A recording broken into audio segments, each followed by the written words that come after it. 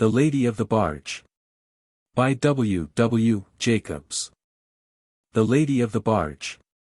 The master of the barge Arabella sat in the stern of his craft with his right arm leaning on the tiller. A desultory conversation with the mate of a schooner, who was hanging over the side of his craft a few yards off, had come to a conclusion owing to a difference of opinion on the subject of religion.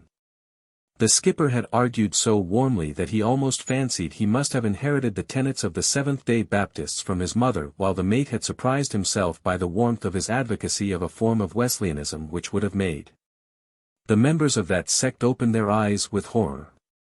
He had, moreover, confirmed the skipper in the error of his ways by calling him a bargee, the ranks of the Baptists receiving a defender if not a recruit from that hour. With the influence of the religious argument still upon him, the skipper, as the long summer's day gave place to night, fell to wondering where his own mate, who was also his brother-in-law, had got to. Lights which had been struggling with the twilight now burnt bright and strong, and the skipper, moving from the shadow to where a band of light fell across the deck, took out a worn silver watch and saw that it was 10 o'clock. Almost at the same moment a dark figure appeared on the jetty above and began to descend the ladder, and a strongly built young man of 22 sprang nimbly to the deck. 10 o'clock, Ted, said the skipper, slowly. It'll be 11 in an hour's time, said the mate, calmly. That'll do, said the skipper, in a somewhat loud voice, as he noticed that his late adversary still occupied his favorite strained position, and a fortuitous expression of his mother's occurred to him. Don't talk to me. I've been arguing with a son of Belial for the last half hour. Bargee, said the son of Belial, in a dispassionate voice. Don't take no notice of him, Ted, said the skipper, pityingly. He wasn't talking to me, said Ted. But never mind about him, I want to speak to you in private. Fire away, my lad, said the other, in a patronizing voice. Speak up, said the voice from the schooner, encouragingly. I'm listening. There was no reply from the bargee. The master led the way to the cabin, and lighting a lamp, which appealed to more senses than one, took a seat on a locker, and again requested the other to fire away. Well, you see, it's this way, began the mate, with a preliminary wriggle, there's a certain young woman. A certain young what? Shouted the master of the Arabella. Woman, repeated the mate, snappishly. You've heard of a woman afore, haven't you? Well, there's a certain young woman I'm walking out with. Walking out, gasped the skipper. Why, I never heard o' such a thing. You would ha' done if you'd been better looking, p'raps, retorted the other. Well, I've offered this young woman to come for a trip with us. Oh, you have, you, said the skipper, sharply. And what do you think Louisa will say to it? That's your lookout, said Louisa's brother, cheerfully. I'll make her up a bed for Ard, and we'll all be as happy as you please. He started suddenly. The mate of the schooner was indulging in a series of whistles of the most amatory description. There she is, he said. I told her to wait outside. He ran upon deck, and his perturbed brother-in-law, following at his leisure, was just in time to see him descending the ladder with a young woman in a small handbag. This is my brother-in-law, Captain Gibbs, said Ted, introducing the new arrival, smartest man at a barge on the river.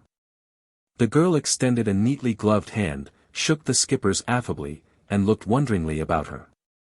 It's very close to the water, Ted, she said, dubiously. The skipper coughed. We don't take passengers as a rule, he said, awkwardly, we ain't got much convenience for them. Never mind, said the girl, kindly, I shan't expect too much. She turned away, and following the mate down to the cabin, went into ecstasies over the space-saving contrivances she found there. The drawers fitted in the skipper's bunk were a source of particular interest, and the owner watched with strong disapprobation through the skylight her efforts to make him an apple pie bed with the limited means at her disposal. He went down below at once as a wet blanket.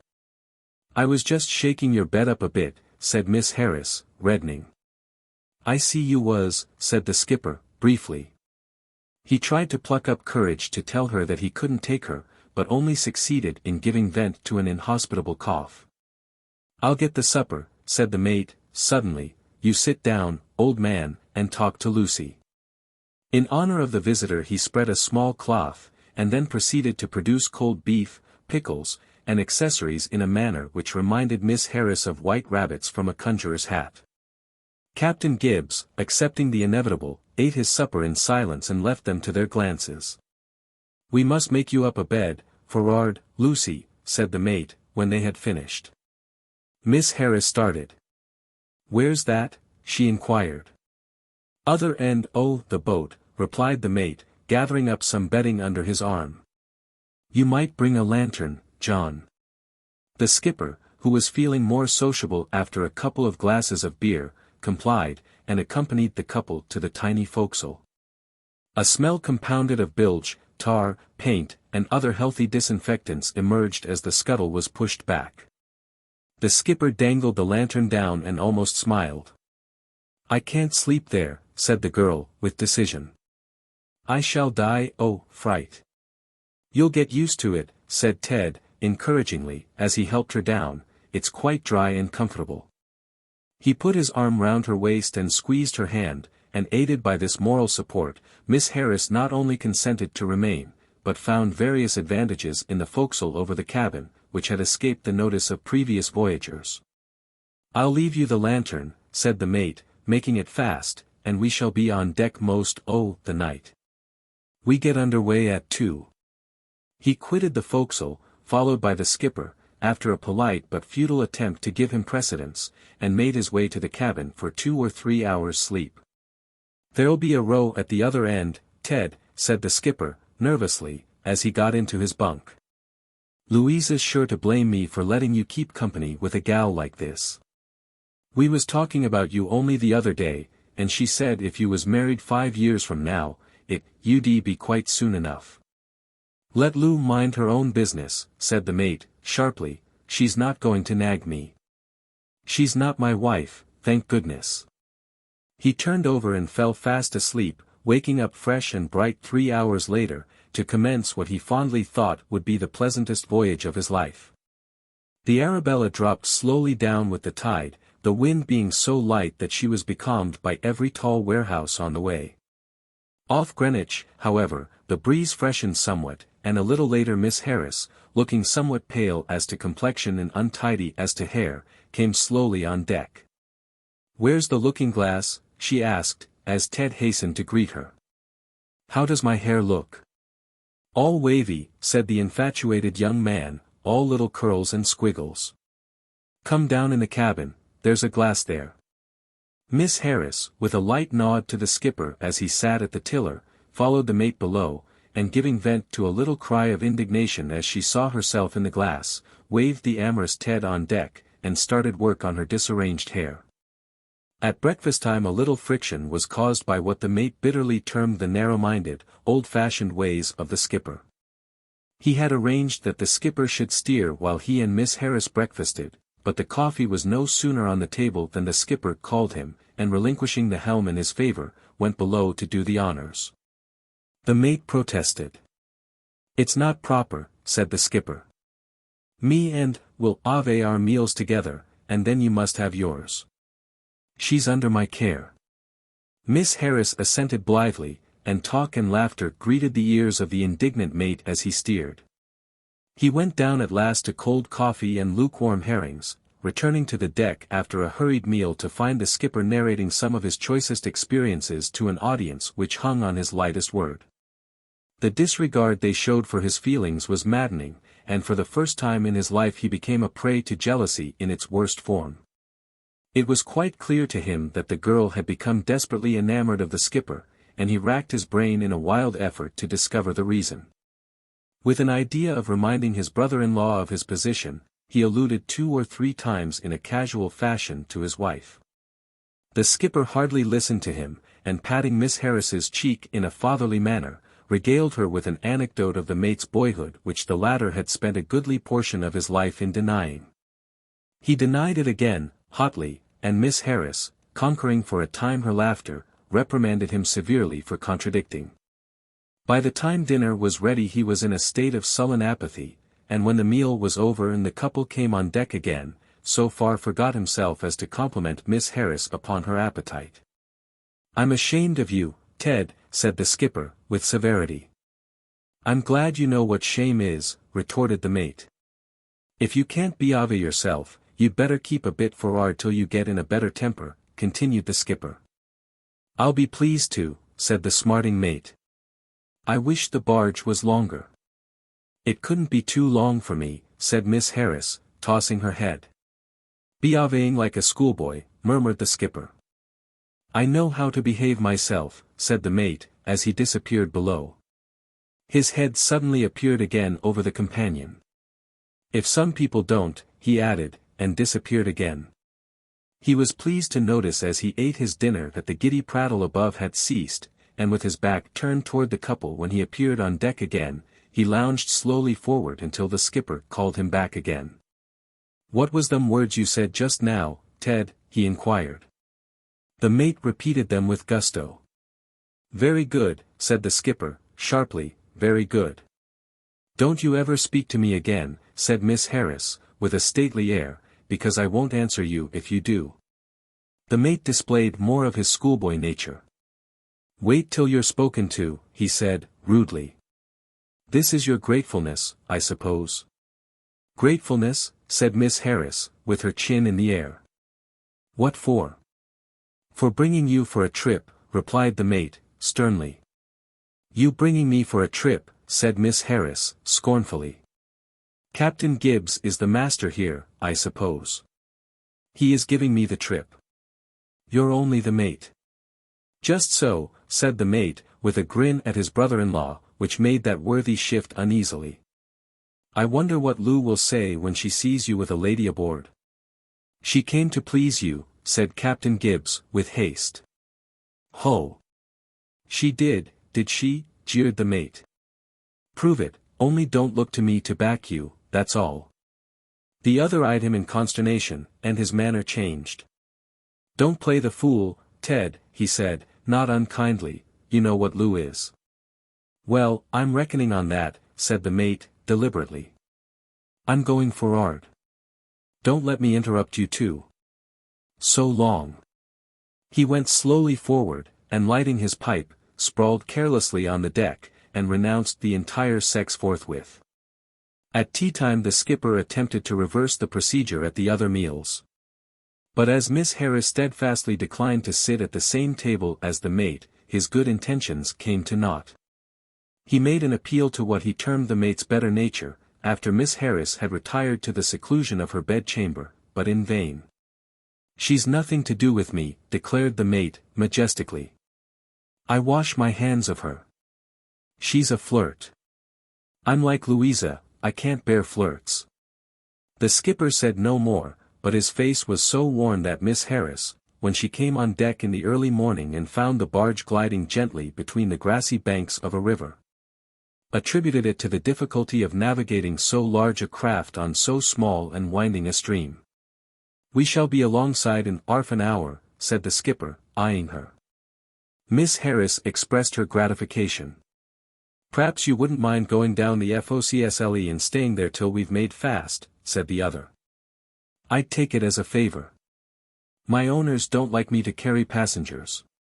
Miss Harris, who understood perfectly, said, "Certainly," and with a cold stare at the mate, who was at no pains to conceal his amusement, went below at once, thoughtfully closing the scuttle after her.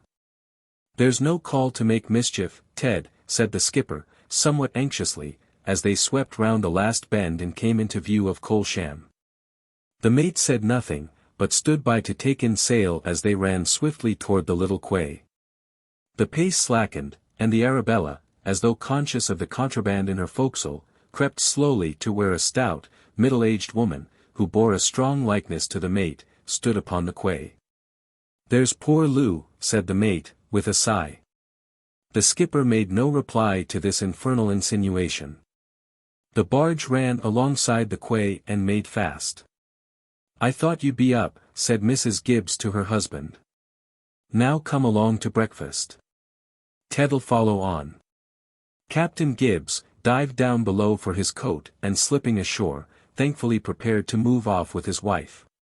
"Come on as soon as you can, Ted," said the latter. "Why, what on earth is he making that face for?" She turned in amazement as her brother, making a pretense of catching her husband's eye, screwed his face up into a note of interrogation and gave a slight jerk with his thumb. "Come along," said Captain Gibbs, taking her arm with much affection. "But what's Ted looking like that for?" demanded his wife, as she easily intercepted another choice facial expression of the mate's. "Oh, it's his fun," replied her husband, walking on. "Fun?" repeated Mrs. Gibbs, sharply. "What's the matter, Ted?" "Nothing," replied the mate. Toothache," said the skipper. "Come along, Lou, I can just do with your breakfasts." Mrs. Gibbs suffered herself to be led on, and had got at least 5 yards on the way home, when she turned and looked back. The mate had still got the toothache, and was at that moment in all the agonies of a phenomenal twinge. "There's something wrong here," said Mrs. Gibbs as she retraced her steps. "Ted, what are you making that face for?" "It's my own face," said the mate, evasively. Mrs. Gibbs conceded the point, and added bitterly that it couldn't be helped. All the same she wanted to know what he meant by it. "Ask John," said the vindictive mate. Mrs. Gibbs asked. Her husband said he didn't know, and added that Ted had been like it before, but he had not told her for fear of frightening her. Then he tried to induce her to go with him to the chemist's to get something for it. Mrs. Gibbs shook her head firmly, and boarding the barge, took a seat on the hatch and proceeded to catechize her brother as to his symptoms. He denied that there was anything the matter with him, while his eyes openly sought those of Captain Gibbs as though asking for instruction. "You come home, Ted," she said at length. "I can't," said the mate. "I can't leave the ship." "Why not?"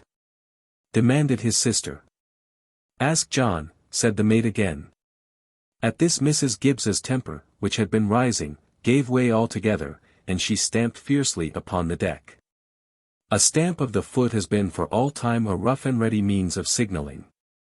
The forescuttle was drawn back, and the face of a young and pretty girl appeared framed in the opening. The mate raised his eyebrows with a helpless gesture, and as for the unfortunate skipper, any jury would have found him guilty without leaving the box. The wife of his bosom, with a flaming visage, turned and regarded him. "You villain!" she said, in a choking voice. Captain Gibbs caught his breath and looked appealingly at the mate. "It's a little surprise for you, my dear," he faltered, "it's Ted's young lady." "Nothing of the kind," said the mate, sharply. "It's not." "How dare you say such a thing?" demanded Miss Harris, stepping onto the deck. "Well, you brought her aboard, Ted, you know you did," pleaded the unhappy skipper. The mate did not deny it, but his face was so full of grief and surprise that the other's heart sank within him. "All right," said the mate at last, "have it your own way." "Hold your tongue, Ted," shouted Mrs. Gibbs. "You're trying to shield him." "I tell you Ted brought her aboard, and they had a lover's quarrel," said her unhappy spouse. "It's nothing to do with me at all." "And that's why you told me Ted had got the toothache, and tried to get me off to the chemist's, I suppose," retorted his wife, with virulence. "Do you think I'm a fool? How dare you ask a young woman on this barge? How dare you?" "I didn't ask her," said her husband. "I suppose she came without being asked," sneered his wife, turning her regards to the passenger. "She looks the sort that might." "You brazen-faced girl." "Here, go easy, Lou," interrupted the mate, flushing as he saw the girl's pale face. "Mind your own business," said his sister, violently. "It is my business," said the repentant mate. "I brought her aboard, and then we quarreled." "I've no doubt," said his sister, bitterly, "it's very pretty, but it won't do." "I swear it's the truth," said the mate. "Why did John keep it so quiet and hide her for, then?" demanded his sister. "I came down for the trip," said Miss Harris. "That is all about it. There is nothing to make a fuss about. How much is it, Captain Gibbs?" She produced a little purse from her pocket, but before the embarrassed skipper could reply, his infuriated wife struck it out of her hand.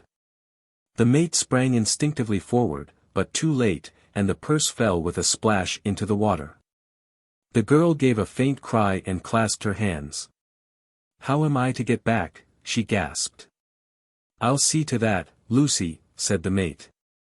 "I'm very sorry, I've been a brute." "You?" said the indignant girl.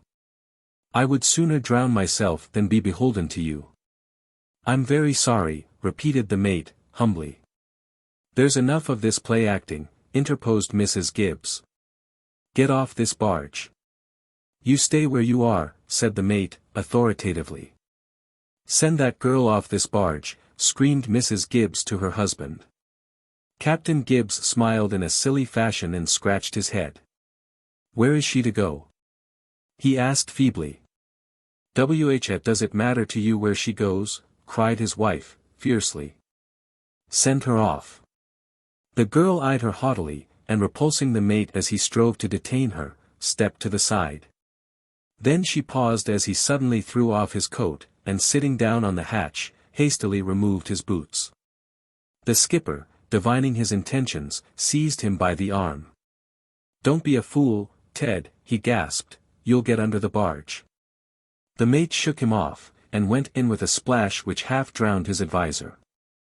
Miss Harris, clasping her hands, ran to the side and gazed fearfully at the spot where he had disappeared, while his sister in a terrible voice seized the opportunity to point out to her husband the probably fatal results of his ill-doing. There was an anxious interval, and then the mate's head appeared above the water, and after a breathing space disappeared again. The skipper, watching uneasily, stood by with a lifebelt. "Come out, Ted," screamed his sister as he came up for breath again. The mate disappeared once more, but coming up for the third time, hung on to the side of the barge to recover a bit. A clothed man in the water savors of disaster and looks alarming. Miss Harris began to cry. "You'll be drowned," she whimpered. "Come out," said Mrs. Gibbs, in a raspy voice. She knelt on the deck and twined her fingers in his hair. The mate addressed her in terms rendered brotherly by pain. "Never mind about the purse," sobbed Miss Harris, "it doesn't matter." "Will you make it up if I come out, then?" demanded the diver. "No. I'll never speak to you again as long as I live," said the girl, passionately. The mate disappeared again. This time he was out of sight longer than usual, and when he came up merely tossed his arms weakly and went down again. There was a scream from the women, and a mighty splash as the skipper went overboard with a lifebelt. The mate's head, black and shining, showed for a moment. The skipper grabbed him by the hair and towed him to the barge's side, and in the midst of a considerable hubbub both men were drawn from the water. The skipper shook himself like a dog, but the mate lay on the deck inert in a puddle of water. Mrs. Gibbs frantically slapped his hands, and Miss Harris, bending over him, rendered first aid by kissing him wildly. Captain Gibbs pushed her away. "He won't come round while you're a-kissing of him," he cried, roughly. To his indignant surprise the drowned man opened one eye and winked acquiescence. The skipper dropped his arms by his side and stared at him stupidly. "I saw his eyelid twitch," cried Mrs. Gibbs, joyfully. "He's all right," said her indignant husband, "'e ain't born to be drowned, 'e ain't. I've spoilt a good suit of clothes for nothing." To his wife's amazement, he actually walked away from the insensible man, and with a boat hook reached for his hat, which was floating by. Mrs.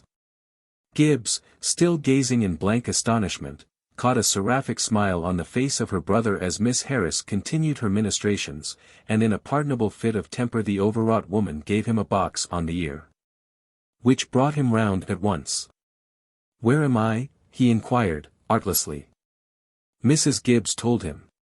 She also told him her opinion of him, and without plagiarizing her husband's words, came to the same conclusion as to his ultimate fate. "You come along home with me," she said, turning in a friendly fashion to the bewildered girl. "They deserve what they've got, both of 'em. I only hope that they'll both get such awful colds that they won't find their voices for a 12-month. She took the girl by the arm and helped her ashore.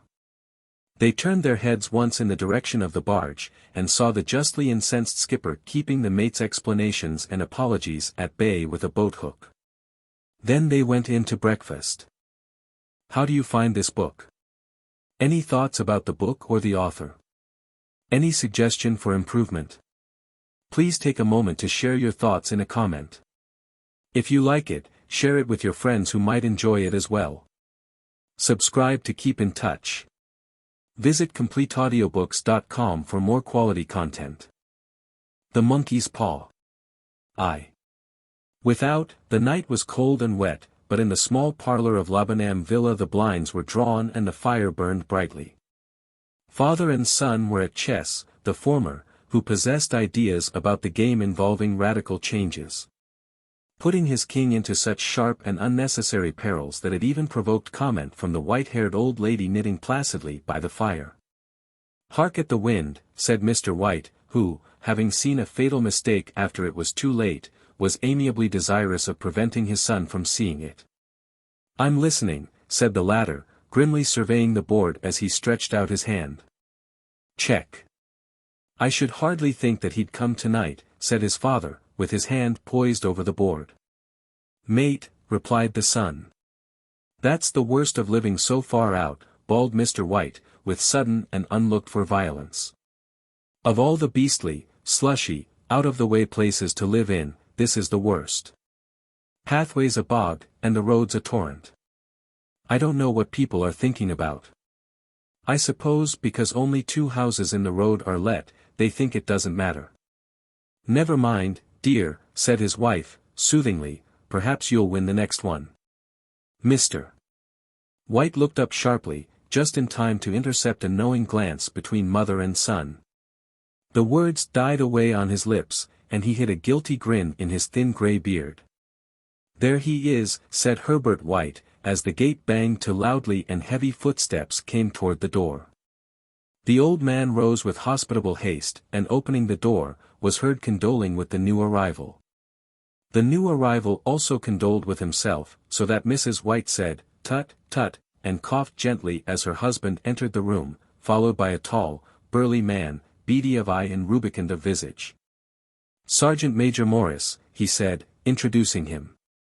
The sergeant major shook hands, and taking the proffered seat by the fire, watched contentedly while his host got out whiskey in tumblers and stood a small copper kettle on the fire.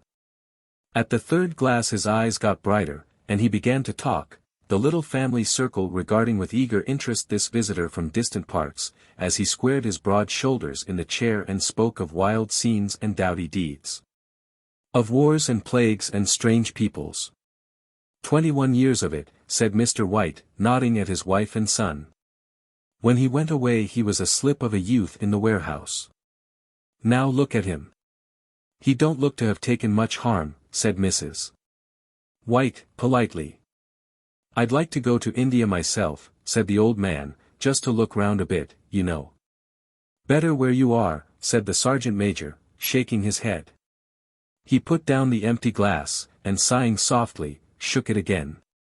I should like to see those old temples and fakirs and jugglers, said the old man. What was that you started telling me the other day about a monkey's paw or something, Morris? Nothing, said the soldier, hastily. Leastways nothing worth hearing. Monkey's paw, said Mrs. White, curiously. Well, it's just a bit of what you might call magic, perhaps, said the sergeant major, off-handedly. His 3 listeners leaned forward eagerly. The visitor absent-mindedly put his empty glass to his lips and then set it down again. His host filled it for him. To look at, said the sergeant major, fumbling in his pocket, it's just an ordinary little paw, dried to a mummy. He took something out of his pocket and proffered it. Mrs. White drew back with a grimace, but her son, taking it, examined it curiously. And what is there special about it? Inquired Mr. White as he took it from his son, and having examined it, placed it upon the table. It had a spell put on it by an old fakir, said the sergeant major, a very holy man. He wanted to show that fate ruled people's lives, and that those who interfered with it did so to their sorrow. He put a spell on it so that 3 separate men could each have 3 wishes from it. His manner was so impressive that his hearers were conscious that their light laughter jarred somewhat. "Well, why don't you have 3, sir?" said Herbert White, cleverly. The soldier regarded him in the way that middle age is wont to regard presumptuous youth. "I have," he said, quietly, and his blotchy face whitened. "And did you really have the 3 wishes granted?" asked Mrs. White. "I did," said the sergeant major, and his glass tapped against his strong teeth. "And has anybody else wished?" persisted the old lady. "The first man had his 3 wishes." "Yes," was the reply. "I don't know what the first 2 were, but the third was for death. That's how I got the paw."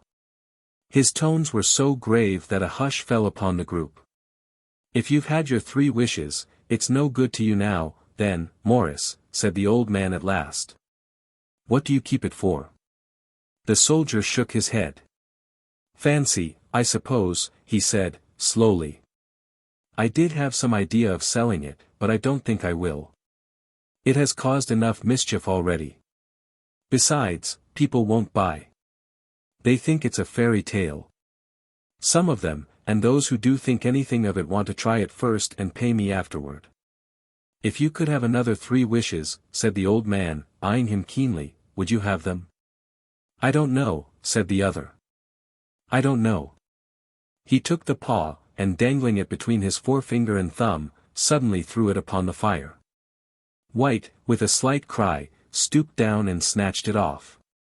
"Better let it burn," said the soldier, solemnly. "If you don't want it, Morris," said the other, "give it to me." "I won't," said his friend, doggedly. "I threw it on the fire. If you keep it, don't blame me for what happens. Pitch it on the fire again like a sensible man." The other shook his head and examined his new possession closely. "How do you do it?" he inquired. "Hold it up in your right hand and wish aloud," said the sergeant major, "but I warn you of the consequences." "Sounds like the Arabian Nights," said Mrs. White, as she rose and began to set the supper. "Don't you think you might wish for 4 pairs of hands for me?" Her husband drew the talisman from pocket, and then all 3 burst into laughter as the sergeant major, with a look of alarm on his face, caught him by the arm. "If you must wish," he said, gruffly, "wish for something sensible. Mr. White dropped it back in his pocket, and placing chairs, motioned his friend to the table. In the business of supper the talisman was partly forgotten, and afterward the 3 sat listening in an enthralled fashion to a second installment of the soldier's adventures in India. "If the tale about the monkey's paw is not more truthful than those he has been telling us," said Herbert, as the door closed behind their guest, just in time for him to catch the last train, "we shan't make much out of it." "Did you give him anything for it, father?" inquired Mrs. White, regarding her husband closely. "A trifle," said he, coloring slightly. "He didn't want it, but I made him take it. And he pressed me again to throw it away." "Likely," said Herbert, with pretended horror. "Why, we're going to be rich, and famous, and happy. Wish to be an emperor, father, to begin with, then you can't be henpecked." He darted round the table, pursued by the maligned Mrs. White armed with an antimacassar. Mr. White took the paw from his pocket and eyed it dubiously. "I don't know what to wish for, and that's a fact," he said, slowly. "It seems to me I've got all I want." "If you only cleared the house, you'd be quite happy, wouldn't you?" said Herbert, with his hand on his shoulder. "Well, wish for £200, then, that'll just do it." His father, smiling shamefacedly at his own credulity, held up the talisman, as his son, with a solemn face, somewhat marred by a wink at his mother, sat down at the piano and struck a few impressive chords. "I wish for £200, said the old man distinctly. A fine crash from the piano greeted the words, interrupted by a shuddering cry from the old man. His wife and son ran toward him. "It moved," he cried, with a glance of disgust at the object as it lay on the floor. "As I wished, it twisted in my hand like a snake." "Well, I don't see the money," said his son as he picked it up and placed it on the table, "and I bet I never shall." "It must have been your fancy, father," said his wife, regarding him anxiously. He shook his head. Never mind, though. There's no harm done, but it gave me a shock all the same. They sat down by the fire again while the two men finished their pipes. Outside, the wind was higher than ever, and the old man started nervously at the sound of a door banging upstairs. A silence unusual and depressing settled upon all three, which lasted until the old couple rose to retire for the night. "I expect you'll find the cash tied up in a big bag in the middle of your bed," said Herbert, as he bade them good night, "and something horrible squatting up on top of the wardrobe watching you as you pocket your ill-gotten gains." He sat alone in the darkness, gazing at the dying fire, and seeing faces in it. The last face was so horrible and so simian that he gazed at it in amazement. It got so vivid that, with a little uneasy laugh, he felt on the table for a glass containing a little water to throw over it. His hand grasped the monkey's paw, and with a little shiver he wiped his hand on his coat and went up to bed. 2. In the brightness of the wintry sun next morning as it streamed over the breakfast table he laughed at his fears. There was an air of prosaic wholesomeness about the room which it had lacked on the previous night, and the dirty, shriveled little paw was pitched on the sideboard with a carelessness which betokened no great belief in its virtues. "I suppose all old soldiers are the same," said Mrs. White. "The idea of our listening to such nonsense. How could wishes be granted in these days? And if they could, how could £200 hurt you, father?"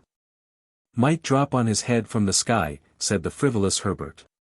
"Morris said the things happened so naturally," said his father, "that you might if you so wished attribute it to coincidence." "Well, don't break into the money before I come back," said Herbert as he rose from the table. "I'm afraid it'll turn you into a mean, avaricious man, and we shall have to disown you." His mother laughed, and following him to the door, watched him down the road, and returning to the breakfast table, was very happy at the expense of her husband's credulity. All of which did not prevent her from scurrying to the door at the postman's knock, nor prevent her from referring somewhat shortly to retired sergeant majors of bibulous habits when she found at the post brought a tailor's bill.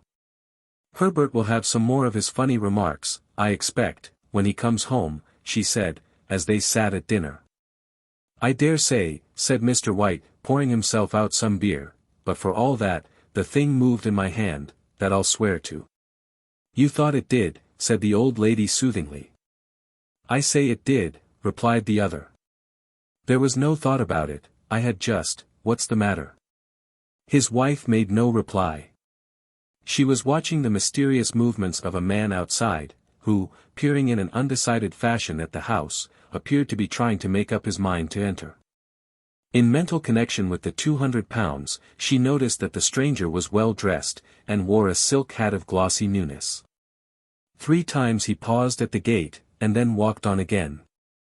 The 4th time he stood with his hand upon it, and then with sudden resolution flung it open and walked up the path. Mrs. White at the same moment placed her hands behind her, and hurriedly unfastening the strings of her apron, put that useful article of apparel beneath the cushion of her chair. She brought the stranger, who seemed ill at ease, into the room. He gazed at her furtively, and listened in a preoccupied fashion as the old lady apologized for the appearance of the room, and her husband's coat, a garment which he usually reserved for the garden. She then waited as patiently as her sex would permit, for him to broach his business, but he was at first strangely silent.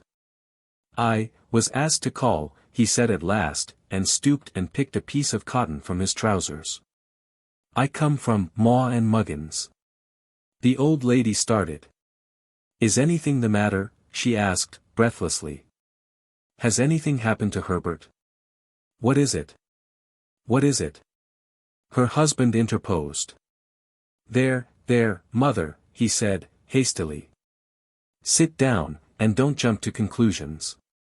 You've not brought bad news, I'm sure, sir," and he eyed the other wistfully.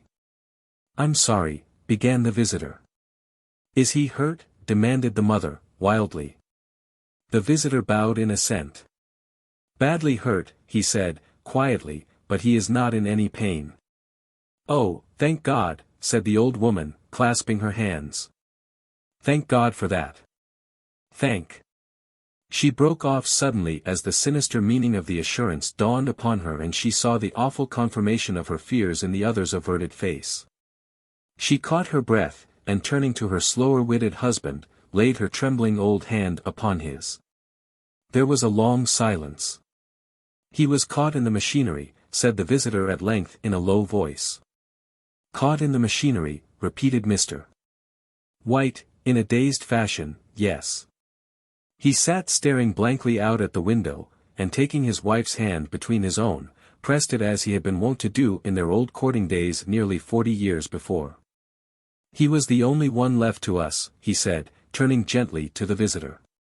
"It is hard." The other coughed, and rising, walked slowly to the window.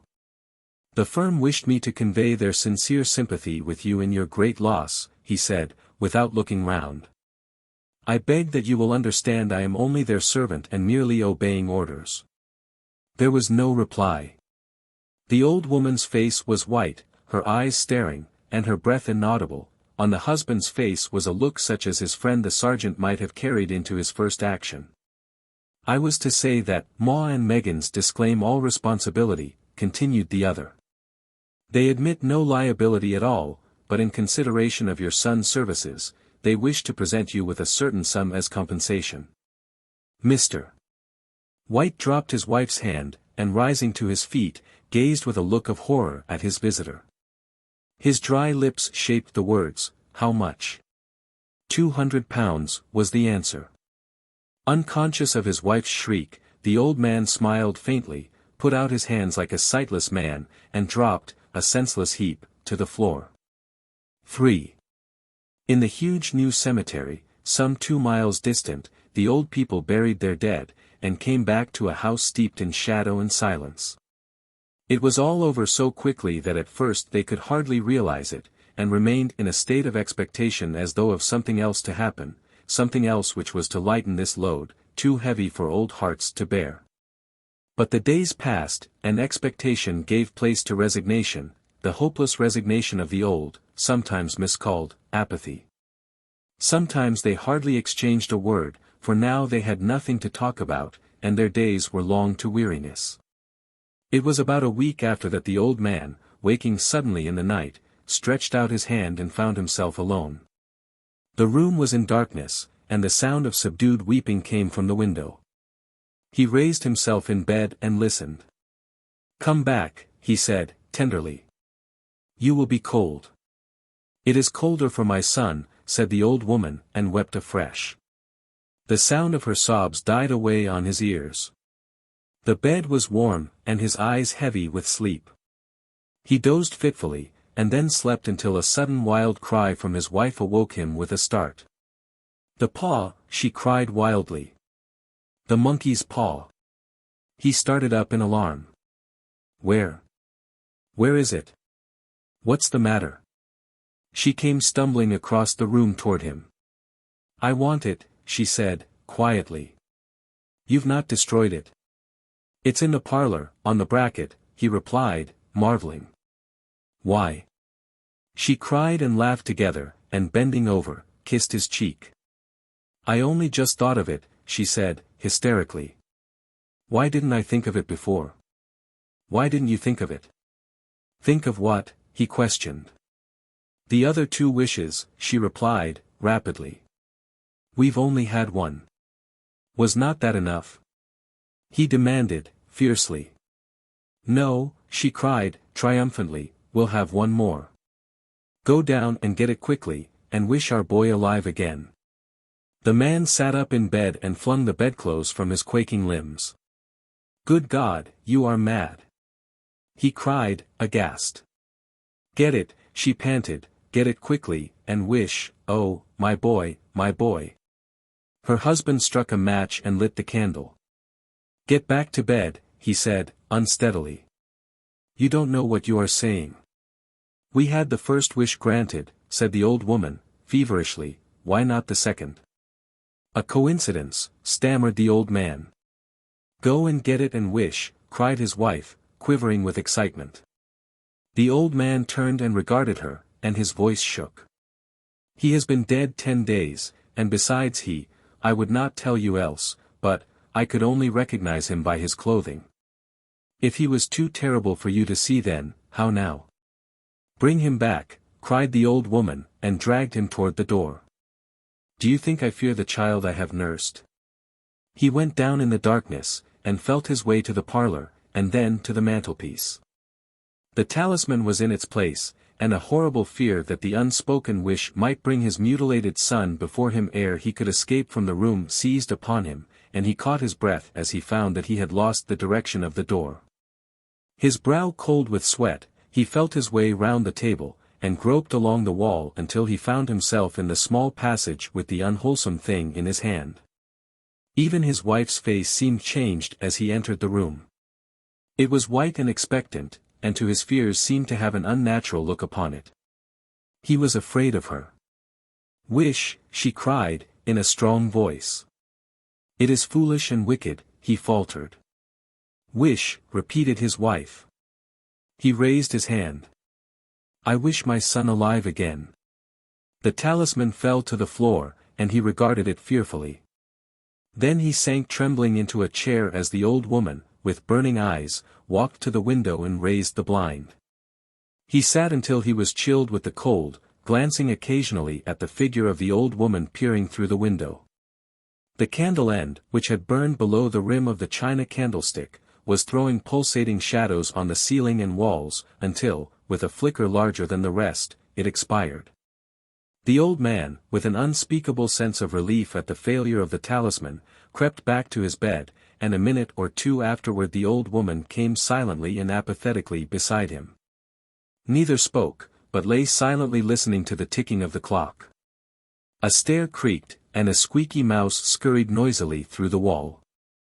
The darkness was oppressive, and after lying for some time screwing up his courage, he took the box of matches, and striking one, went downstairs for a candle. At the foot of the stairs the match went out, and he paused to strike another.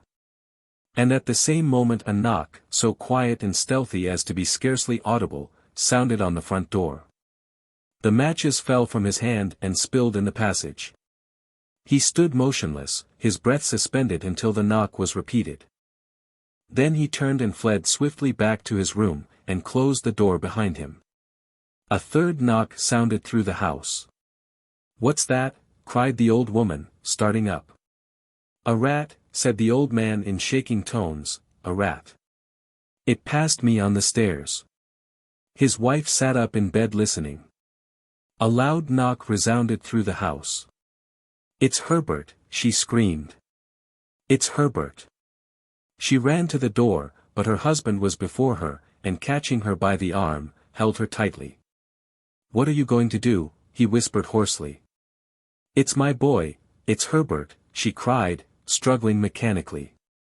I forgot it was 2 miles away. What are you holding me for? Let go. I must open the door. For God's sake don't let it in, cried the old man, trembling. You're afraid of your own son, she cried, struggling. Let me go. I'm coming, Herbert. I'm coming. There was another knock, and another. The old woman with a sudden wrench broke free and ran from the room. Her husband followed to the landing, and called after her appealingly as she hurried downstairs. He heard the chain rattle back and the bottom bolt drawn slowly and stiffly from the socket. Then the old woman's voice, strained and panting. The bolt, she cried, loudly. Come down. I can't reach it. But her husband was on his hands and knees groping wildly on the floor in search of the paw. If he could only find it before the thing outside got in. A perfect fusillade of knocks reverberated through the house, and he heard the scraping of a chair as his wife put it down in the passage against the door. He heard the creaking of the bolt as it came slowly back, and at the same moment he found the monkey's paw, and frantically breathed his third and last wish. The knocking ceased suddenly, although the echoes of it were still in the house. He heard the chair drawn back, and the door opened. A cold wind rushed up the staircase, and a long loud wail of disappointment and misery from his wife gave him courage to run down to her side, and then to the gate beyond. The street lamp flickering opposite shone on a quiet and deserted road. Bill's paper chase. Sailormen ave their faults, said the night watchman, frankly. I'm not denying of it. I used to ave myself when I was at sea, but being close with their money is a fault as can seldom be brought agin. I saved some money once, 2 golden sovereigns, owing to a hole in my pocket. Before I got another ship I slept 2 nights on a doorstep and had nothing to eat, and I found them 2 sovereigns in the lining o' my coat when I was over 2,000 miles away from the nearest pub. I only knew one miser all the years I was at sea. Thomas Geary, his name was, and we was shipmates aboard the bark Granada, homeward bound from Sydney to London. Thomas was a man that was getting into years. 60, I think he was, and old enough to know better. Ed been saving ard for over 40 years, and as near as we could make out, he was worth a matter o' £600. He used to be fond o' talking about it, and letting us know how much better off he was than any of the rest of us. We was about a month out from Sydney when old Thomas took sick. Bill Hicks said that it was owing to a ha'penny he couldn't account for. But Walter Jones, whose family was always ill, and thought he knew a lot about it, said that he knew what it was, but he couldn't remember the name of it, and that when we got to London and Thomas saw a doctor, we should see as how he was right. Whatever it was, the old man got worse and worse. The skipper came down and gave him some physic and looked at his tongue, and then he looked at our tongues to see what the difference was. Then he left the cook in charge of him and went off. The next day Thomas was worse, and it was soon clear to everybody but him that he was slipping his cable. He wouldn't believe it at first, though the cook told him, Bill Hicks told him, and Walter Jones had a grandfather that went off in just the same way. I'm not going to die, says Thomas. How can I die and leave all that money? It'll be good for your relations, Thomas, says Walter Jones. I ain't got any, says the old man. Well, your friends, then, Thomas, says Walter, soft-like. Ain't got any, says the old man agin. Yes, you ave, Thomas, says Walter, with a kind smile, I could tell you one you've got. Thomas shut his eyes at him and began to talk pitiful about his money and the hard work he'd had saving of it. And by he got worse, and didn't recognize us, but thought we was a pack o' greedy, drunken sailormen. He thought Walter Jones was a shark, and told him so, and, try all he could, Walter couldn't persuade him different. He died the day arter.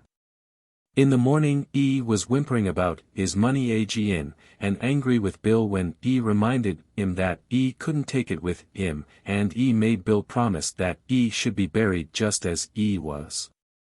Bill tucked him up arter that, and when he felt a canvas belt tied round the old man's waist he began to see what he was driving at.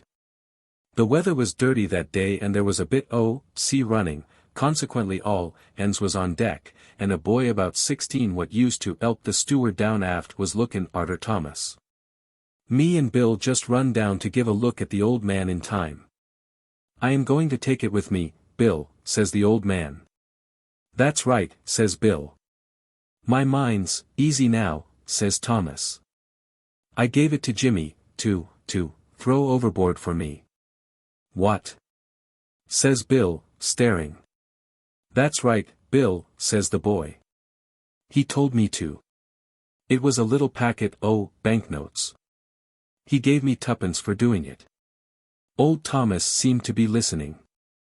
His eyes was open, and he looked artful at Bill to think what a clever thing he'd done. Nobody's going to spend my money, he says. Nobody's. We drew back from his bunk and stood staring at him. Then Bill turned to the boy. Go and tell the skipper he's gone, he says, and mind, for your own sake, don't tell the skipper or anybody else that you've thrown all that money overboard. Why not, says Jimmy. Because you'll be locked up for it, says Bill. You'd no business to do it. You've been and broke the law.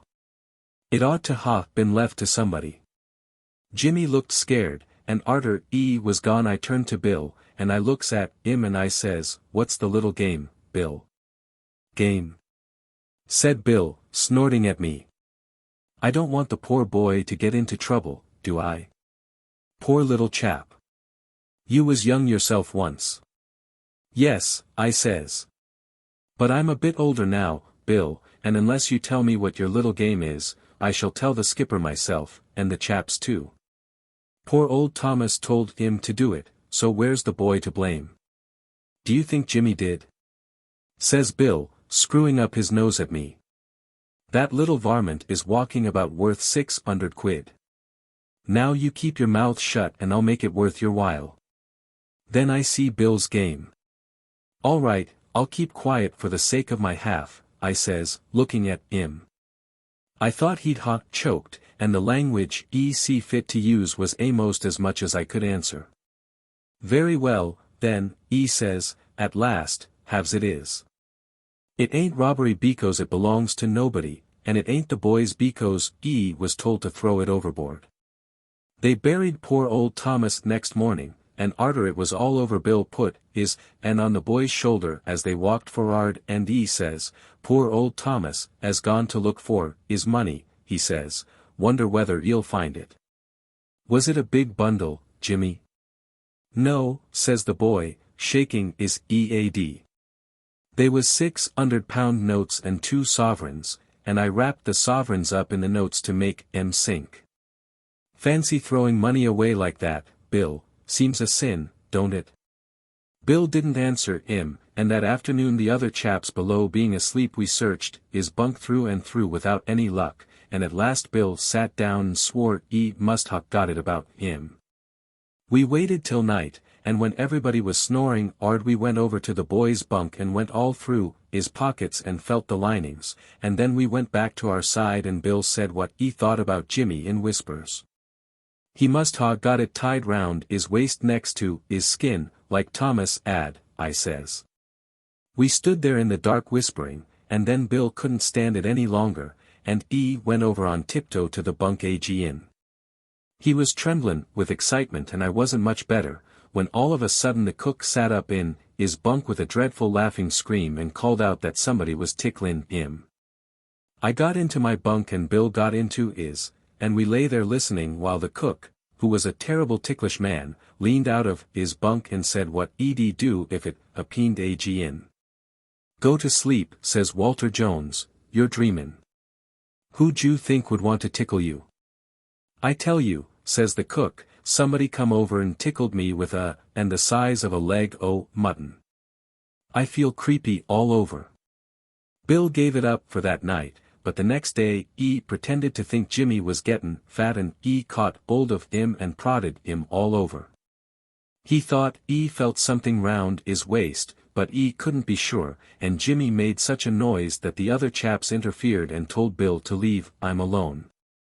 For a whole week we tried to find that money, and couldn't, and Bill said it was a suspicious thing that Jimmy kept aft a good deal more than he used to, and he got an idea that the boy might ha' hidden it somewhere there. At the end of that time, owing to our being short-handed, Jimmy was sent for'ard to work as ordinary seaman, and it began to be quite noticeable the way he avoided Bill. At last one day we got him alone down the Focsle, and Bill put his arm round him and got him on the locker and asked him straight out where the money was. "Why, I chucked it overboard," he says. "I told you so afore." "What a memory you've got, Bill." Bill picked him up and laid him on the locker, and we searched him thoroughly. We even took his boots off, and then we had another look in his bunk while he was putting him on in. "If you're innocent," says Bill, "why don't you call out, eh?" "Because you told me not to say anything about it, Bill," says the boy. "But I will next time. Loud, I will." "Look 'ere," says Bill, "you tell us where it is, and the 3 of us'll go shares in it.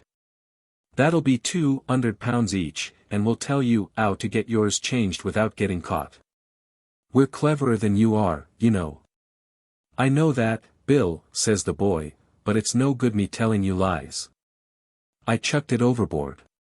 "Very good, then, says Bill, getting up. I'm going to tell the skipper. Tell him, says Jimmy.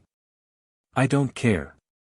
Then you'll be searched arter you've stepped ashore, says Bill, and you won't be allowed on the ship again. You'll lose it all by being greedy, whereas if you go shares with us you'll have £200.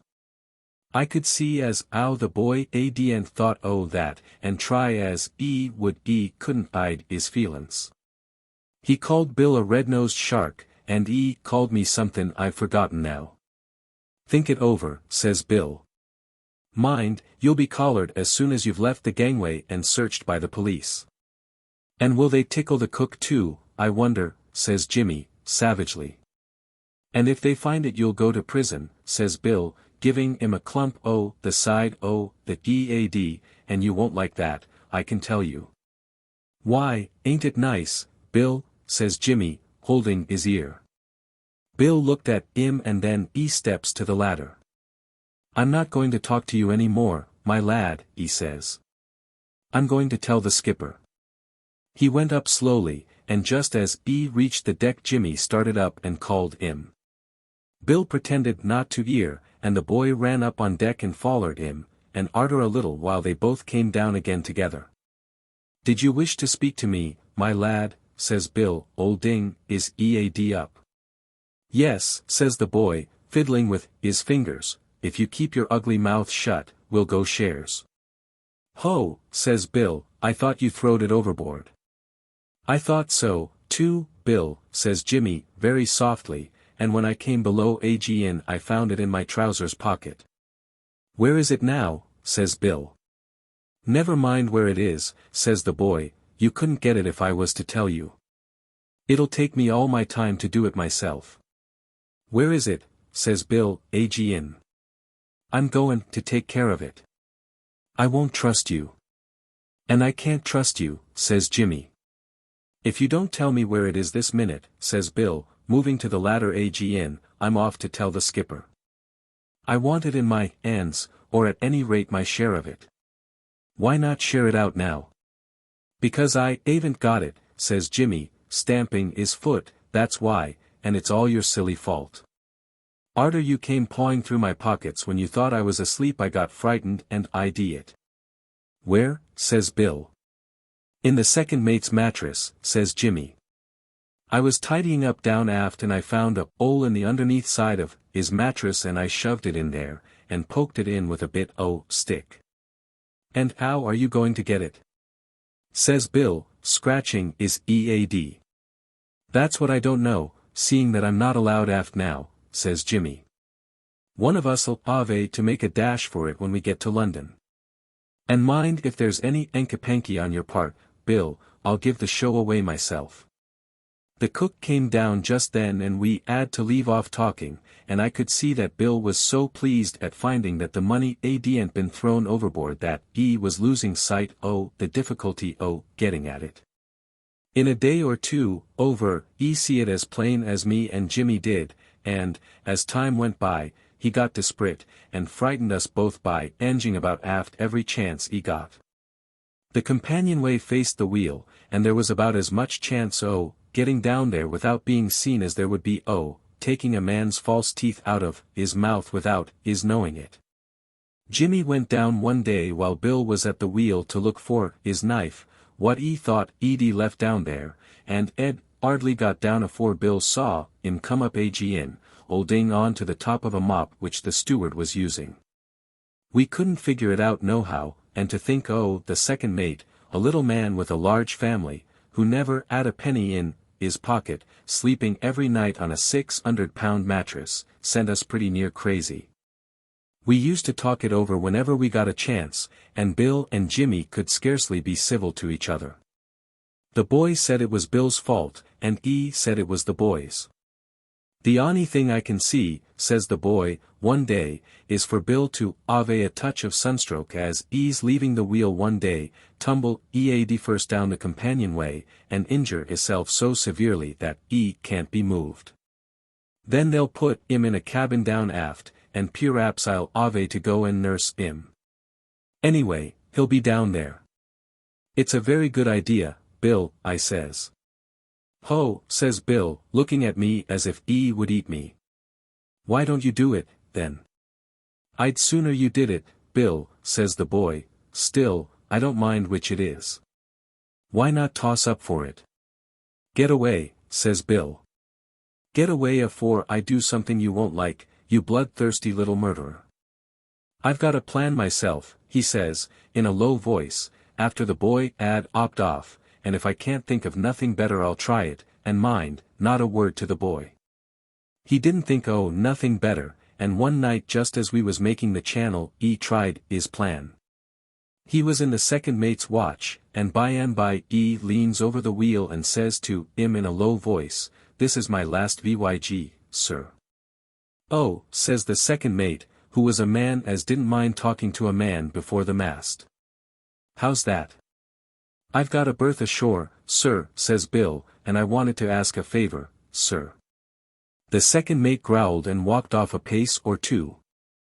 "I've never been so 'appy as I've been on this ship," says Bill, "none of us ave.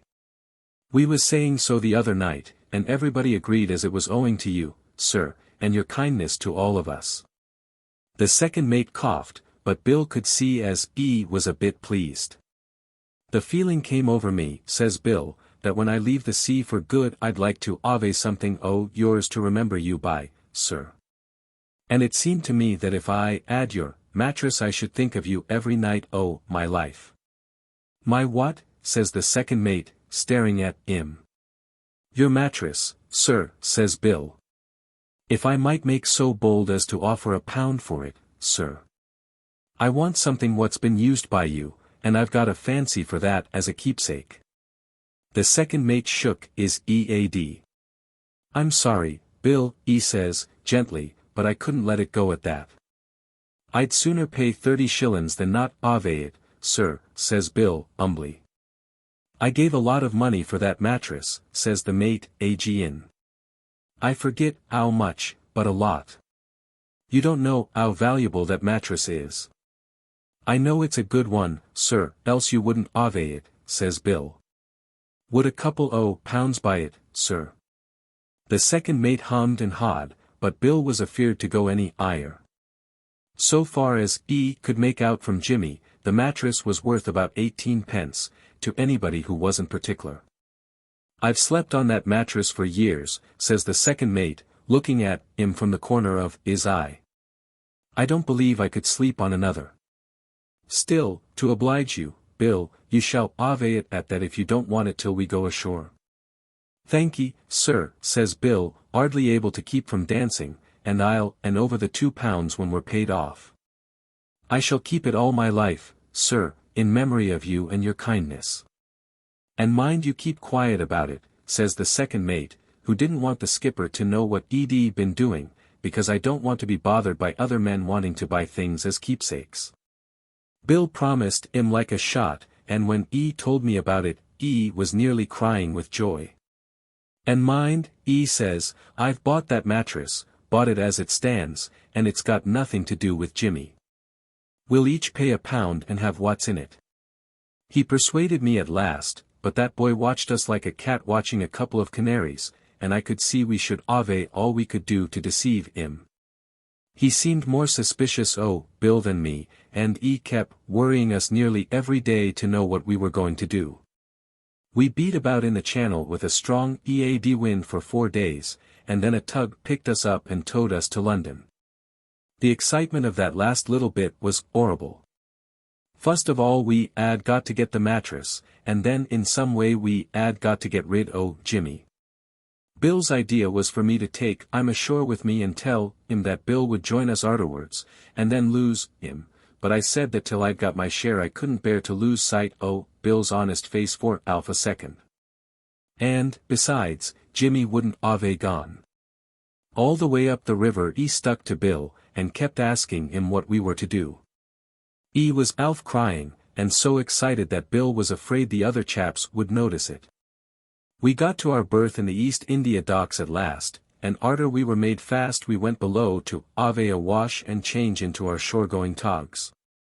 Jimmy watched us all the time, and then he comes up to Bill biting his nails, and says, "How's it to be done, Bill. Hang about arter the rest ave gone ashore, and trust to luck, says Bill, looking at me. We'll see 'ow the land lays when we draw our advance. We went down aft to draw 10 shillings each to go ashore with. Bill and me got ours fust, and then the second mate who 'ad tipped him the wink followed us out unconcerned like and 'anded Bill the mattress rolled up in a sack. "'Ere you are, Bill,' 'e says. "'Much obliged, sir,' says Bill, and his hands trembled so as 'e could 'ardly 'old it, and 'e made to go off afore Jimmy come on deck. Then that fool of a mate kept us there while 'e made a little speech. Twice Bill made to go off, but 'e put 'is hand on 'is arm and kept him there while 'e told him how he'd always tried to be liked by the men, and 'ad generally succeeded, and in the middle of it up popped Master Jimmy. He gave a start as he saw the bag, and his eyes opened wide, and then as we walked forward 'e put 'is arm through Bill's and called 'im all the names 'e could think of. "'You'd steal the milk out of a cat's saucer,' he says. 'But mind, you don't leave this ship till I've got my share.' "'I meant it for a pleasant surprise for you, Jimmy,' says Bill, trying to smile. "'I don't like your surprises, Bill, so I don't deceive you,' says the boy. "'Where are you going to open it?' "'I was thinking of opening it in my bunk,' says Bill. "'The perlice might want to examine it if we took it through the dock.' "'Come on, Jimmy, old man.' "'Yes, all right,' says the boy, nodding his head at him. "'I'll stay up there. You might forget yourself, Bill, if I trusted myself down there with you alone. You can throw my share up to me, and then you'll leave the ship afore I do. See? Go to blazes,' says Bill. And then, seeing that the last chance 'ad gone, we went below, and 'e chucked the bundle in 'is bunk. There was only one chap down there, and arter spending best part o' 10 minutes doing 'is hair 'e nodded to us and went off. Half a minute later Bill cut open the mattress and began to search through the stuffing, while I struck matches and watched 'im. It wasn't a big mattress and there wasn't much stuffing, but we couldn't seem to see that money. Bill went all over it again, and then 'e stood up and looked at me and caught his breath painful. "Do you think the mate found it?"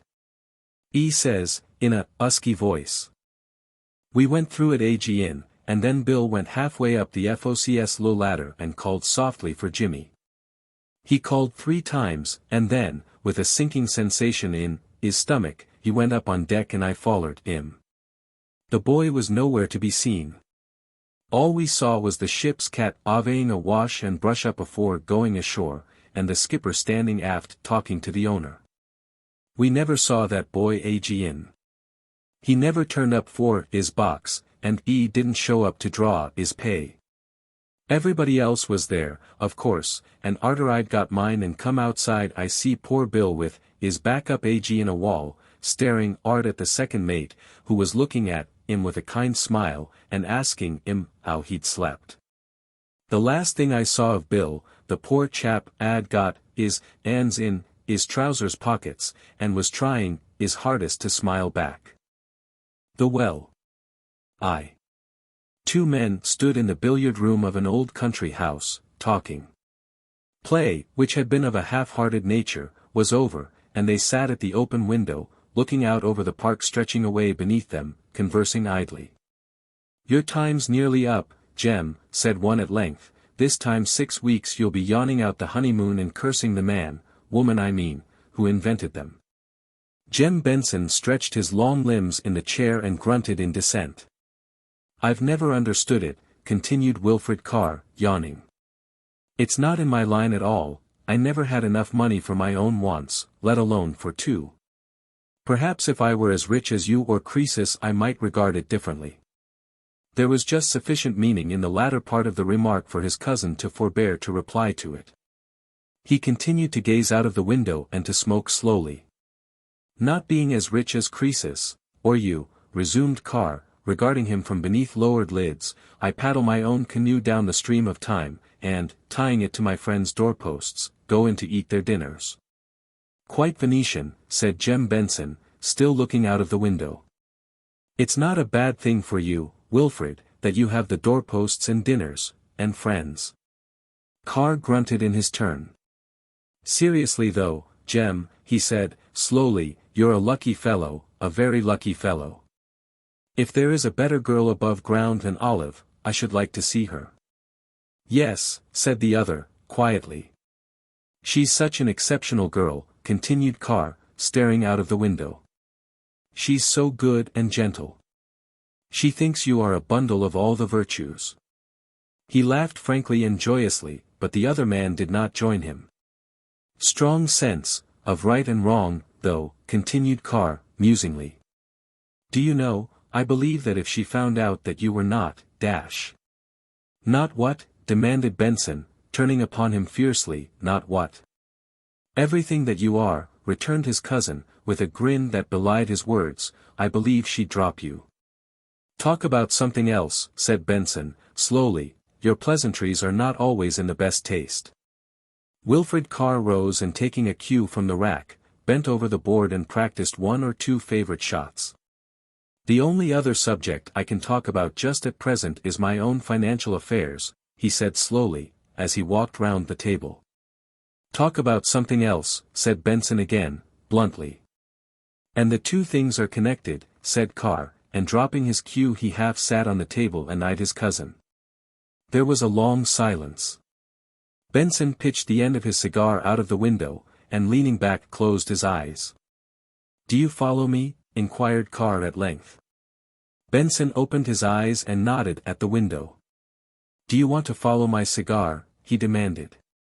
I should prefer to depart by the usual way for your sake, returned the other, unabashed. If I left by the window all sorts of questions would be asked, and you know what a talkative chap I am. So long as you don't talk about my affairs, returned the other, restraining himself by an obvious effort, you can talk yourself hoarse. I'm in a mess, said Carr, slowly, a devil of a mess. If I don't raise 1,500 by this day fortnight, I may be getting my board and lodging free. Would that be any change? Questioned Benson. The quality would, retorted the other. The address also would not be good. Seriously, Jem, will you let me have the 1,500? No, said the other, simply. Carr went white. It's to save me from ruin, he said, thickly. I've helped you till I'm tired, said Benson, turning and regarding him, and it is all to no good. If you've got into a mess, get out of it. You should not be so fond of giving autographs away. It's foolish, I admit, said Carr, deliberately. I won't do so any more. By the way, I've got some to sell. You needn't sneer. They're not my own.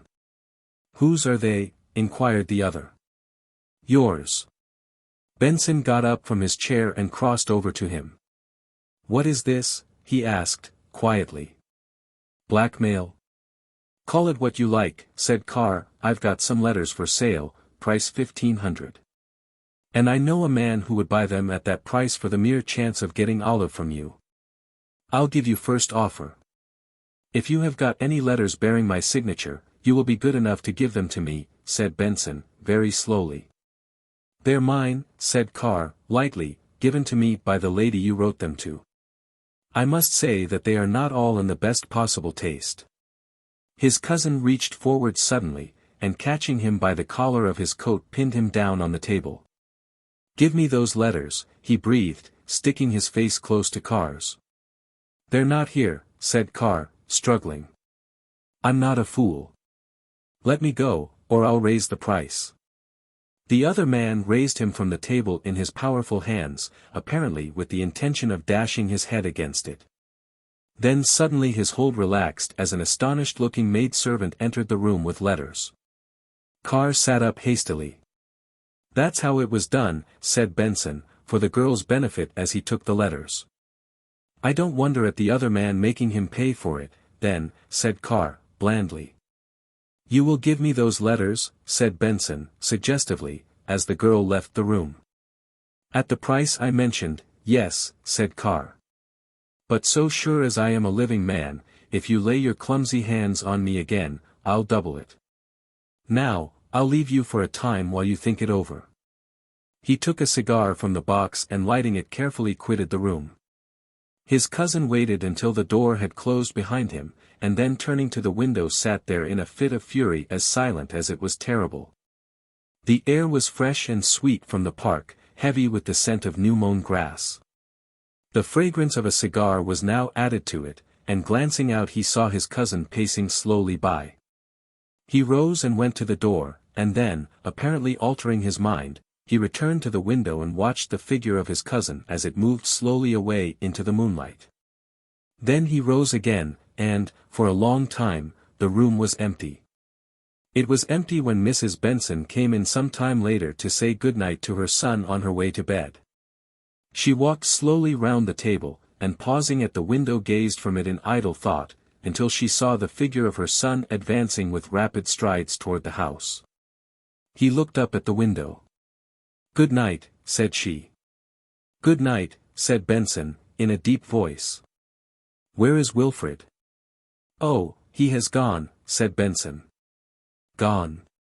We had a few words, he was wanting money again, and I gave him a piece of my mind. I don't think we shall see him again." "Poor Wilfred," sighed Mrs. Benson. "He is always in trouble of some sort. I hope that you were not too hard upon him." "No more than he deserved," said her son, sternly. "Good night." 2. The well, which had long ago fallen into disuse, was almost hidden by the thick tangle of undergrowth which ran riot at that corner of the old park. It was partly covered by the shrunken half of a lid, above which a rusty windlass creaked in company with the music of the pines when the wind blew strongly. The full light of the sun never reached it, and the ground surrounding it was moist and green when other parts of the park were gaping with the heat. Two people walking slowly round the park in the fragrant stillness of a summer evening strayed in the direction of the well. "No use going through this wilderness, Olive," said Benson, pausing on the outskirts of the pines and eyeing with some disfavor the gloom beyond. "Best part of the park," said the girl briskly, "you know it's my favorite spot." "I know you're very fond of sitting on the coping," said the man slowly, "and I wish you wouldn't. One day you will lean back too far and fall in. And make the acquaintance of truth," said Olive lightly. "Come along." She ran from him and was lost in the shadow of the pines, the bracken crackling beneath her feet as she ran. Her companion followed slowly, and emerging from the gloom saw her poised daintily on the edge of the well with her feet hidden in the rank grass and nettles which surrounded it. She motioned her companion to take a seat by her side, and smiled softly as she felt a strong arm passed about her waist. "I like this place," said she, breaking a long silence, "it is so dismal, so uncanny. Do you know I wouldn't dare to sit here alone, Jem. I should imagine that all sorts of dreadful things were hidden behind the bushes and trees, waiting to spring out on me." "Ugh! You'd better let me take you in," said her companion tenderly. "The well isn't always wholesome, especially in the hot weather. Let's make a move." The girl gave an obstinate little shake, and settled herself more securely on her seat. "Smoke your cigar in peace," she said quietly. "I am settled here for a quiet talk. Has anything been heard of Wilfred yet?" "Nothing. Quite a dramatic disappearance, isn't it?" she continued. "Another scrape, I suppose, and another letter for you in the same old strain. Dear Jem, help me out." Jem Benson blew a cloud of fragrant smoke into the air, and holding his cigar between his teeth brushed away the ash from his coat sleeves. "I wonder what he would have done without you," said the girl, pressing his arm affectionately. "Gone under long ago, I suppose. When we are married, Jem, I shall presume upon the relationship to lecture him. He is very wild, but he has his good points, poor fellow." "I never saw them," said Benson, with startling bitterness. "God knows I never saw them." "He is nobody's enemy but his own," said the girl, startled by this outburst. "You don't know much about him," said the other, sharply. "He was not above blackmail, not above ruining the life of a friend to do himself a benefit. A loafer, a cur, and a liar." The girl looked up at him soberly but timidly and took his arm without a word, and they both sat silent while evening deepened into night and the beams of the moon, filtering through the branches, surrounded them with a silver network. Her head sank upon his shoulder, till suddenly with a sharp cry she sprang to her feet. "What was that?" she cried breathlessly. "What was what?" demanded Benson, springing up and clutching her fast by the arm. She caught her breath and tried to laugh. "You're hurting me, Jem." His hold relaxed.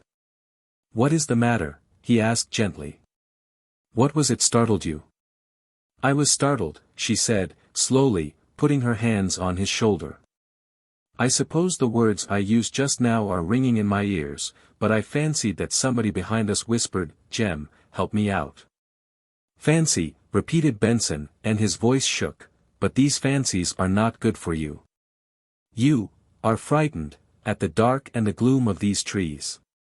Let me take you back to the house." "No, I'm not frightened," said the girl, reseating herself. "I should never be really frightened of anything when you were with me, Jem. I'm surprised at myself for being so silly." The man made no reply but stood, a strong, dark figure, a yard or two from the well, as though waiting for her to join him. "Come and sit down, sir," cried Olive, patting the brickwork with her small, white hand. "One would think that you did not like your company." He obeyed slowly and took a seat by her side, drawing so hard at his cigar that the light of it shone upon his face at every breath. He passed his arm, firm and rigid as steel, behind her, with his hand resting on the brickwork beyond. "Are you warm enough?" he asked tenderly, as she made a little movement. "Pretty fair," she shivered. "One oughtn't to be cold at this time of the year, but there's a cold, damp air comes up from the well." As she spoke a faint splash sounded from the depths below, and for the second time that evening, she sprang from the well with a little cry of dismay. "What is it now?" he asked in a fearful voice. He stood by her side and gazed at the well, as though half expecting to see the cause of her alarm emerge from it. "Oh, my bracelet," she cried in distress, "my poor mother's bracelet. I've dropped it down the well." "Your bracelet?" repeated Benson, dully. "Your bracelet? The diamond one?" "The one that was my mother's," said Olive. "Oh, we can get it back surely. We must have the water drained off." "Your bracelet," repeated Benson, stupidly. "Jem," said the girl in terrified tones, "dear Jem, what is the matter?" For the man she loved was standing regarding her with horror. The moon which touched it was not responsible for all the whiteness of the distorted face, and she shrank back in fear to the edge of the well. He saw her fear and by a mighty effort regained his composure and took her hand. "Poor little girl," he murmured, "you frightened me.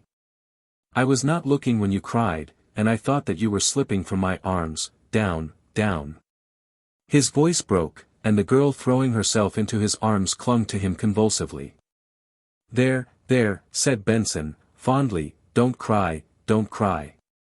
"Tomorrow," said Olive, half laughing, half crying, "we will all come round the well with hook and line and fish for it.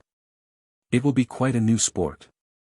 "No, we must try some other way," said Benson. "You shall have it back." "How?" asked the girl. "You shall see," said Benson. "Tomorrow morning at latest you shall have it back. Till then promise me that you will not mention your loss to anyone." "Promise." "I promise," said Olive, wonderingly. "But why not?" "It is of great value, for one thing, but there are many reasons. For one thing it is my duty to get it for you. Wouldn't you like to jump down for it?" she asked mischievously. "Listen." She stooped for a stone and dropped it down. "Fancy being where that is now," she said, peering into the blackness. "Fancy going round and round like a mouse in a pail, clutching at the slimy sides, with the water filling your mouth, and looking up to the little patch of sky above." "You had better come in," said Benson, very quietly. "You are developing a taste for the morbid and horrible." The girl turned, and taking his arm walked slowly in the direction of the house. Mrs. Benson, who was sitting in the porch, rose to receive them. "You shouldn't have kept her out so long," she said chidingly. Where have you been? Sitting on the well, said Olive, smiling, discussing our future. I don't believe that place is healthy, said Mrs. Benson, emphatically. I really think it might be filled in, Jem. All right, said her son, slowly. Pity it wasn't filled in long ago. He took the chair vacated by his mother as she entered the house with Olive, and with his hands hanging limply over the side sat in deep thought. After a time he rose, and going upstairs to a room which was set apart for sporting requisites selected a sea fishing line and some hooks and stole softly downstairs again. He walked swiftly across the park in the direction of the well, turning before he entered the shadow of the trees to look back at the lighted windows of the house. Then having arranged his line he sat on the edge of the well and cautiously lowered it. He sat with his lips compressed, occasionally looking about him in a startled fashion, as though he half expected to see something peering at him from the belt of trees. Time after time he lowered his line until at length in pulling it up he heard a little metallic tinkle against the side of the well. He held his breath then, and forgetting his fears drew the line in inch by inch, so as not to lose its precious burden. His pulse beat rapidly, and his eyes were bright. As the line came slowly in he saw the catch hanging to the hook, and with a steady hand drew the last few feet in. Then he saw that instead of the bracelet he had hooked a bunch of keys. With a faint cry he shook them from the hook into the water below, and stood breathing heavily. Not a sound broke the stillness of the night. He walked up and down a bit and stretched his great muscles. Then he came back to the well and resumed his task. For an hour or more the line was lowered without result. In his eagerness he forgot his fears, and with eyes bent down the well fished slowly and carefully. Twice the hook became entangled in something, and was with difficulty released. It caught a third time, and all his efforts failed to free it. Then he dropped the line down the well, and with head bent walked toward the house. He went first to the stables at the rear, and then retiring to his room for some time paced restlessly up and down. Then without removing his clothes he flung himself upon the bed and fell into a troubled sleep. 3. Long before anybody else was astir he arose and stole softly downstairs. The sunlight was stealing in at every crevice, and flashing in long streaks across the darkened rooms. The dining room into which he looked struck chill and cheerless in the dark yellow light which came through the lowered blinds. He remembered that it had the same appearance when his father lay dead in the house. Now, as then, everything seemed ghastly and unreal. The very chairs standing as their occupants had left them the night before seemed to be indulging in some dark communication of ideas. Slowly and noiselessly he opened the hall door and passed into the fragrant air beyond. The sun was shining on the drenched grass and trees, and a slowly vanishing white mist rolled like smoke about the grounds. For a moment he stood, breathing deeply the sweet air of the morning, and then walked slowly in the direction of the stables. The rusty creaking of a pump handle and a spatter of water upon the red-tiled courtyard showed that somebody else was astir, and a few steps farther he beheld a brawny, sandy-haired man gasping wildly under severe self-infliction at the pump. "Everything ready, George?" he asked quietly. "Yes, sir," said the man, straightening up suddenly and touching his forehead. "Bob's just finishing the arrangements inside. It's a lovely morning for a dip. The water in that well must be just icy." "Be as quick as you can," said Benson, impatiently. "Very good, sir," said George, burnishing his face harshly with a very small towel which had been hanging over the top of the pump. "Hurry up, Bob." In answer to his summons a man appeared at the door of the stable with a coil of stout rope over his arm and a large metal candlestick in his hand. "Just to try the air, sir," said George, following his master's glance. "A well gets rather foul sometimes, but if a candle can live down it, a man can." His master nodded, and the man, hastily pulling up the neck of his shirt and thrusting his arms into his coat, followed him as he led the way slowly to the well. "Beg pardon, sir," said George, drawing up to his side, "but you are not looking over and above well this morning. If you'll let me go down I'd enjoy the bath." "No, no," said Benson, peremptorily. "You ain't fit to go down, sir," persisted his follower. I've never seen you look so before. Now if. Mind your business, said his master curtly. George became silent and the three walked with swinging strides through the long wet grass to the well. Bob flung the rope on the ground and at a sign from his master handed him the candlestick. Here's the line for it, sir, said Bob, fumbling in his pockets. Benson took it from him and slowly tied it to the candlestick. Then he placed it on the edge of the well, and striking a match, lit the candle and began slowly to lower it. Hold hard, sir, said George, quickly, laying his hand on his arm, you must tilt it or the string will burn through. Even as he spoke the string parted and the candlestick fell into the water below. Benson swore quietly. I'll soon get another, said George, starting up. Never mind, the well's all right, said Benson. It won't take a moment, sir, said the other over his shoulder. Are you master here, or am I, said Benson hoarsely. George came back slowly, a glance at his master's face stopping the protest upon his tongue, and he stood by watching him sulkily as he sat on the well and removed his outer garments. Both men watched him curiously, as having completed his preparations he stood grim and silent with his hands by his sides. I wish you'd let me go, sir, said George, plucking up courage to address him. You ain't fit to go, you've got a chill or something. I shouldn't wonder it's the typhoid. They've got it in the village bad. For a moment Benson looked at him angrily, then his gaze softened. Not this time, George, he said, quietly. He took the looped end of the rope and placed it under his arms, and sitting down threw one leg over the side of the well. How are you going about it, sir? Queried George, laying hold of the rope and signing to Bob to do the same.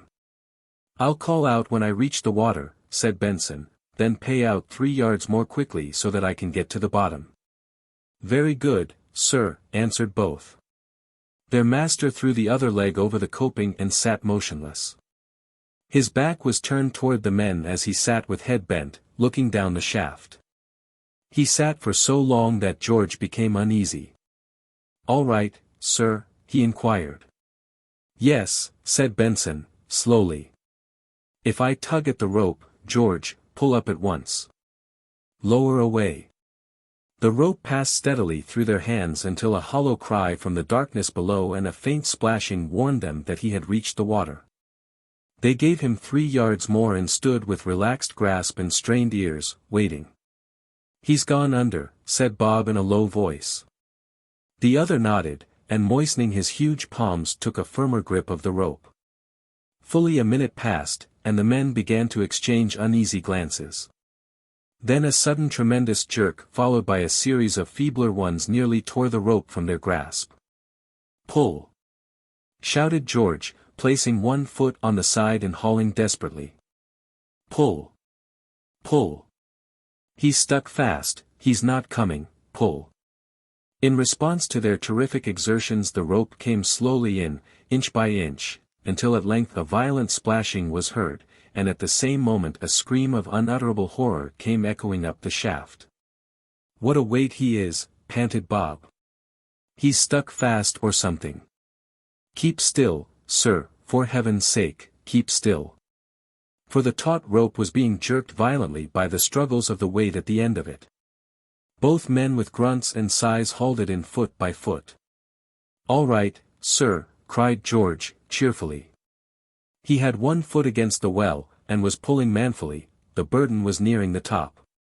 A long pull and a strong pull, and the face of a dead man with mud in the eyes and nostrils came peering over the edge. Behind it was the ghastly face of his master. But this he saw too late, for with a great cry he let go his hold of the rope and stepped back. The suddenness overthrew his assistant, and the rope tore through his hands. There was a frightful splash. You fool! Stammered Bob, and ran to the well helplessly. Run, cried George. Run for another line. He bent over the coping and called eagerly down as his assistant sped back to the stables shouting wildly.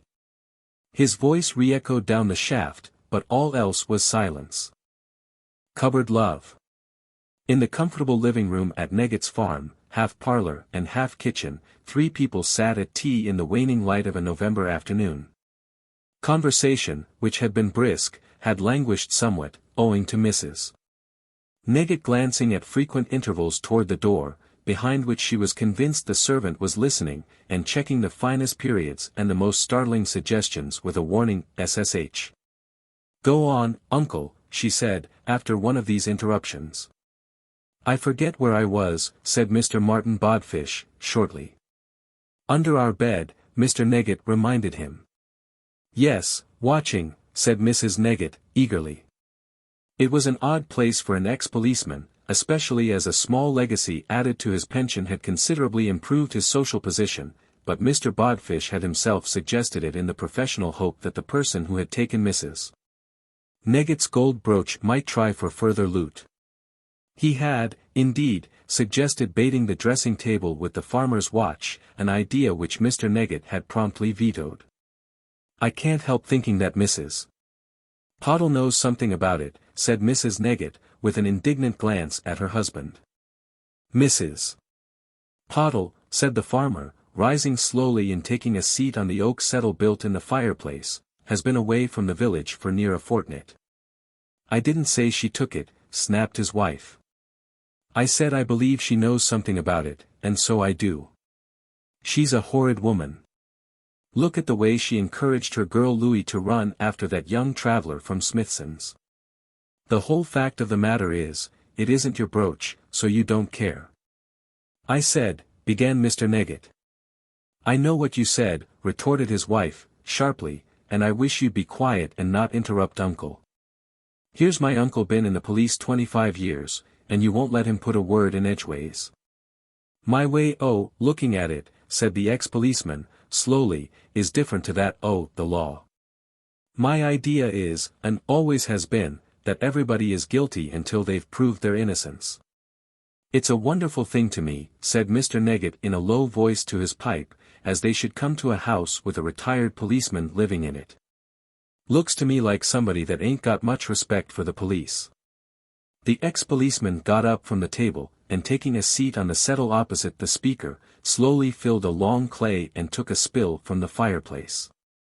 His pipe lit, he turned to his niece, and slowly bade her go over the account of her loss once more. "I missed it this morning," said Mrs. Neggett, rapidly, "at 10 minutes past 12 o'clock by the clock, and 5:30 by my watch which wants looking to. I just put the batch of bread into the oven, and gone upstairs and opened the box that stands on my drawers to get a lozenge, and I missed the brooch." "Do you keep it in that box?" asked the ex-policeman, slowly. "Always," replied his niece. "I at once came downstairs and told Emma that the brooch had been stolen. I said that I named no names, and didn't wish to think bad of anybody, and that if I found the brooch back in the box when I went upstairs again, I should forgive whoever took it." "And what did Emma say?" inquired Mr. Bodfish. "Emma said a lot things," replied Mrs. Neggett, angrily. "I'm sure by the lot she had to say you'd thought she was the missus and me the servant. I gave her a month's notice at once, and she went straight upstairs and sat on her box and cried." "Sat on her box," repeated the ex-constable, impressively. "Oh. That's what I thought," said his niece, "but it wasn't, because I got her off at last and searched it through and through. I never saw anything like her clothes in all my life. There was hardly a button or a tape on. And as for her stockings, she don't get much time," said Mr. Neggett, slowly. "That's right, I thought you'd speak up for her," cried his wife, shrilly. "Look here," began Mr. Neggett, laying his pipe on the seat by his side and rising slowly. "Keep to the case in hand," said the ex-constable, waving him back to his seat again. "Now, Lizzie." "I searched her box through and through," said his niece, "but it wasn't there. Then I came down again and had a rare good cry all to myself." "That's the best way for you to have it," remarked Mr. Neggett, feelingly. Mrs. Neggett's uncle instinctively motioned his niece to silence, and holding his chin in his hand, scowled frightfully in the intensity of thought. "See a clue?" inquired Mr. Neggett, affably. "You ought to be ashamed of yourself," George," said his wife, angrily, "speaking to uncle when he's looking like that." Mr. Bodfish said nothing. It is doubtful whether he even heard these remarks. But he drew a huge notebook from his pocket, and after vainly trying to point his pencil by suction, took a knife from the table and hastily sharpened it. "Was the brooch there last night?" he inquired. "It were," said Mr. Neggett, promptly. "Lizzie made me get up just as the oud clock were striking 12 to get her a lozenge." "It seems pretty certain that the brooch went since then," mused Mr. Bodfish. "It would seem like it to a plain man," said Mr. Neggett, guardedly. "I should like to see the box," said Mr. Bodfish. Mrs. Neggett went up and fetched it and stood eyeing him eagerly as he raised the lid and inspected the contents. It contained only a few lozenges and some bone studs.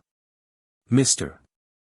Neggett helped himself to a lozenge, and going back to his seat, breathed peppermint. "Properly speaking, that ought not to have been touched," said the ex-constable, regarding him with some severity. "Eh?" said the startled farmer, putting his finger to his lips. "Never mind," said the other, shaking his head. "It's too late now." "He doesn't care a bit," said Mrs. Neggett, somewhat sadly. "He used to keep buttons in that box with the lozenges until one night he gave me one by mistake." "Yes, you may laugh, I'm glad you can laugh." Mr. Neggett, feeling that his mirth was certainly ill-timed, shook for some time in a noble effort to control himself, and despairing at length, went into the back place to recover. Sounds of blows indicative of Emma slapping him on the back did not add to Mrs. Neggett's serenity. "The point is," said the ex-constable, "could anybody have come into your room while you was asleep and taken it?" "No," said Mrs. Neggett, decisively. "I'm a very poor sleeper, and I'd have woke at once, but if a flock of elephants was to come in the room they wouldn't wake George. He'd sleep through anything." "Except her feeling under my pillar for her handkerchief," corroborated Mr. Neggett, returning to the sitting-room. Mr. Bodfish waved them to silence, and again gave way to deep thought. 3 times he took up his pencil, and laying it down again, sat and drummed on the table with his fingers. Then he arose, and with bent head walked slowly round and round the room until he stumbled over a stool. "Nobody came to the house this morning, I suppose?" he said at length, resuming his seat. "Only Mrs. Driver," said his niece. "What time did she come?" inquired Mr. Bodfish. "Here." "Look here," interposed Mr. Neggett. "I've known Mrs. Driver 30 year a'most." "What time did she come?" repeated the ex-constable, pitilessly. His niece shook her head. "It might have been 11, and again it might have been earlier," she replied. "I was out when she came." "Out?" almost shouted the other. Mrs. Neggett nodded. "She was sitting in here when I came back." Her uncle looked up and glanced at the door behind which a small staircase led to the room above. "What was to prevent Mrs. Driver going up there while you were away?" he demanded. "I shouldn't like to think that of Mrs. Driver," said his niece, shaking her head, "but then in these days one never knows what might happen." "Never. I've given up thinking about it. However, when I came back, Mrs. Driver was here, sitting in that very chair you are sitting in now." Mr. Bodfish pursed up his lips and made another note. Then he took a spill from the fireplace, and lighting a candle, went slowly and carefully up the stairs. He found nothing on them but 2 caked rims of mud, and being too busy to notice Mr. Neggett's frantic signaling, called his niece's attention to them. "What do you think of that?" he demanded, triumphantly. "Somebody's been up there," said his niece. "It isn't Emma, because she hasn't been outside the house all day. And it can't be George, because he promised me faithful he'd never go up there in his dirty boots." Mr. Neggett coughed, and approaching the stairs, gazed with the eye of a stranger at the relics as Mr. Bodfish hotly rebuked a suggestion of his niece's to sweep them up.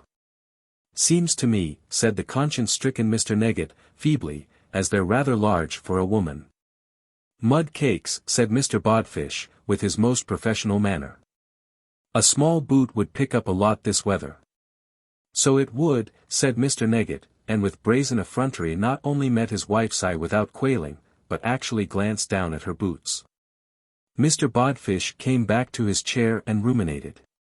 Then he looked up and spoke. "It was missed this morning at 10 minutes past 12, he said, slowly. "It was there last night. At 11 o'clock you came in and found Mrs. Driver sitting in that chair." "No, the one you're in," interrupted his niece. "It don't signify," said her uncle. "Nobody else has been near the place, and Emma's box has been searched." "Thoroughly searched," testified Mrs. Neggett. "Now the point is, what did Mrs. Driver come for this morning?" resumed the ex-constable. "Did she come?" He broke off and eyed with dignified surprise a fine piece of wireless telegraphy between husband and wife. It appeared that Mr. Neggett sent off a humorous message with his left eye, the right being for some reason closed, to which Mrs. Neggett replied with a series of frowns and staccato shakes of the head, which her husband found easily translatable. Under the austere stare of Mr. Bodfish their faces at once regained their wonted calm, and the ex-constable in a somewhat offended manner resumed his inquiries. "Mrs. Driver has been here a good bit lately," he remarked, slowly. Mr. Neggett's eyes watered, and his mouth worked piteously. "If you can't behave yourself, George," began his wife, fiercely. "What is the matter?" demanded Mr. Bodfish. "I'm not aware that I've said anything to be laughed at." "No more you have, uncle," retorted his niece, "only George is such a stupid. He's got an idea in his silly head that Mrs. Driver, but it's all nonsense, of course.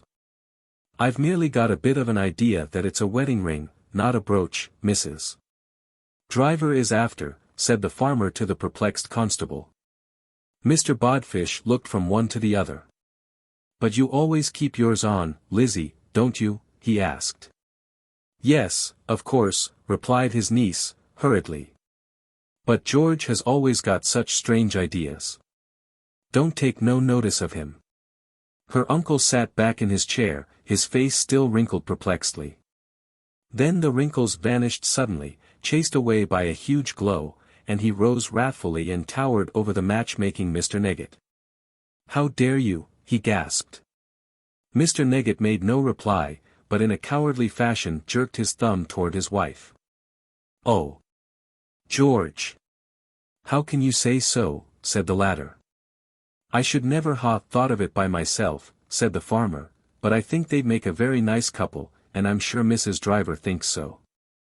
The ex-constable sat down in wrathful confusion, and taking up his notebook again, watched over the top of it the silent charges and countercharges of his niece and her husband. "If I put my finger on the culprit," he asked at length, turning to his niece, "what do you wish done to her?" Mrs. Neggett regarded him with an expression which contained all the Christian virtues rolled into one. "Nothing," she said, softly. "I only want my brooch back." The ex-constable shook his head at this leniency. "Well, do as you please," he said, slowly. "In the first place, I want you to ask Mrs. Driver here to tea tomorrow. Oh, I don't mind Neggett's ridiculous ideas, pity he hasn't got something better to think of. If she's guilty, I'll soon find it out. I'll play with her like a cat with a mouse. I'll make her convict herself." "Look here," said Mr. Neggett, with sudden vigor. "I won't have it. I won't have no woman asked here to tea to be got at like that. There's only my friends comes here to tea, and if any friend stole anything mine, I'd be the first to hush it up." "If they were all like you, George," said his wife, angrily, "where would the law be?" "Or the police?" demanded Mr. Bodfish, staring at him. "I won't have it," repeated the farmer, loudly. "I'm the law here, and I'm the police here. That little tiny bit dirt was off my boots, I dare say. I don't care if it was." "Very good," said Mr. Bodfish, turning to his indignant niece, "if he likes to look at it that way, there's nothing more to be said. I only wanted to get your brooch back for you, that's all, but if he's against it, I'm against your asking Mrs. Driver here to my house to be got at," said the farmer. Oh, course if you can find out who took the brooch, and get it back again anyway, that's another matter. Mr. Bodfish leaned over the table toward his niece. If I get an opportunity, I'll search her cottage, he said, in a low voice. Strictly speaking, it ain't quite a legal thing to do, o' course, but many the finest pieces of detective work have been done by breaking the law. If she's a kleptomaniac, it's very likely lying about somewhere in the house. He eyed Mr. Neggett closely, as though half expecting another outburst, but none being forthcoming, sat back in his chair again and smoked in silence, while Mrs. Neggett, with a carpet brush which almost spoke, swept the pieces of dried mud from the stairs. Mr. Neggett was the last to go to bed that night, and finishing his pipe over the dying fire, sat for some time in deep thought. He had from the first raised objections to the presence of Mr. Bodfish at the farm, but family affection, coupled with an idea of testamentary benefits, had so wrought with his wife that he had allowed her to have her own way. Now he half fancied that he saw a chance of getting rid of him. If he could only enable the widow to catch him searching her house, it was highly probable that the ex-constable would find the village somewhat too hot to hold him. He gave his right leg a congratulatory slap as he thought of it, and knocking the ashes from his pipe, went slowly up to bed. He was so amiable next morning that Mr. Bodfish, who was trying to explain to Mrs. Neggett the difference between theft and kleptomania, spoke before him freely. The ex-constable defined kleptomania as a sort of amiable weakness found chiefly among the upper circles, and cited the case of a lady of title whose love of diamonds, combined with great hospitality, was a source of much embarrassment to her guests. For the whole of that day Mr. Bodfish hung about in the neighborhood of the widow's cottage, but in vain, and it would be hard to say whether he or Mr. Neggett, who had been discreetly shadowing him, felt the disappointment most. On the day following, however, the ex-constable from a distant hedge saw a friend of the widow's enter the cottage, and a little later both ladies emerged and walked up the road. He watched them turn the corner, and then, with a cautious glance round, which failed, however, to discover Mr. Neggett, the ex-constable strolled casually in the direction of the cottage, and approaching it from the rear, turned the handle of the door and slipped in. He searched the parlor hastily, and then, after a glance from the window, ventured upstairs. And he was in the thick of his self-imposed task when his graceless nephew by marriage, who had met Mrs. Driver and referred pathetically to a raging thirst which he had hoped to have quenched with some of her home brewed, brought the ladies hastily back again. "I'll go round the back way," said the wily Neggett as they approached the cottage. "I just want to have a look at that pig of yours." He reached the back door at the same time as Mr. Bodfish, and placing his legs apart, held it firmly against the frantic efforts of the ex-constable. The struggle ceased suddenly, and the door opened easily just as Mrs. Driver and her friend appeared in the front room, and the farmer, with a keen glance at the door of the larder which had just closed, took a chair while his hostess drew a glass of beer from the barrel in the kitchen. Mr. Neggett drank gratefully and praised the brew. From beer the conversation turned naturally to the police, and from the police to the listening Mr. Bodfish, who was economizing space by sitting on the bread pan, and trembling with agitation. "He's a lonely man," said Neggett, shaking his head and glancing from the corner of his eye at the door of the larder. In his wildest dreams he had not imagined so choice a position, and he resolved to give full play to an idea which suddenly occurred to him. "I dare say," said Mrs. Driver, carelessly, conscious that her friend was watching her. "And the heart of a little child," said Neggett, "you wouldn't believe how simple he is." Mrs. Clowes said that it did him credit, but, speaking for herself, she hadn't noticed it. "He was talking about you night before last," said Neggett, turning to his hostess, "not that that's anything fresh. He always is talking about you nowadays." The widow coughed confusedly and told him not to be foolish.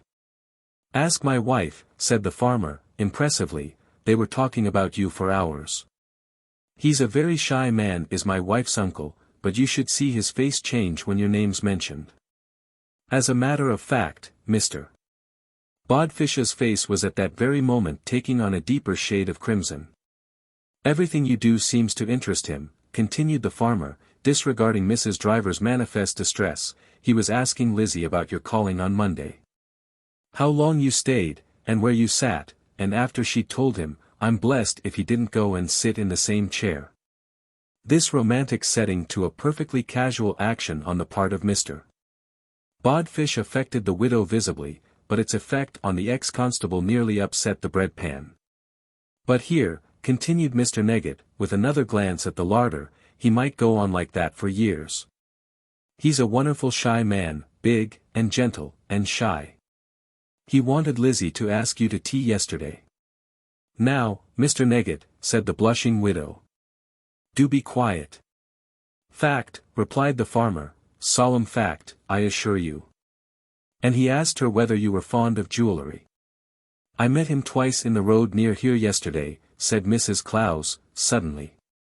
Perhaps he was waiting for you to come out. I dare say, replied the farmer. I shouldn't wonder but what he's hanging about somewhere near now, unable to tear himself away. Mr. Bodfish wrung his hands, and his thoughts reverted instinctively to instances in his memory in which charges of murder had been altered by the direction of a sensible judge to manslaughter. He held his breath for the next words. Mr. Neggett drank a little more ale and looked at Mrs. Driver. I wonder whether you've got a morsel of bread and cheese, he said, slowly. I've come over that hungry. The widow and Mr. Bodfish rose simultaneously. It required not the brain of a trained detective to know that the cheese was in the larder. The unconscious Mrs. Driver opened the door, and then with a wild scream fell back before the emerging form of Mr. Bodfish into the arms of Mrs. Clowes. The glass of Mr. Neggett smashed on the floor, and the farmer himself, with every appearance of astonishment, stared at the apparition open-mouthed. Mr. Bodfish, he said at length, slowly. Mr. Bodfish, incapable of speech, glared at him ferociously. Leave him alone, said Mrs. Clowes, who was ministering to her friend. Can't you see the man's upset at frightening her? She's coming round, Mr. Bodfish, don't be alarmed. Very good, said the farmer, who found his injured relative's gaze somewhat trying. I'll go, and leave him to explain to Mrs. Driver why he was hidden in her larder. It don't seem a proper thing to me. Why, you silly man, said Mrs. Clowes, gleefully, as she paused at the door, that don't want any explanation. Now, Mr. Bodfish, we're giving you your chance. Mind you make the most of it, and don't be too shy. She walked excitedly up the road with the farmer, and bidding him good-bye at the corner, went off hastily to spread the news. Mr. Neggett walked home soberly, and hardly staying long enough to listen to his wife's account of the finding of the brooch between the chest of drawers and the wall, went off to spend the evening with a friend, and ended by making a night of it. In the library. The fire had burnt low in the library, for the night was wet and warm. It was now little more than a grey shell, and looked desolate. Trayton Burley, still hot, rose from his armchair, and turning out one of the gas jets, took a cigar from a box on a side table and resumed his seat again. The apartment, which was on the third floor at the back of the house, was a combination of library, study, and smoke-room, and was the daily despair of the old housekeeper who, with the assistance of one servant, managed the house. It was a bachelor establishment, and had been left to Trayton Burley and James Fletcher by a distant connection of both men some 10 years before. Trayton Burley sat back in his chair watching the smoke of his cigar through half-closed eyes.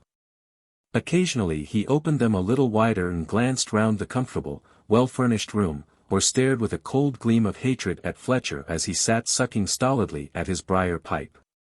It was a comfortable room and a valuable house, half of which belonged to Trayton Burley, and yet he was to leave it in the morning and become a rogue and a wanderer over the face of the earth.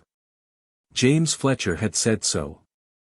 James Fletcher, with the pipe still between his teeth and speaking from one corner of his mouth only, had pronounced his sentence. It hasn't occurred to you, I suppose, said Burley, speaking suddenly, that I might refuse your terms. No, said Fletcher, simply. Burley took a great mouthful of smoke and let it roll slowly out. I am to go out and leave you in possession, he continued. You will stay here sole proprietor of the house. You will stay at the office sole owner and representative of the firm.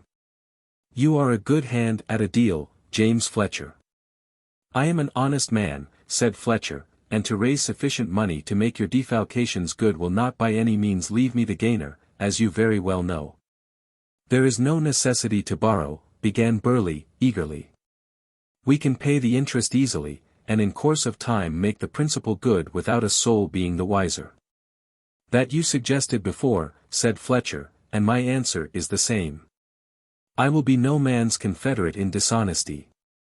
I will raise every penny at all costs, and save the name of the firm, and yours with it, but I will never have you darken the office again, or sit in this house after tonight. You won't, cried Burley, starting up in a frenzy of rage. I won't, said Fletcher. You can choose the alternative, disgrace and penal servitude. Don't stand over me, you won't frighten me, I can assure you. Sit down. You have arranged so many things in your kindness, said Burley, slowly, resuming his seat again, have you arranged how I am to live? You have 2 strong hands, and health, replied Fletcher. I will give you the £200 I mentioned, and after that you must look out for yourself. You can take it now. He took a leather case from his breast pocket, and drew out a roll of notes. Burley, watching him calmly, stretched out his hand and took them from the table. Then he gave way to a sudden access of rage, and crumpling them in his hand, threw them into a corner of the room. Fletcher smoked on. Mrs. Marle is out, said Burley, suddenly. Fletcher nodded. She will be away the night, he said, slowly, and Jane too, they have gone together somewhere, but they will be back at 8:30 in the morning. You are going to let me have one more breakfast in the old place, then, said Burley. 8:30, half past, dash. He rose from his chair again. This time Fletcher took his pipe from his mouth and watched him closely. Burley stooped, and picking up the notes, placed them in his pocket. If I am to be turned adrift, it shall not be to leave you here, he said, in a thick voice. He crossed over and shut the door. As he turned back Fletcher rose from his chair and stood confronting him. Burley put his hand to the wall, and drawing a small Japanese sword from its sheath of carved ivory, stepped slowly toward him. I give you one chance, Fletcher, he said, grimly. You are a man of your word. Hush this up and let things be as they were before, and you are safe. Put that down, said Fletcher, sharply. I mean what I say, cried the other. I mean what I said, answered Fletcher. He looked round at the last moment for a weapon, then he turned suddenly at a sharp sudden pain, and saw Burley's clenched fist nearly touching his breastbone. The hand came away from his breast again, and something with it. It went a long way off. Drayton Burley suddenly went to a great distance and the room darkened. It got quite dark, and Fletcher, with an attempt to raise his hands, let them fall to his side instead, and fell in a heap to the floor. He was so still that Burley could hardly realize that it was all over, and stood stupidly waiting for him to rise again. Then he took out his handkerchief as though to wipe the sword, and thinking better of it, put it back into his pocket again, and threw the weapon onto the floor. The body of Fletcher lay where it had fallen, the white face turned up to the gas. In life he had been a commonplace-looking man, not to say vulgar. Now Burley, with a feeling of nausea, drew back toward the door, until the body was hidden by the table, and relieved from the sight, he could think more clearly. He looked down carefully and examined his clothes and his boots. Then he crossed the room again, and with his face averted, turned out the gas. Something seemed to stir in the darkness, and with a faint cry he blundered toward the door before he had realized that it was the clock. It struck 12. He stood at the head of the stairs trying to recover himself, trying to think.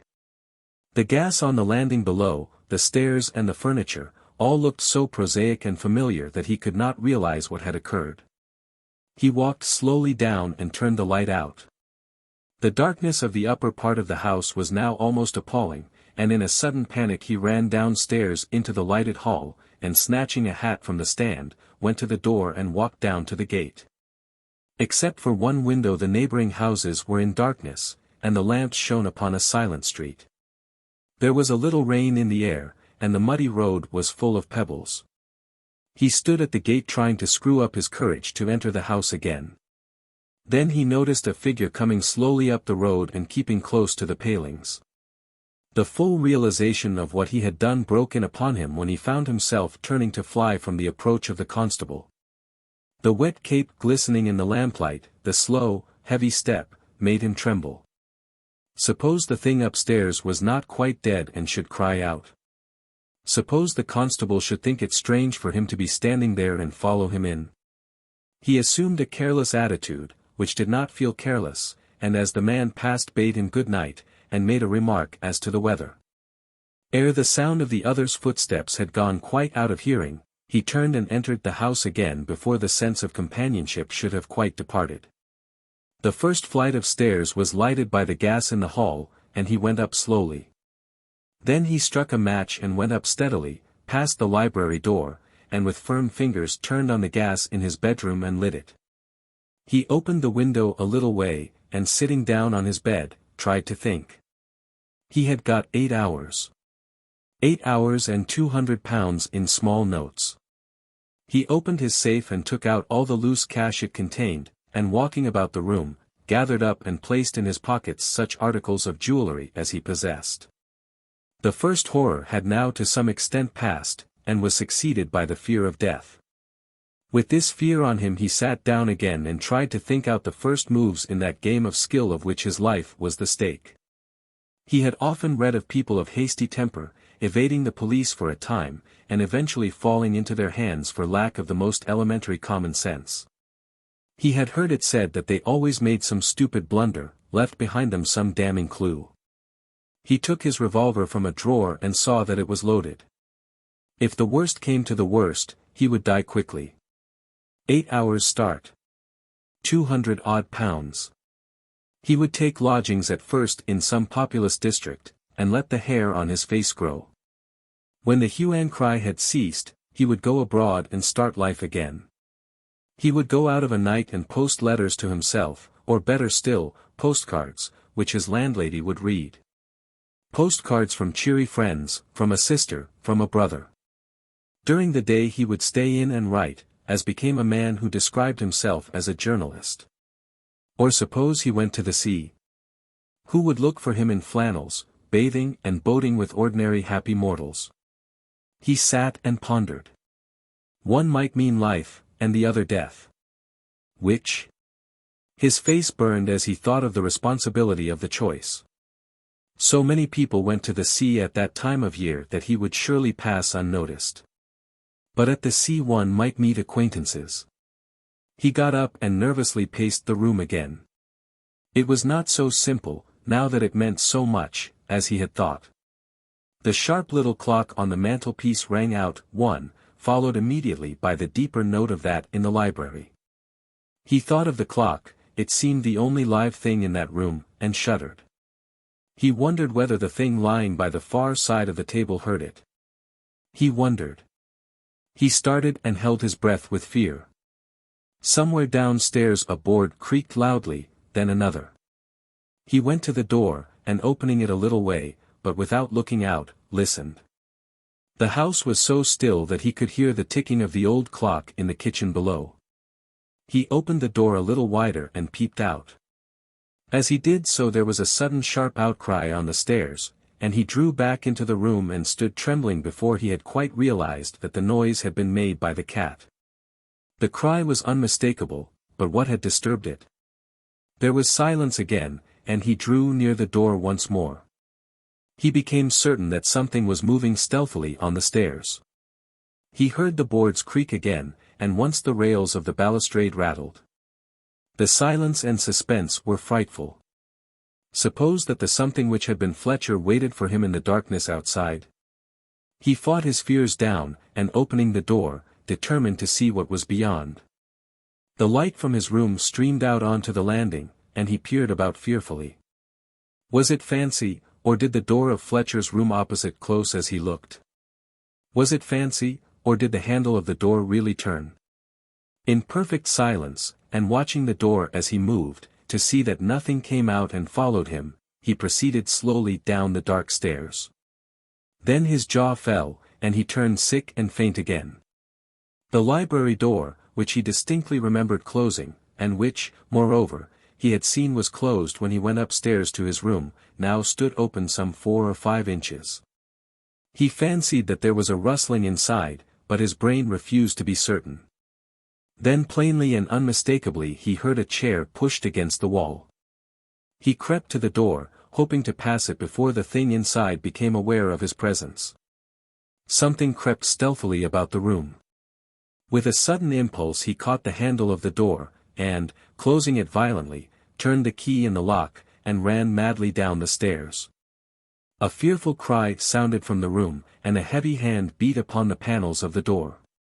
The house rang with the blows, but above them sounded the loud hoarse cries of human fear. Burley, halfway down to the hall, stopped with his hand on the balustrade and listened. The beating ceased, and a man's voice cried out loudly for God's sake to let him out. At once Burley saw what had happened and what it might mean for him. He had left the hall door open after his visit to the front, and some wandering bird of the night had entered the house. No need for him to go now. No need to hide either from the hangman's rope or the felon's cell. The fool above had saved him. He turned and ran upstairs again just as the prisoner in his furious efforts to escape wrenched the handle from the door. "Who's there?" he cried, loudly. "Let me out," cried a frantic voice. "For God's sake, open the door. There's something here." "Stay where you are," shouted Burley, sternly. "Stay where you are. If you come out, I'll shoot you like a dog." The only response was a smashing blow on the lock of the door. Burley raised his pistol, and aiming at the height of a man's chest, fired through the panel. The report and the crashing of the wood made one noise, succeeded by an unearthly stillness, then the noise of a window hastily opened. Burley fled hastily down the stairs, and flinging wide the hall door, shouted loudly for assistance. It happened that a sergeant and a constable on the beat had just met in the road. They came toward the house at a run. Burley, with incoherent explanations, ran upstairs before them, and halted outside the library door. The prisoner was still inside, still trying to demolish the lock of the sturdy oaken door. Burley tried to turn the key, but the lock was too damaged to admit of its moving. The sergeant drew back, and, shoulder foremost, hurled himself at the door and burst it open. He stumbled into the room, followed by the constable, and 2 shafts of light from the lanterns at their belts danced round the room. A man lurking behind the door made a dash for it, and the next instant the 3 men were locked together. Burley, standing in the doorway, looked on coldly, reserving himself for the scene which was to follow. Except for the stumbling of the men and the sharp catch of the prisoner's breath, there was no noise. A helmet fell off and bounced and rolled along the floor. The men fell, there was a sobbing snarl and a sharp click. A tall figure rose from the floor, the other, on his knees, still held the man down. The standing figure felt in his pocket, and, striking a match, lit the gas. The light fell on the flushed face and fair beard of the sergeant. He was bareheaded, and his hair disheveled. Burley entered the room and gazed eagerly at the half-insensible man on the floor, a short, thick-set fellow with a white, dirty face and a black mustache. His lip was cut and bled down his neck. Burley glanced furtively at the table. The cloth had come off in the struggle, and was now in the place where he had left Fletcher. "Hot work, sir," said the sergeant, with a smile. "It's fortunate we were handy." The prisoner raised a heavy head and looked up with unmistakable terror in his eyes. "All right, sir," he said, trembling, as the constable increased the pressure of his knee. "I ain't been in the house 10 minutes altogether." I've not." The sergeant regarded him curiously. "It don't signify," he said, slowly, 10 minutes or 10 seconds won't make any difference." The man shook and began to whimper. It was "Ere when I come," he said, eagerly. "Take that down, sir. I've only just come, and it was "Ere when I come." I tried to get away then, but I was locked in." "What was?" demanded the sergeant. "That," he said, desperately. The sergeant, following the direction of the terror-stricken black eyes, stooped by the table. Then, with a sharp exclamation, he dragged away the cloth. Burley, with a sharp cry of horror, reeled back against the wall. "All right, sir," said the sergeant, catching him, "all right. Turn your head away." He pushed him into a chair, and crossing the room, poured out a glass of whiskey and brought it to him. The glass rattled against his teeth, but he drank it greedily, and then groaned faintly. The sergeant waited patiently. There was no hurry. "Who is it, sir?" he asked at length. "My friend, Fletcher," said Burley, with an effort. "We lived together." He turned to the prisoner. "You damned villain. He was dead when I come in the room, gentlemen," said the prisoner, strenuously. "He was on the floor dead, and when I see him, I tried to get out. Help me, he was. You heard me call out, sir. I shouldn't ha called out if I'd killed him." "All right," said the sergeant, gruffly, "you'd better hold your tongue, you know." "You keep quiet," urged the constable. The sergeant knelt down and raised the dead man's head. "I had nothing to do with it," repeated the man on the floor. "I had nothing to do with it. I never thought of such a thing. I've only been in the place 10 minutes, put that down, sir." The sergeant groped with his left hand, and picking up the Japanese sword, held it at him. "I've never seen it before," said the prisoner, struggling. "It used to hang on the wall," said Burley. "He must have snatched it down. It was on the wall when I left Fletcher a little while ago." "How long?" inquired the sergeant. "Perhaps an hour, perhaps half an hour," was the reply. "I went to my bedroom." The man on the floor twisted his head and regarded him narrowly. "You done it," he cried, fiercely. "You done it, and you want me to swing for it." "That'll do," said the indignant constable. The sergeant let his burden gently to the floor again. "You hold your tongue, you devil," he said, menacingly. He crossed to the table and poured a little spirit into a glass and took it in his hand. Then he put it down again and crossed to Burley. "Feeling better, sir?" he asked. The other nodded faintly. "You won't want this thing any more," said the sergeant. He pointed to the pistol which the other still held, and taking it from him gently, put it into his pocket. "You've hurt your wrist, sir," he said, anxiously. Burley raised one hand sharply, and then the other. "This one, I think," said the sergeant. "I saw it just now." He took the other's wrists in his hand, and suddenly holding them in the grip of a vice, whipped out something from his pocket, something hard and cold, which snapped suddenly on Burley's wrists, and held them fast. "That's right," said the sergeant, "keep quiet." The constable turned round in amaze. Burley sprang toward him furiously. "Take these things off," he choked. "Have you gone mad? Take them off." "All in good time," said the sergeant. "Take them off," cried Burley again. For answer the sergeant took him in a powerful grip, and staring steadily at his white face and gleaming eyes, forced him to the other end of the room and pushed him into a chair. "Collins," he said, sharply. "Sir," said the astonished subordinate. "Run to the doctor at the corner hard as you can run," said the other. "This man is not dead." As the man left the room the sergeant took up the glass of spirits he had poured out, and kneeling down by Fletcher again, raised his head and tried to pour a little down his throat. Burley, sitting in his corner, watched like one in a trance.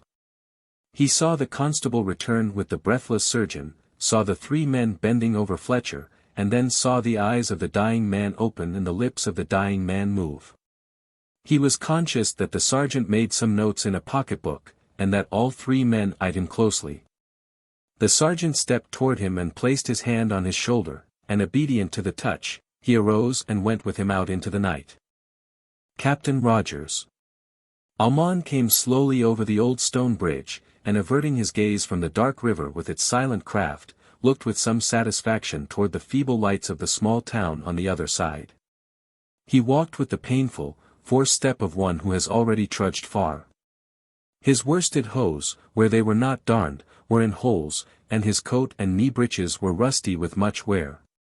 But he straightened himself as he reached the end of the bridge and stepped out bravely to the taverns which stood in a row facing the quay. He passed the Queen Anne, a mere beer shop, without pausing, and after a glance apiece at the Royal George and the Trusty Anchor, kept on his way to where the Golden Key hung out a gilded emblem. It was the best house in Riverstone, and patronized by the gentry, but he adjusted his faded coat, and with a swaggering air entered and walked boldly into the coffee-room. The room was empty, but a bright fire afforded a pleasant change to the chill October air outside. He drew up a chair, and placing his feet on the fender, exposed his tattered soles to the blaze, as a waiter who had just seen him enter the room came and stood aggressively inside the door. "Brandy and water," said the stranger, "hot." "The coffee-room is for gentlemen staying in the house," said the waiter. The stranger took his feet from the fender, and rising slowly, walked toward him. He was a short man and thin, but there was something so menacing in his attitude, and something so fearsome in his stony brown eyes, that the other, despite his disgust for ill-dressed people, moved back uneasily. "Brandy and water, hot," repeated the stranger, "and plenty of it. Gee here." The man turned slowly to depart. "Stop," said the other, imperiously. "What's the name of the landlord here?" "Mullet," said the fellow, sulkily.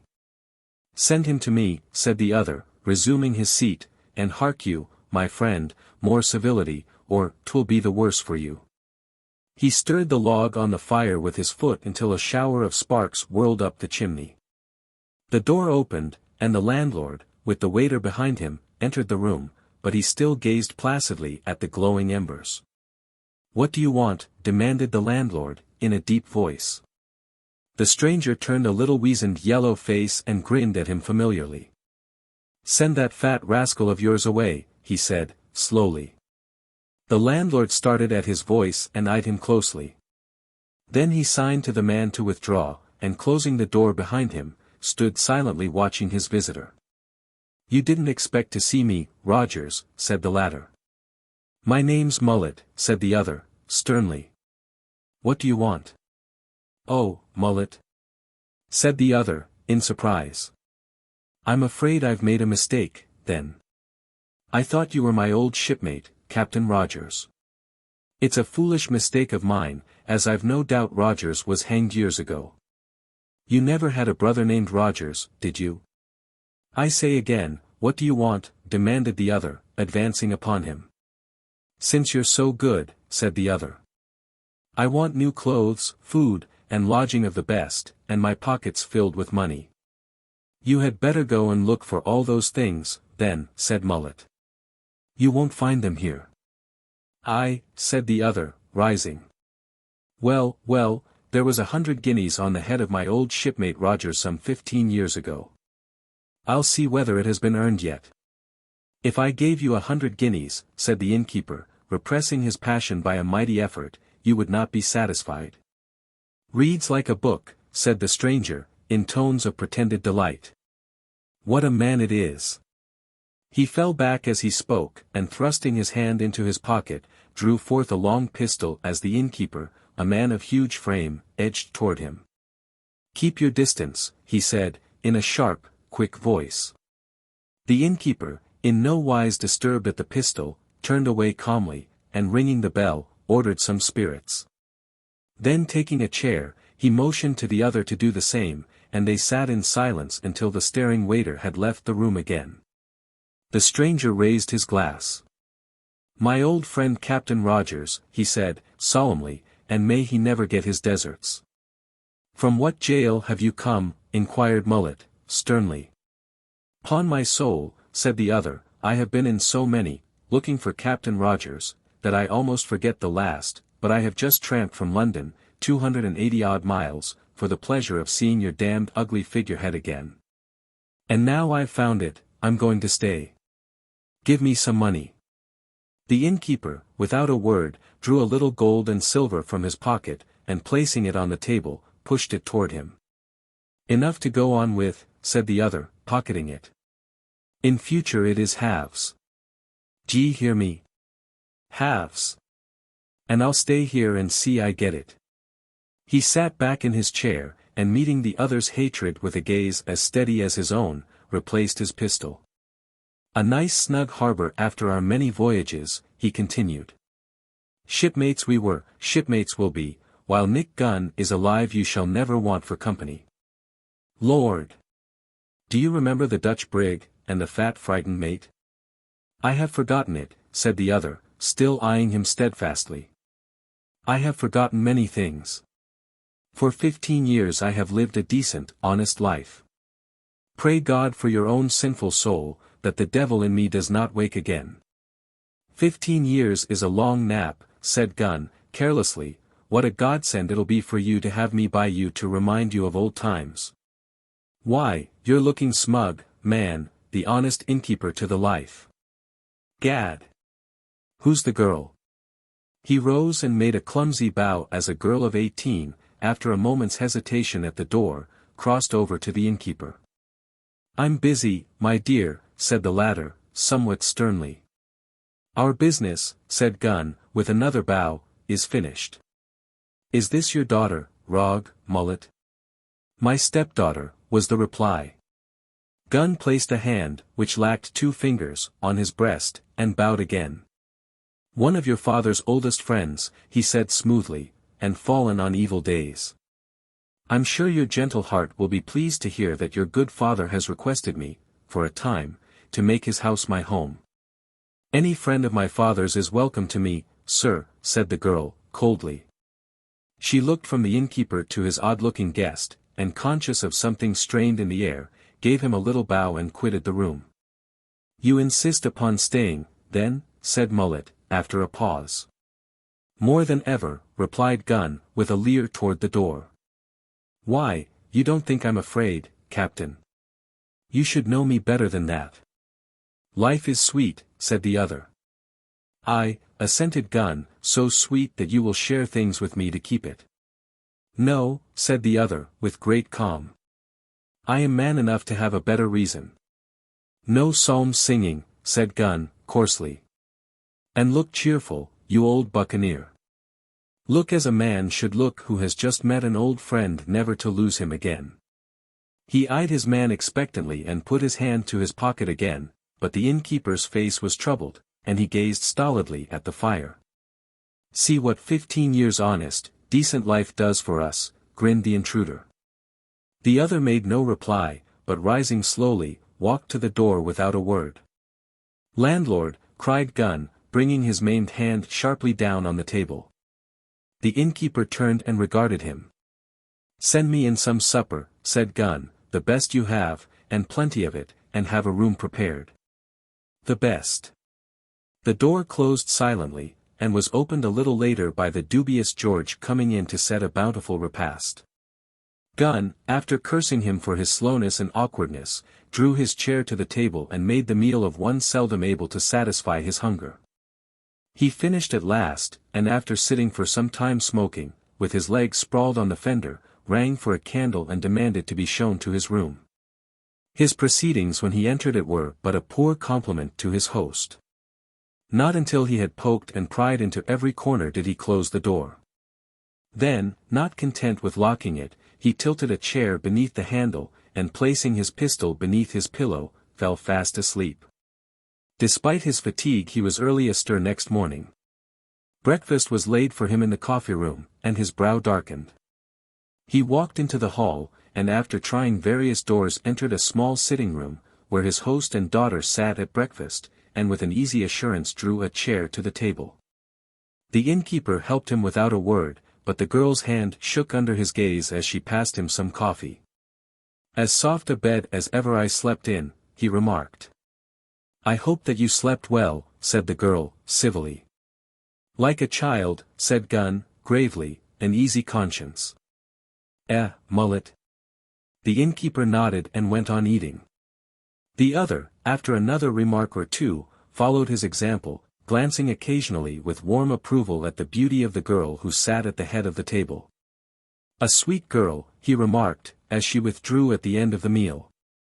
"And no mother, I presume?" "No mother," repeated the other. Gunn sighed and shook his head. "A sad case, truly," he murmured. "No mother and such a guardian. Poor soul, if she but knew. Well, we must find her a husband." He looked down as he spoke, and catching sight of his rusty clothes and broken shoes, clapped his hand to his pocket, and with a glance at his host, sallied out to renew his wardrobe. The innkeeper, with an inscrutable face, watched him down the quay, then with bent head he returned to the house and fell to work on his accounts. In this work Gunn, returning an hour later, clad from head to foot in new apparel, offered to assist him. Mullet hesitated, but made no demur, neither did he join in the ecstasies which his new partner displayed at the sight of the profits. Gunn put some more gold into his new pockets, and throwing himself back in a chair, called loudly to George to bring him some drink. In less than a month the intruder was the virtual master of the Golden Key. Resistance on the part of the legitimate owner became more and more feeble, the slightest objection on his part drawing from the truculent Gunn dark allusions to his past and threats against his future, which for the sake of his daughter he could not ignore.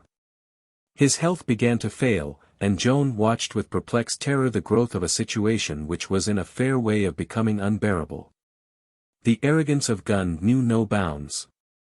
The maids learned to tremble at his polite grin, or his worse freedom, and the men shrank appalled from his profane wrath. George, after 10 years' service, was brutally dismissed, and refusing to accept dismissal from his hands, appealed to his master. The innkeeper confirmed it, and with lackluster eyes fenced feebly when his daughter, regardless of Gunn's presence, indignantly appealed to him. "The man was rude to my friend, my dear," he said dispiritedly. "If he was rude, it was because Mr.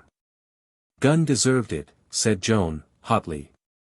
Gunn laughed uproariously. "Gad, my dear, I like you," he cried, slapping his leg. "You're a girl of spirit. Now I will make you a fair offer. If you ask for George to stay, stay he shall, as a favor to your sweet self." The girl trembled. "Who is master here?" she demanded, turning a full eye on her father. Mullet laughed uneasily. "This is business," he said, trying to speak lightly, "and women can't understand it. Gunn is valuable to me, and George must go."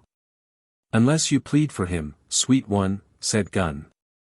The girl looked at her father again, but he turned his head away and tapped on the floor with his foot. Then in perplexity, akin to tears, she walked from the room, carefully drawing her dress aside as Gunn held the door for her. "A fine girl," said Gunn, his thin lips working, "a fine spirit. 'Twill be pleasant to break it, but she does not know who is master here." "She is young yet," said the other, hurriedly.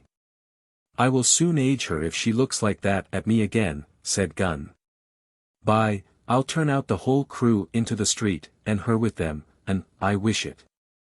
I'll lie in my bed warm nights and think of her huddled on a doorstep." His voice rose and his fists clenched, but he kept his distance and watched the other warily. The innkeeper's face was contorted and his brow grew wet. For one moment something peeped out of his eyes. The next he sat down in his chair again and nervously fingered his chin. "I have but to speak," said Gunn, regarding him with much satisfaction, "and you will hang, and your money go to the crown. What will become of her then, think you?" The other laughed nervously. "'Twould be stopping the golden eggs," he ventured. "Don't think too much of that," said Gunn, in a hard voice. "I was never one to be balked, as you know. Come, come. Let us be friends," said Mullet. "The girl is young, and has had her way." He looked almost pleadingly at the other, and his voice trembled. Gunn drew himself up, and regarding him with a satisfied sneer, quitted the room without a word. Affairs at the Golden Key grew steadily worse and worse. Gunn dominated the place, and his vile personality hung over it like a shadow. Appeals to the innkeeper were in vain, his health was breaking fast, and he moodily declined to interfere. Gunn appointed servants of his own choosing brazen maids and foul-mouthed men. The old patrons ceased to frequent the Golden Key, and its bedrooms stood empty. The maids scarcely deigned to take an order from Joan, and the men spoke to her familiarly. In the midst of all this the innkeeper, who had complained once or twice of vertigo, was seized with a fit.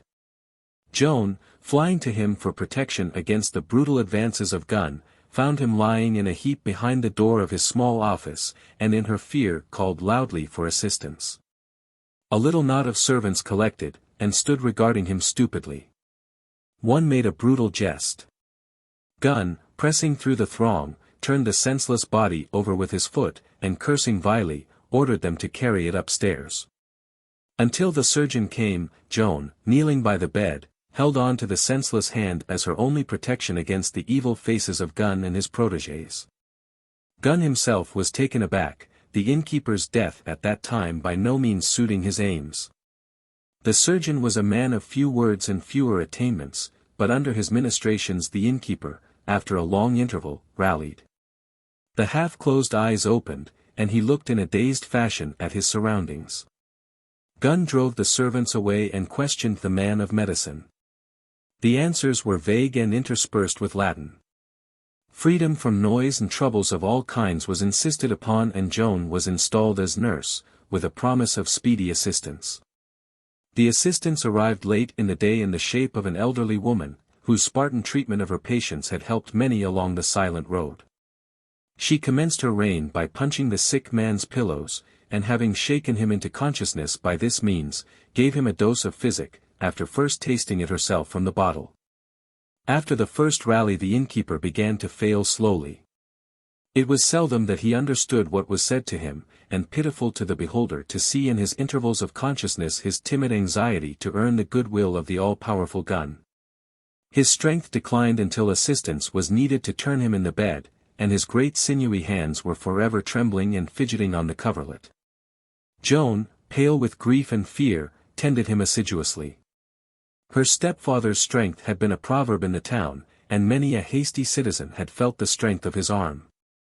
The increasing lawlessness of the house filled her with dismay, and the coarse attentions of Gunn became more persistent than ever. She took her meals in the sick room, and divided her time between that and her own. Gunn himself was in a dilemma. With Mullet dead, his power was at an end and his visions of wealth dissipated.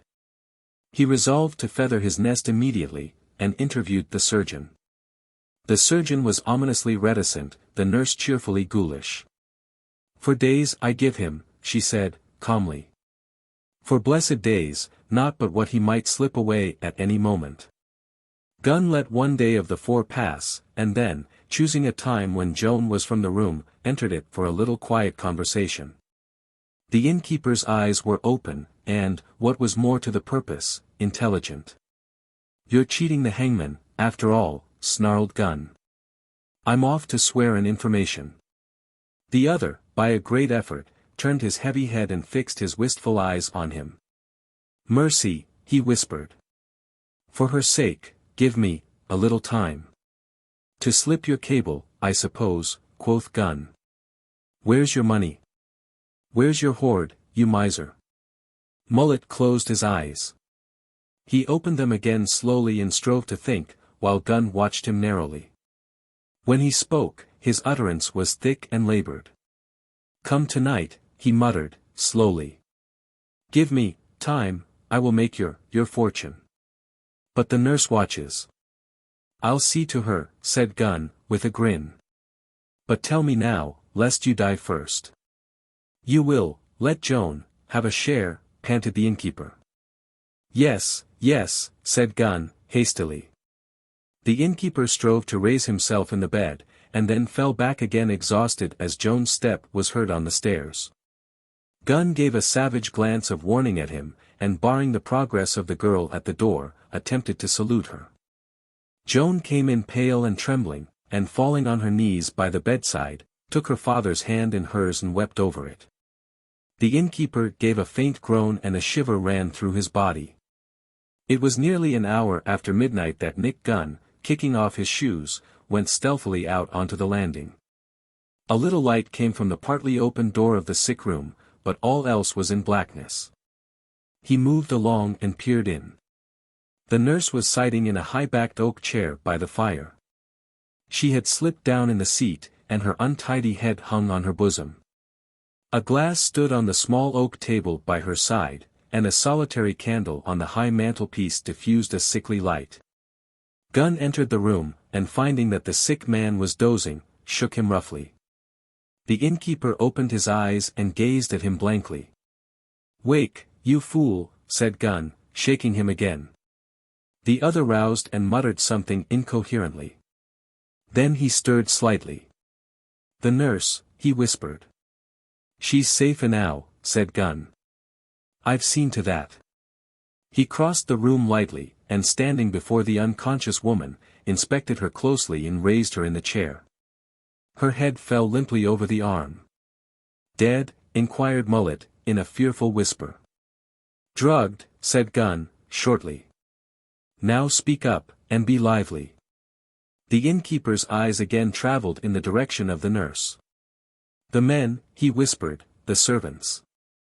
"Dead, drunk and asleep," said Gunn, biting the words. "The last day would hardly rouse them. Now will you speak, damn you?" "I must, take care, of Joan," said the father. Gunn shook his clenched hand at him. "My money, is, said the other. "Promise me on, your oath, Joan." I, growled Gunn. "How many more times?" "I'll marry her, and she shall have what I choose to give her." "Speak up, you fool. It's not for you to make terms. Where is it?"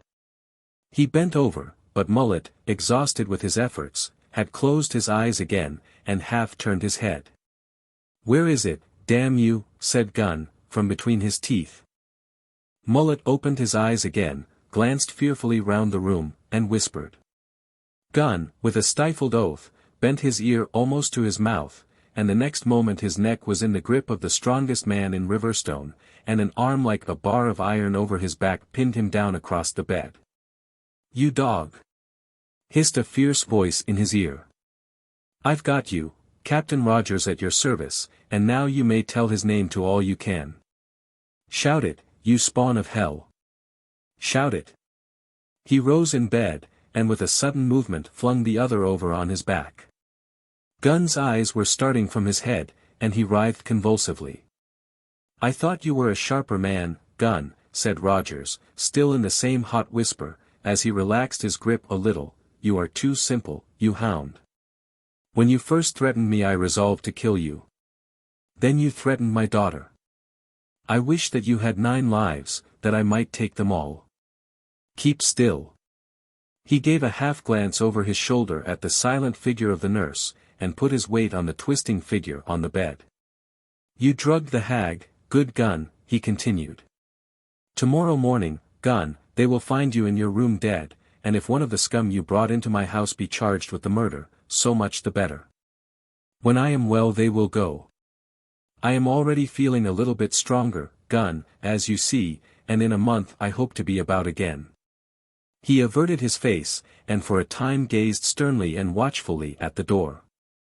Then he rose slowly to his feet, and taking the dead man in his arms, bore him slowly and carefully to his room, and laid him a huddled heap on the floor. Swiftly and noiselessly he put the dead man's shoes on and turned his pockets inside out, kicked a rug out of place, and put a guinea on the floor. Then he stole cautiously downstairs and set a small door at the back open. A dog barked frantically, and he hurried back to his room. The nurse still slumbered by the fire. She awoke in the morning shivering with the cold, and being jealous of her reputation, rekindled the fire, and measuring out the dose which the invalid should have taken, threw it away. On these unconscious preparations for an alibi Captain Rogers gazed through half-closed lids, and then turning his grim face to the wall, waited for the inevitable alarm. A tiger's skin. The traveling sign painter who was repainting the sign of the cauliflower was enjoying a well-earned respite from his labors. On the old table under the shade of the elms mammoth sandwiches and a large slice of cheese waited in an untied handkerchief until such time as his thirst should be satisfied. At the other side of the table the oldest man in Claybury, drawing gently at a long clay pipe, turned a dim and regretful eye up at the old signboard. "I've drunk my beer under it for pretty near 70 years, he said, with a sigh. "It's a pity it couldn't ha lasted my time." The painter, slowly pushing a wedge of sandwich into his mouth, regarded him indulgently. "It's all through two young gentlemen as was passing through ere a month or two ago," continued the old man. "They told Smith, the landlord, they'd been looking all over the place for the cauliflower, and when Smith showed them the sign they said they thought it was the George IV, and a very good likeness, too." The painter laughed and took another look at the old sign, then, with the nervousness of the true artist, he took a look at his own. One or two shadows. He flung his legs over the bench and took up his brushes. In 10 minutes the most fervent loyalist would have looked in vain for any resemblance, and with a sigh at the pitfalls which beset the artist he returned to his interrupted meal and hailed the house for more beer. "There's nobody could mistake your sign for anything but a cauliflower," said the old man. "It looks good enough to eat." The painter smiled and pushed his mug across the table. He was a tender-hearted man, and once, when painting the sign of the Sir Wilfrid Lawson, knew himself what it was to lack beer. He began to discourse on art, and spoke somewhat disparagingly of the cauliflower as a subject. With a shake of his head he spoke of the possibilities of a spotted cow or a blue lion. "Talking of lions," said the ancient, musingly, "I suppose as you never heard tell of the Claybury tiger. It was afore your time in these parts, I expect." The painter admitted his ignorance, and, finding that the allusion had no reference to an inn, pulled out his pipe and prepared to listen. "It's a while ago now," said the old man, slowly, "and the circus the tiger belonged to was going through Claybury to get to Wickham, when, just as they was passing Gill's farm, a steam engine they 'ad to draw some o' the vans broke down. And they 'ad to stop while the blacksmith mended it. That being so, they put up a big tent and 'ad the circus air. I was one o' them as went, and I must say it was worth the money, though Henry Walker was disappointed at the man who put his EAD in the lion's mouth. He said that the man frightened the lion first, before he did it. It was a great night for Claybury, and for about a week nothing else was talked of. All the children was playing at being lions and tigers and such like, and young Roberts pretty near broke his back trying to see if he could ride horseback standing up. It was about 2 weeks after the circus had gone when a strange thing happened. The big tiger broke loose. Bill Chambers brought the news first. Aveying read it in the newspaper while he was aveying his tea. He brought out the paper and showed us, and soon after we heard all sorts o' tales of its doings. At first we thought the tiger was a long way off, and we was rather amused at it. Frederick Scott laughed himself silly a'most up ere one night thinking how surprised a man would be if he come home one night and found the tiger sitting in his armchair eating the baby. It didn't seem much of a laughing matter to me, and I said so. None of us liked it, and even Sam Jones, as had got twins for the second time, said, "Shame." But Frederick Scott was a man as would laugh at anything. When we heard that the tiger had been seen within 3 miles of Claybury things began to look serious, and Peter Gubbins said that something ought to be done, but before we could think of anything to do something happened. We was sitting up ere one evening aveying a mug o' beer and a pipe, same as I might be now if I'd got any bocce left, and talking about it, when we heard a shout and saw a ragged-looking tramp running toward us as hard as he could run. Every now and then he'd look over his shoulder and give a shout, and then run harder than afore. "It's the tiger!" Ses Bill Chambers, and afore you could wink a'most he was inside the house, aveying first upset Smith and a pot o' beer in the doorway. Before he could get up, Smith had to wait till we was all in. His language was awful for a man as had a license to lose, and everybody shouting "Tiger," as they trod on him didn't ease his mind. He was inside most as soon as the last man, though, and in a flash he had the door bolted just as the tramp flung himself agin it, all out of breath and sobbing, his hardest to be let in. Open the door, he says, banging on it. Go away, says Smith. It's the tiger, screams the tramp, open the door. You go away, says Smith, you're attracting it to my place, run up the road and draw it off. Just at that moment John Biggs, the blacksmith, come in from the taproom, and as soon as he heard what was the matter he took down Smith's gun from behind the bar and said he was going out to look after the men and children. Open the door, he says. He was trying to get out and the tramp outside was trying to get in, but Smith held on to that door like a Briton. Then John Biggs lost his temper, and he ups with the gun, Smith's own gun, mind you, and fetches him a bang over the EAD with it. Smith fell down at once, and afore we could help ourselves the door was open, the tramp was inside, and John Biggs was running up the road, shouting his hardest. We had the door closed afore you could wink most, and then, while the tramp lay in a corner avaying brandy, Mrs. Smith got a bowl of water and a sponge and knelt down bathing husband's EAD with it. Did you see the tiger? SES Bill Chambers. See it, SES the tramp, with a shiver. Oh, Lord. He made signs for more brandy, and Henry Walker, what was acting as landlord, without being asked, gave it to him. It chased me for over a mile, SES the tramp. My heart's breaking. He gave a groan and fainted right off. A terrible faint it was, too, and for some time we thought, Ed never come round again. First they poured brandy down his throat, then gin, and then beer, and still he didn't come round, but lay quiet with his eyes closed and a horrible smile on his face. He come round at last, and with nothing stronger than water, which Mrs. Smith kept pouring into his mouth.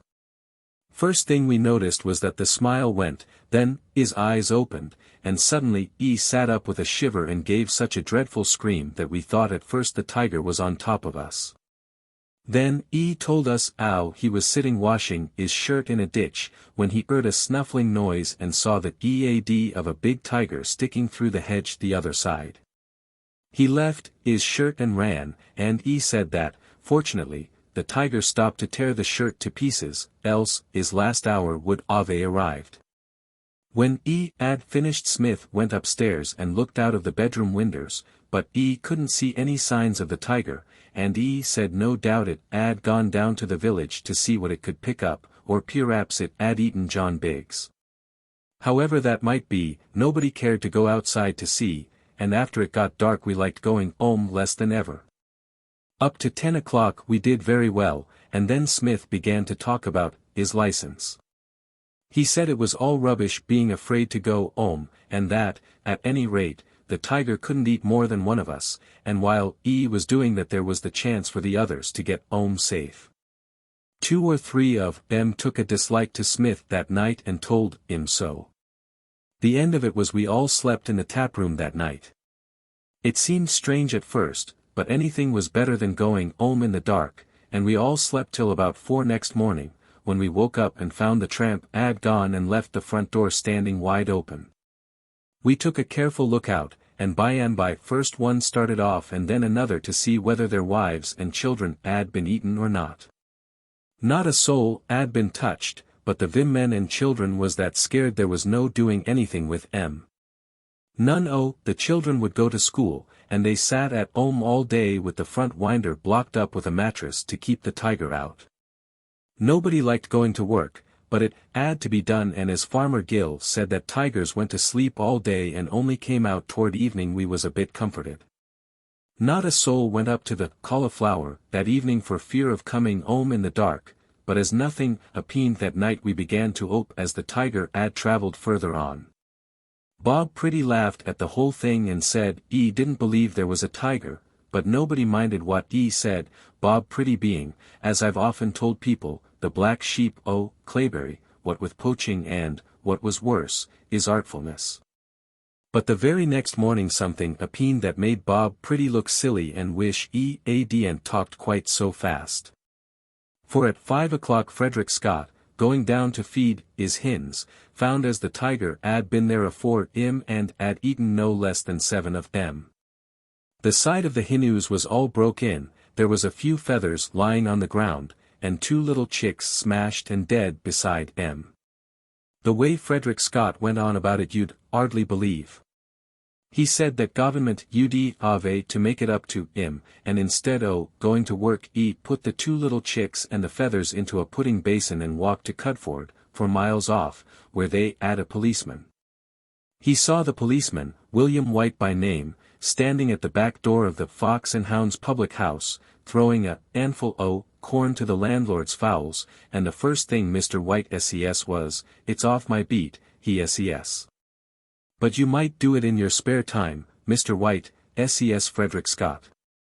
"It's very likely that the tiger'll come back to my hen who's for the rest of 'em, and he'd be very surprised if he popped his head in and see you there waiting for him.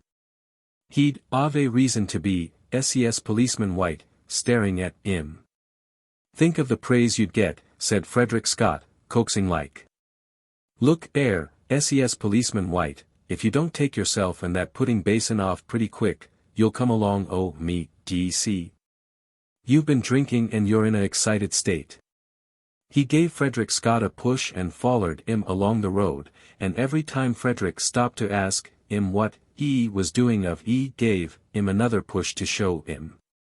Frederick Scott told us all about it that evening, and some of the bravest of us went up to the Cauliflower to talk over what was to be done, though we took care to get home while it was quite light. That night Peter Gubbins's 2 pigs went. They were 2 o' the likeliest pigs I ever seed, and all Peter Gubbins could do was to sit up in bed shivering and listening to their squeals as the tiger dragged 'em off. Pretty near all Clayberry was round that sty next morning looking at the broken fence. Some of them looked for the tiger's footmarks, but it was dry weather and they couldn't see any. Nobody knew whose turn it would be next, and the most sensible man there, Sam Jones, went straight off home and killed his pig afore he went to work. Nobody knew what to do. Farmer Hall said as it was a soldier's job, and he drove over to Wickham to tell the police so, but nothing came of it, and that night at 10 minutes to 12 Bill Chambers's pig went. It was one o' the biggest pigs ever raised in Clayberry, but the tiger got it off as easy as possible. Bill had the bravery to look out of the winder when he heard the pig squeal, but there was such a awful snarling noise that he daresn't move, hand nor foot. Dickie Weed's idea was for people with pigs and such like to keep 'em in the house of a night, but Peter Gubbins and Bill Chambers both pointed out that the tiger could break a back door with one blow of his paw. And that if he got inside he might take something else instead o' pig. And they said that it was no worse for other people to lose pigs than what it was for them. The odd thing about it was that all this time nobody had ever seen the tiger except the tramp, and people sent their children back to school again and felt safe going about in the daytime till little Charlie Gubbins came running home crying and saying that he'd seen it. Next morning a lot more children see it and was afraid to go to school, and people began to wonder what would happen when all the pigs and poultry was eaten. Then Henry Walker see it. We was sitting inside with scythes, and pitchforks, and such like things handy, when we see him come in without his hat. His eyes were staring and his hair was all rumpled. He called for a pot o' ale and drank it nearly off, and then he sat gasping and holding the mug between his legs and shaking his head at the floor till everybody had left off talking to look at him. "What's the matter, Henry?" says one of 'em. "Don't ask me," says Henry Walker, with a shiver. "You don't mean to say as 'ow you've seen the tiger," says Bill Chambers. Henry Walker didn't answer him. He got up and walked backwards and forwards, still with that frightened look in his eyes, and once or twice he give such a terrible start that he frightened us arf out of our wits. Then Bill Chambers took and forced him into a chair and give him 2 o' gin and patted him on the back. And at last Henry Walker got his senses back again and told us 'ow the tiger 'ad chased him all round and round the trees in Plashet's Wood until he managed to climb up a tree and escape it. He said the tiger 'ad kept him there for over an hour, and then suddenly turned round and bolted off up the road to Wickham. It was a merciful escape, and everybody said so except Sam Jones, and he asked so many questions that at last Henry Walker asked him outright if he disbelieved his word. "It's all right, Sam," says Bob Pretty, as 'ad come in just after Henry Walker. "I see him with the tiger after him." "What?" says Henry, staring at him. "I see it all, Henry," says Bob Pretty, "and I see your pluck. It was all you could do to make up your mind to run from it. I believe if you'd 'ad a fork in your, and you'd ave made a fight for it." Everybody said bravo. But Henry Walker didn't seem to like it at all. He sat still, looking at Bob Pretty, and at last says, "Where was you?" "Says. "Up another tree, Henry, where you couldn't see me," says Bob Pretty, smiling at him. Henry Walker, what was drinking some beer, choked a bit, and then he put the mug down and went straight off home without saying a word to anybody. I knew he didn't like Bob Pretty, but I couldn't see why he should be cross about his speaking up for him as he had done, but Bob said as it was his modesty, and he thought more of him for it. After that things got worse than ever. The men and children stayed indoors and kept the doors shut, and the men never knew when they went out to work whether they'd come home again. They used to kiss their children afore they went out of a morning, and their wives too, some of 'em. Even men who'd been married for years did. And several more of 'em see the tiger while they was at work, and came running home to tell about it. The tiger 'ad been making free with clayberry pigs and such like for pretty near a week, and nothing 'ad been done to try and catch it, and what made clayberry men madder than anything else was folks at Wickham saying it was all a mistake. And the tiger hadn't escaped at all. Even Parson, who'd been away for a holiday, said so, and Henry Walker told his wife that if she ever set foot inside the church again, he'd ask his old mother to come and live with 'em. It was all very well for Parson to talk, but the very night he come back Henry Walker's pig went, and at the same time George Kettle lost 5 or 6 ducks. He was a quiet man, was George, but when his temper was up he didn't care for anything. Afore he came to Clayberry he 'ad been in the militia, and that evening at the Cauliflower he turned up with a gun over his shoulder and made a speech, and asked who was game to go with him and hunt the tiger. Bill Chambers, who was still grieving after his pig, said he would, then another man offered, until at last there was 17 of 'em. Some of 'em had scythes and some pitchforks, and 1 or 2 of 'em guns, and it was one o' the finest sights I ever seed when George Kettle stood 'em in rows of 4 and marched 'em off. They went straight up the road, then across Farmer Gill's fields to get to Plashet's Wood, where they thought the tiger would most likely be, and the nearer they got to the wood the slower they walked. The sun had just gone down and the wood looked very quiet and dark, but John Biggs, the blacksmith, and George Kettle walked in first and the others followed, keeping so close together that Sam Jones had a few words over his shoulder with Bill Chambers about the way he was carrying his pitchfork. Every now and then somebody would say, "What's that?" And they'd all stop and crowd together and think the time had come, but it hadn't, and then they'd go on again, trembling, until they'd walked all round the wood without seeing anything but 1 or 2 rabbits. John Biggs and George Kettle wanted for to stay there till it was dark, but the others wouldn't hear of it for fear of frightening their wives, and just as it was getting dark they all come tramp, tramp, back to the Cauliflower again. Smith stood 'arf a pint apiece, and they was all outside fancying theirselves a bit for what they'd done when we see old man Parsley coming along on 2 sticks as fast as he could come. "Are you brave lads looking for the tiger?" he asks. "Yes, ses John Biggs." "Then, hurry up, for the sake of mercy," ses old Mr. Parsley, putting his on the table and going off into a fit of coughing, it's just gone into Bob Pretty's cottage. I was passing and saw it. George Kettle snatches up his gun and shouts out to his men to come along. Some of them was for anging back at first, some because they didn't like the tiger and some because they didn't like Bob Pretty, but John Biggs drove them in front of him like a flock o' sheep, and then they gave a cheer and ran after George Kettle. Full pelt up the road. A few men and children was at their doors as they passed, but they took fright and went indoors screaming. There was a lamp in Bob Pretty's front room, but the door was closed and the booze was silent as the grave. George Kettle and the men with the guns went first, then came the pitchforks, and last of all the scythes. Just as George Kettle put his hand on the door he heard something moving inside, and the next moment the door opened and there stood Bob Pretty. What the dickens? ESES, starting back as see the guns and pitchforks pointing at him.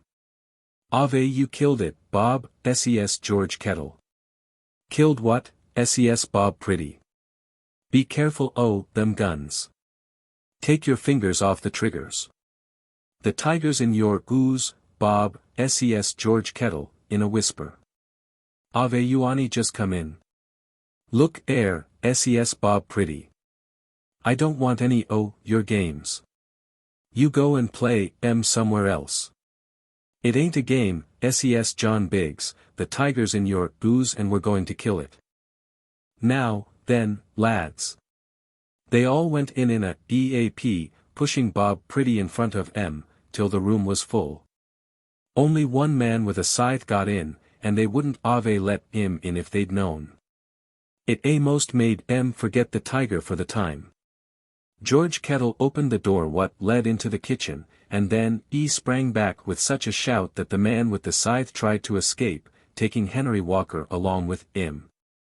George Kettle tried to speak, but couldn't. All he could do was to point with his finger at Bob Pretty's kitchen, and Bob Pretty's kitchen was for all the world like a pork butcher's shop. There was joints pork hanging from the ceiling, 2 brine tubs as full as they could be, and quite a string of fowls and ducks all ready for market. What d'ye mean by coming into my ooze, SES Bob Pretty, blustering. If you don't clear out pretty quick, I'll make you. Nobody answered him, they was all examining ends pork and fowls and such like. There's the tiger, SES Henry Walker, pointing at Bob Pretty, that's what old man Parsley meant.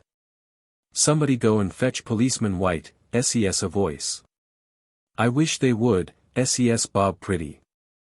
I'll ave the law on you all for breaking into my ooze like this, see if I don't. Where'd you get all this pork from, SES the blacksmith?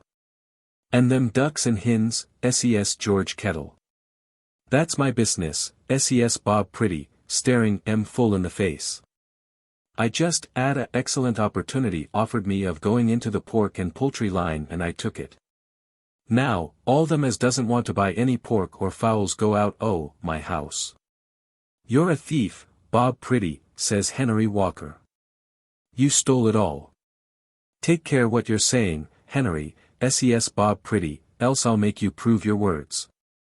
You stole my pig, SES Herbert Smith. Ave I, SES Bob, reaching down pork. Is that your pig, he SES?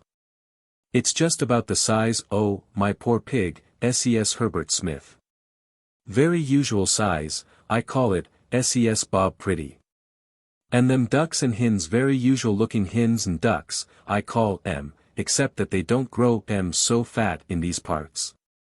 It's a fine thing when a man's doing a honest business to ave these charges brought agin discerning, I call it.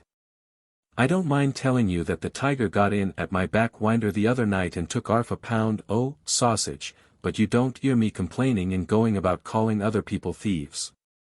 Tiger be hanged, SES Henry Walker, who was almost certain that a loin pork on the table was off, is pig, you're the only tiger in these parts. Why, Henry, SES Bob Pretty, what are you thinking of? Where's your memory?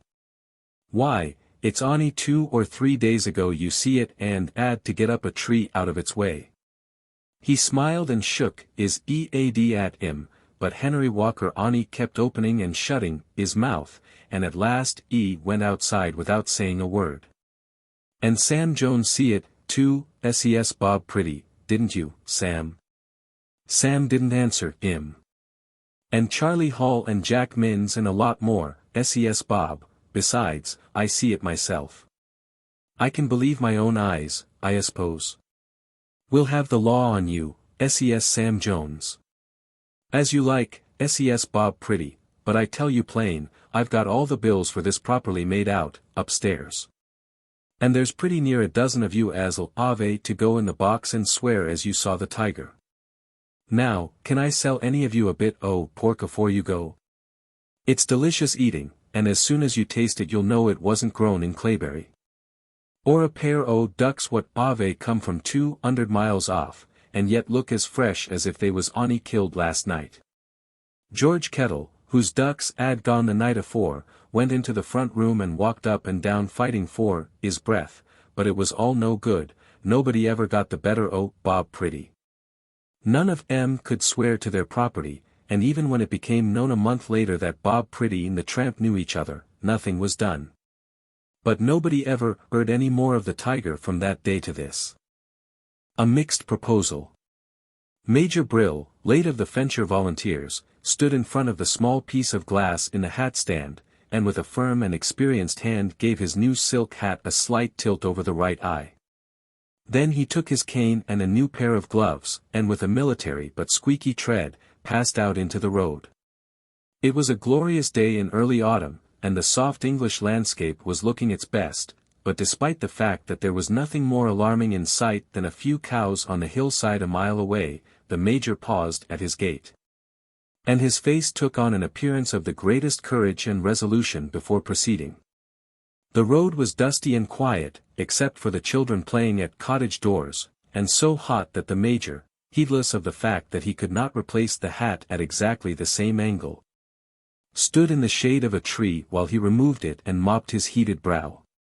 He proceeded on his way more leisurely, overtaking, despite his lack of speed, another man who was walking still more slowly in the shade of the hedge. "Fine day, Halibut," he said, briskly, "fine day." "Beautiful," said the other, making no attempt to keep pace with him. "Country wants rain, though," cried the Major over his shoulder. Halibut assented, and walking slowly on, wondered vaguely what gaudy color it was that had attracted his eye. It dawned on him at length that it must be the Major's tie, and he suddenly quickened his pace, by no means reassured as the man of war also quickened his. "Hullo, Brill," he cried. "Half a moment." The Major stopped and waited for his friend. Halibut eyed the tie uneasily, it was fearfully and wonderfully made, but said nothing. "Well," said the Major, somewhat sharply. "Oh, I was going to ask you, Brill, confound it. I've forgotten what I was going to say now. I dare say I shall soon think of it. You're not in a hurry?" "Well, I am, rather," said Brill. "Fact is my hat on straight, Halibut?" The other assuring him that it was, the Major paused in his career, and gripping the brim with both hands, deliberately tilted it over the right eye again. "You were saying," said Halibut, regarding this maneuver with secret disapproval. "Yes," murmured the Major, "I was saying. Well, I don't mind telling an old friend like you, Halibut, though it is a profound secret.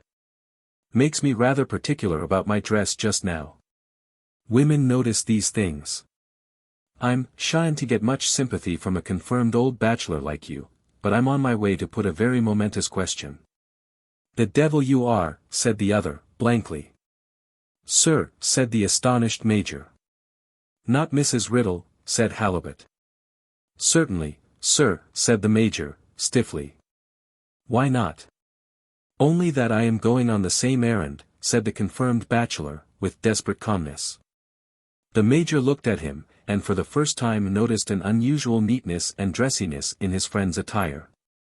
His collar was higher than usual, his tie, of the whitest and finest silk, bore a pin he never remembered to have seen before. And for the first time since he had known him, the Major, with a strange sinking at the heart, saw that he wore spats. This is extraordinary, he said, briefly. Well, good day, Halibut. Can't stop. Good day, said the other. The Major quickened his pace and shot ahead, and keeping in the shade of the hedge, ground his teeth as the civilian on the other side of the road slowly, but surely, gained on him. It became exciting. The Major was handicapped by his upright bearing and short military stride, the other, a simple child of the city, bent forward, swinging his arms and taking immense strides.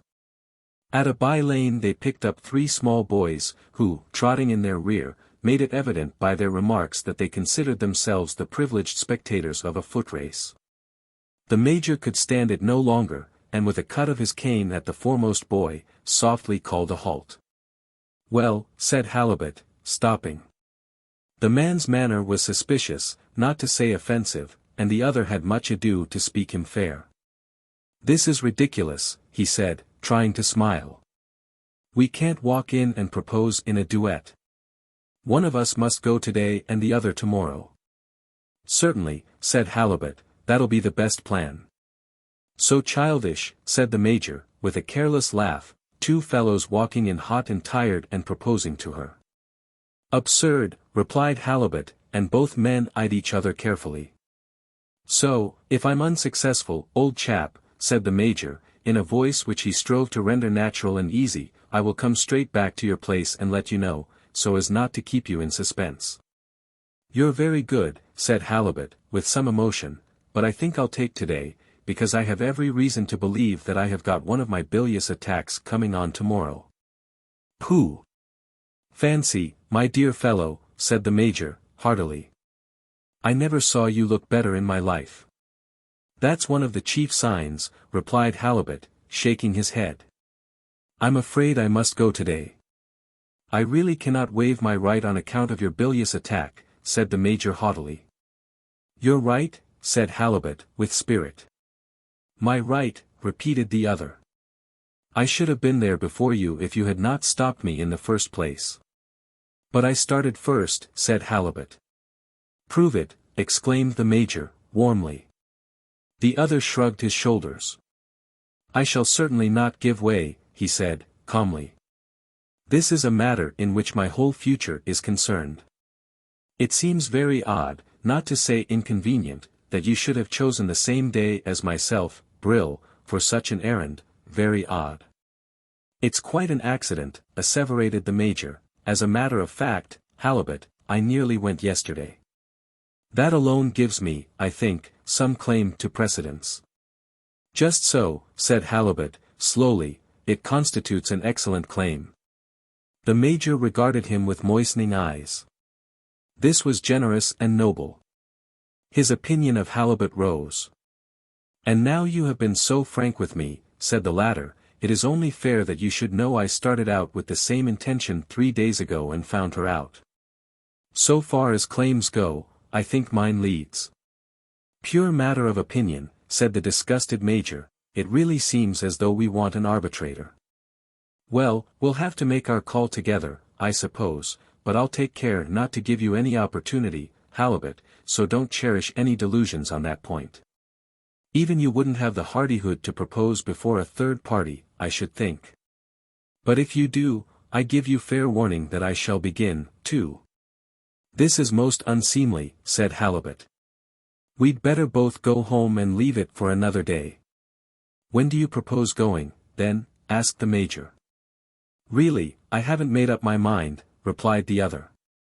The Major shrugged his shoulders. It won't do, Halibut, he said, grimly, it won't do. I'm too old a soldier to be caught that way. There was a long pause. The Major mopped his brow again. I've got it, he said at last. Halibut looked at him curiously. We must play for first proposal, said the Major, firmly. We're pretty evenly matched. Chess. Gasped the other, a whole world of protest in his tones. Chess, repeated the Major. It is hardly respectful, demurred Halibut. What do you think the lady would do if she heard of it? Laugh, replied the Major, with conviction.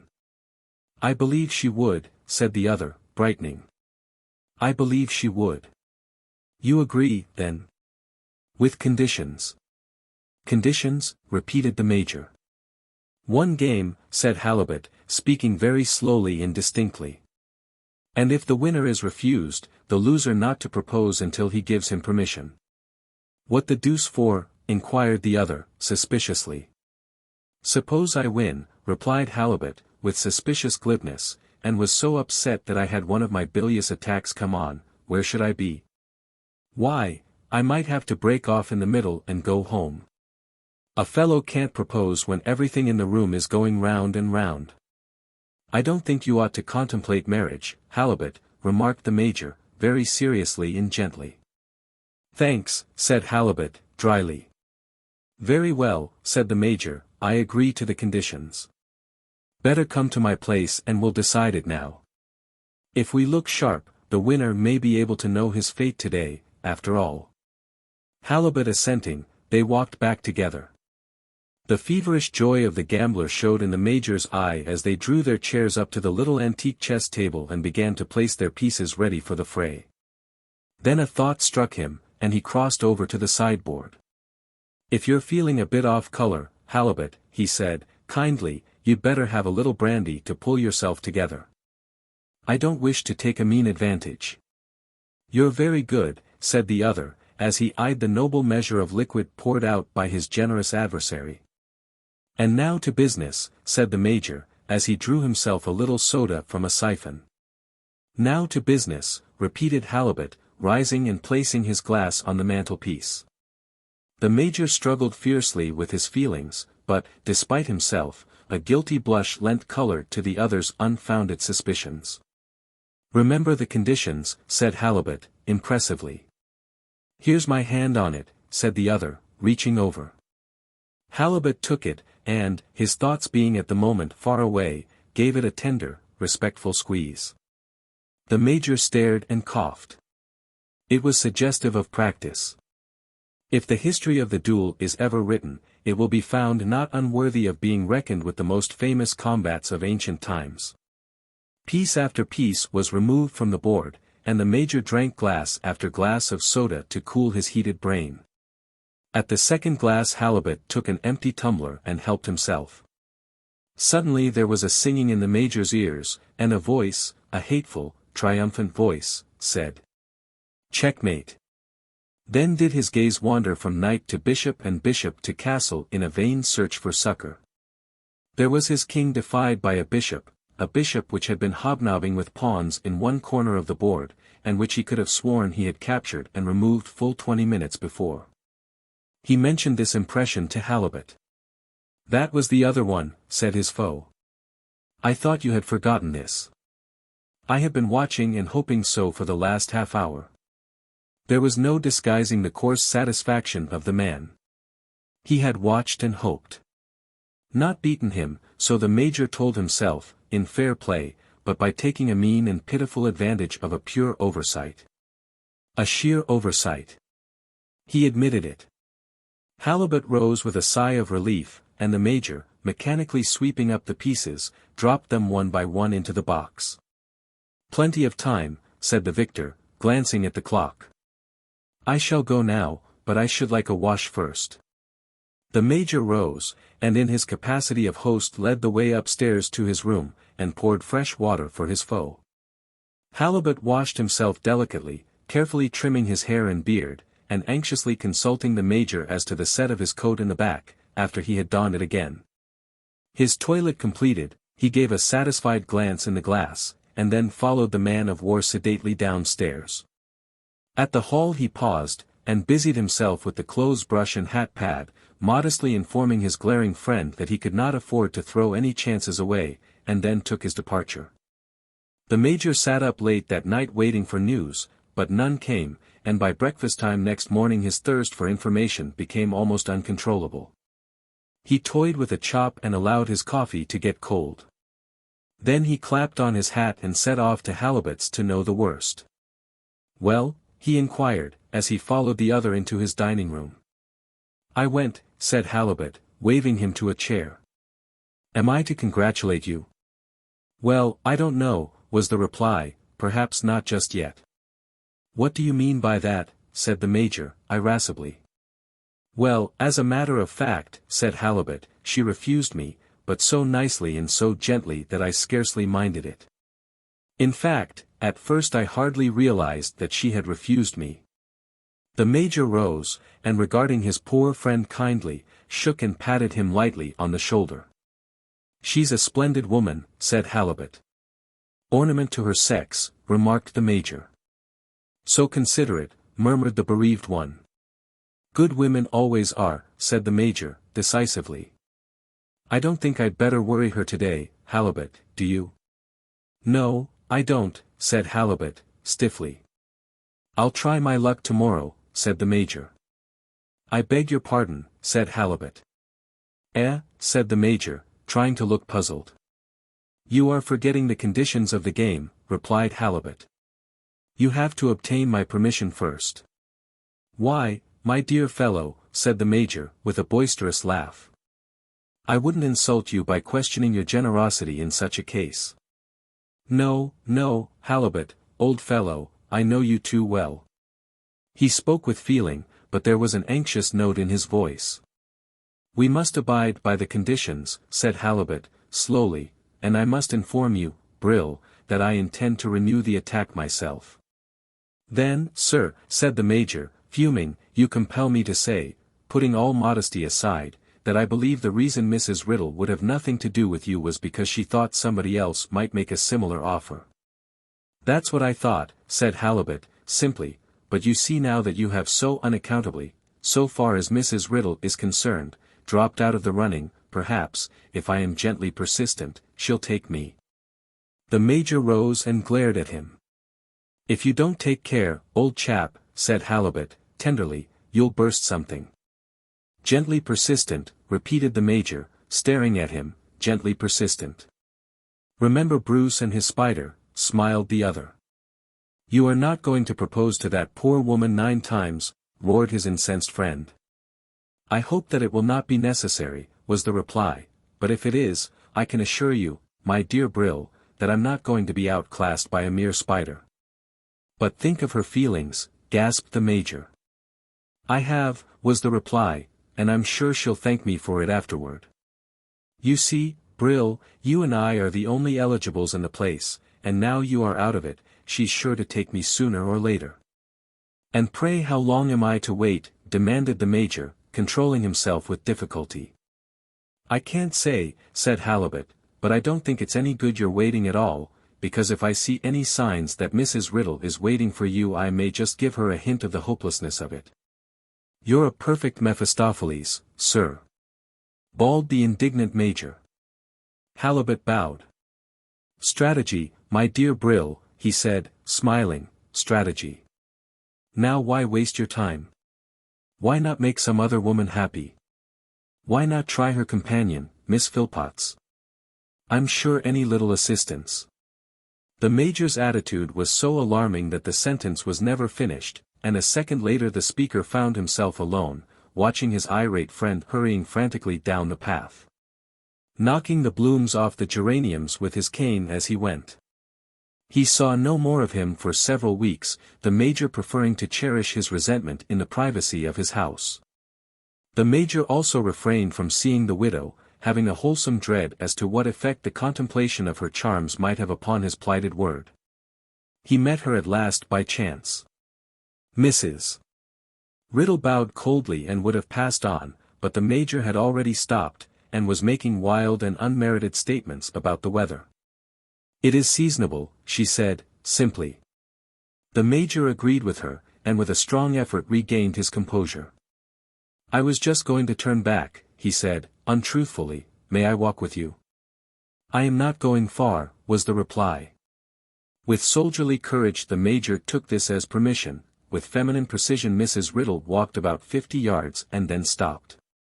"I told you I wasn't going far," she said sweetly, as she held out her hand. "Goodbye." "I wanted to ask you something," said the Major, turning with her. "I can't think what it was." They walked on very slowly, the Major's heart beating rapidly as he told himself that the lady's coldness was due to his neglect of the past few weeks. And his wrath against Halibut rose to still greater heights as he saw the cruel position in which that schemer had placed him. Then he made a sudden resolution. There was no condition as to secrecy, and, first turning the conversation on to indoor amusements, he told the astonished Mrs. Riddle the full particulars of the fatal game. Mrs. Riddle said that she would never forgive them, it was the most preposterous thing she had ever heard of. And she demanded hotly whether she was to spend the rest of her life in refusing Mr. Halibut. "Do you play high as a rule?" she inquired, scornfully. "Sixpence a game," replied the Major, simply. The corners of Mrs. Riddle's mouth relaxed, and her fine eyes began to water, then she turned her head away and laughed. "It was very foolish of us, I admit," said the Major, ruefully, "and very wrong. I shouldn't have told you, only I couldn't explain my apparent neglect without." "Apparent neglect," repeated the widow, somewhat haughtily. "Well, put it down to a guilty conscience," said the Major, "it seems years to me since I have seen you." "Remember the conditions, Major Brill," said Mrs. Riddle, with severity. "I shall not transgress them," replied the Major, seriously. Mrs. Riddle gave her head a toss, and regarded him from the corner of her eyes. "I am very angry with you, indeed," she said, severely. The Major apologized again. "For losing," added the lady, looking straight before her. Major Brill caught his breath and his knees trembled beneath him. He made a half-hearted attempt to seize her hand, and then remembering his position, sighed deeply and looked straight before him. They walked on in silence. "I think," said his companion at last, "that, if you like, you can get back at cribbage what you lost at chess. That is, of course, if you really want to." "He wouldn't play," said the Major, shaking his head. "No, but I will," said Mrs. Riddle, with a smile. "I think I've got a plan." She blushed charmingly, and then, in modest alarm at her boldness, dropped her voice almost to a whisper. The Major gazed at her in speechless admiration and threw back his head in ecstasy. "Come round tomorrow afternoon," said Mrs. Riddle, pausing at the end of the lane. "Mr. Halibut shall be there, too, and it shall be done under his very eyes."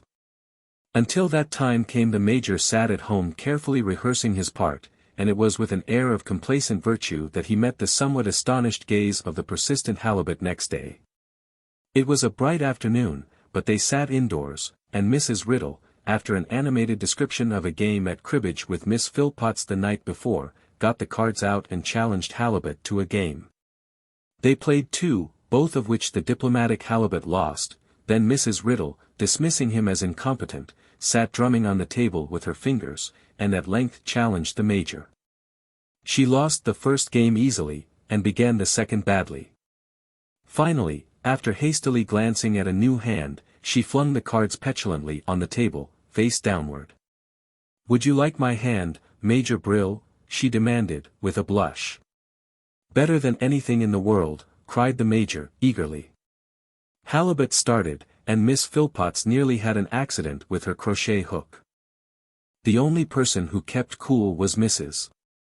Riddle, and it was quite clear to the beholders that she had realized neither the ambiguity of her question nor the meaning of her opponent's reply.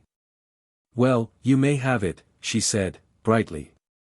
Before Miss Philpotts could lay down her work, before Mr. Halibut could interpose, the Major took possession of Mrs. Riddle's small white hand and raised it gallantly to his lips.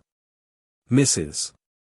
Riddle, with a faint scream which was a perfect revelation to the companion, snatched her hand away. "I meant my hand of cards," she said, breathlessly. "Really, Brill, really," said Halibut, stepping forward fussily. "Oh," said the Major, blankly, "cards." "That's what I meant, of course," said Mrs. Riddle, recovering herself with a laugh. "I had no idea still, if you prefer, the Major took her hand again, and Miss Philpotts set Mr.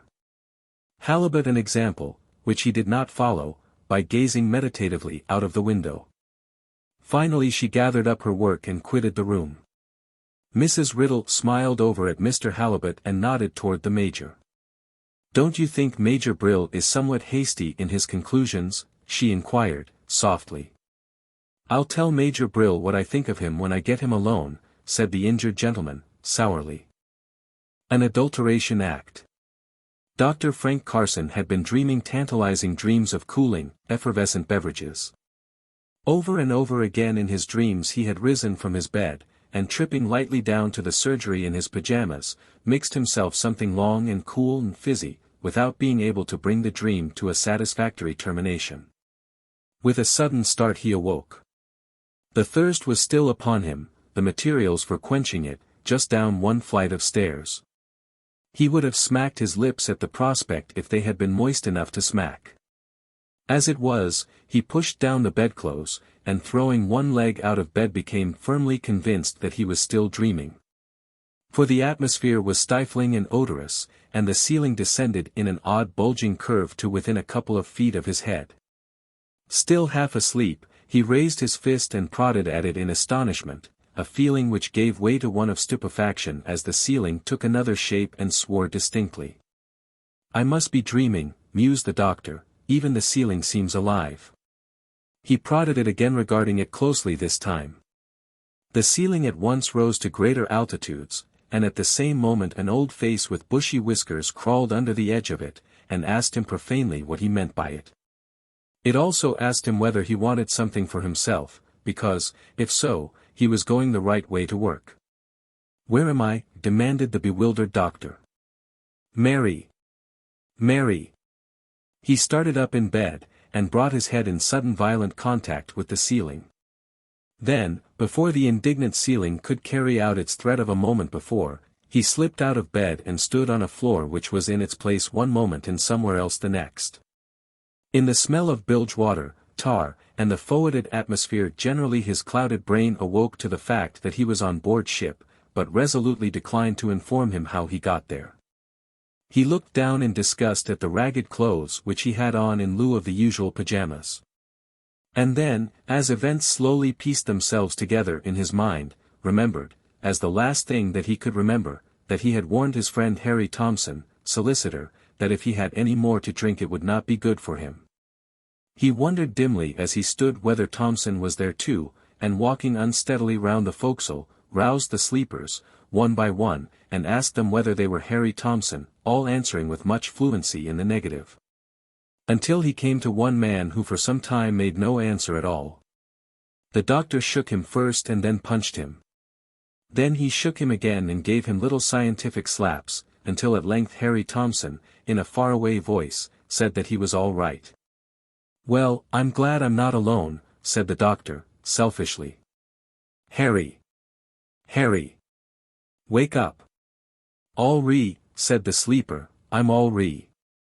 The doctor shook him again, and then rolled him backward and forward in his bunk.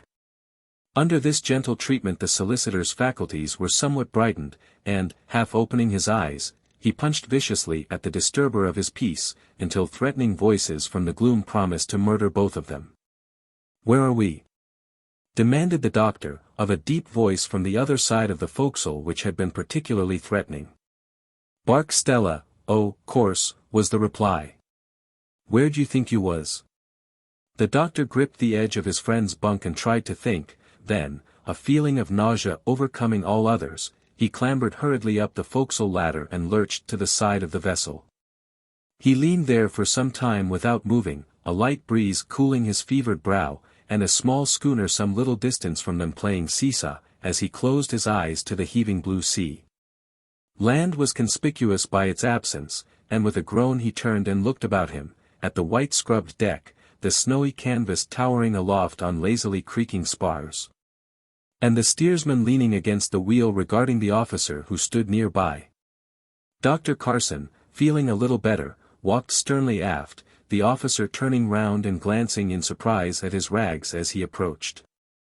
"I beg your pardon," began the doctor, in superior tones. "And what the devil do you want?" demanded the second officer. "Who told you to come along here?"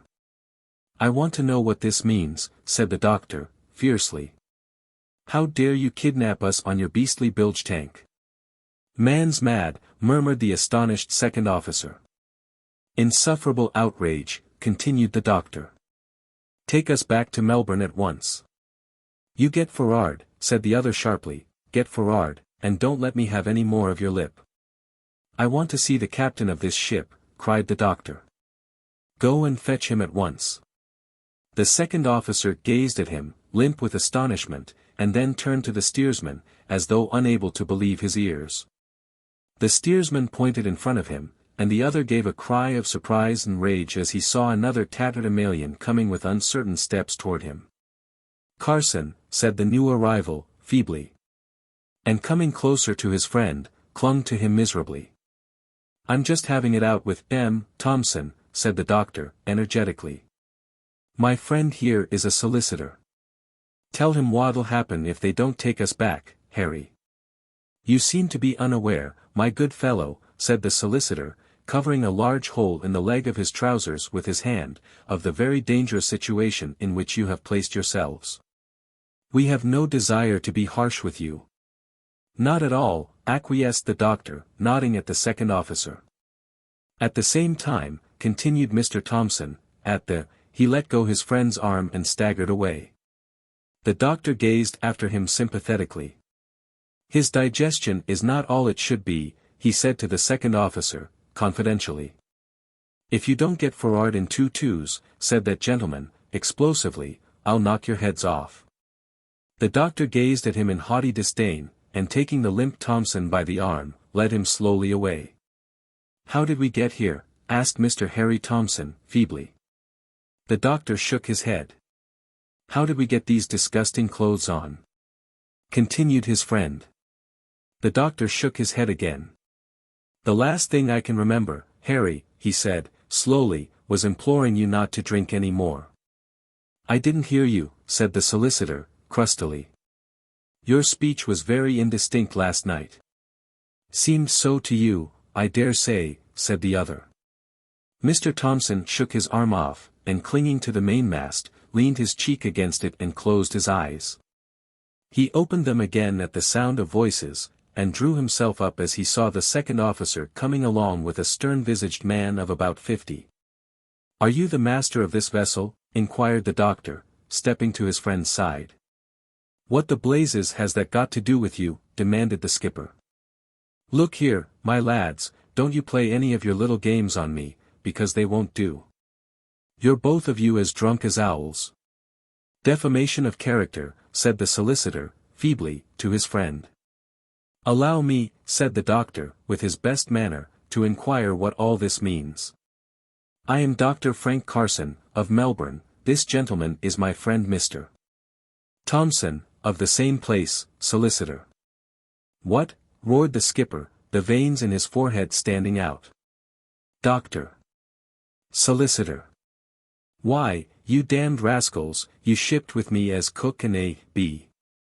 There's some mistake, said the doctor. I'm afraid I shall have to ask you to take us back.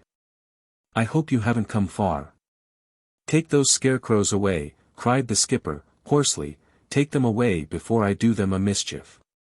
I'll have the law of somebody for shipping two useless lubbers as seamen. Look to me like pickpockets. You shall answer for this, said Carson, foaming, we're professional men, and we're not going to be abused by a bargee. Let him talk, said Mr. Thompson, hurriedly drawing his friend away from the irate skipper. Let him talk. I'll put you both in quod when we get to Hong Kong, said the skipper. Meantime, no work, no food, d'ye hear? Start and cook the breakfast, Mr. Doctor, and you. Mr. Lawyer, turn to and ask the boy to teach you an A.B.'s duties. He walked back to the cabin, and the new cook was slowly pushed toward the galley by the second officer, the new A.B. Under the same gentle guidance, being conducted back to the forecastle. Fortunately for the new seaman the weather continued fine, but the heat of the galley was declared by the new cook to be insupportable. From the other hands they learned that they had been shipped with several others by a resourceful boarding-house master.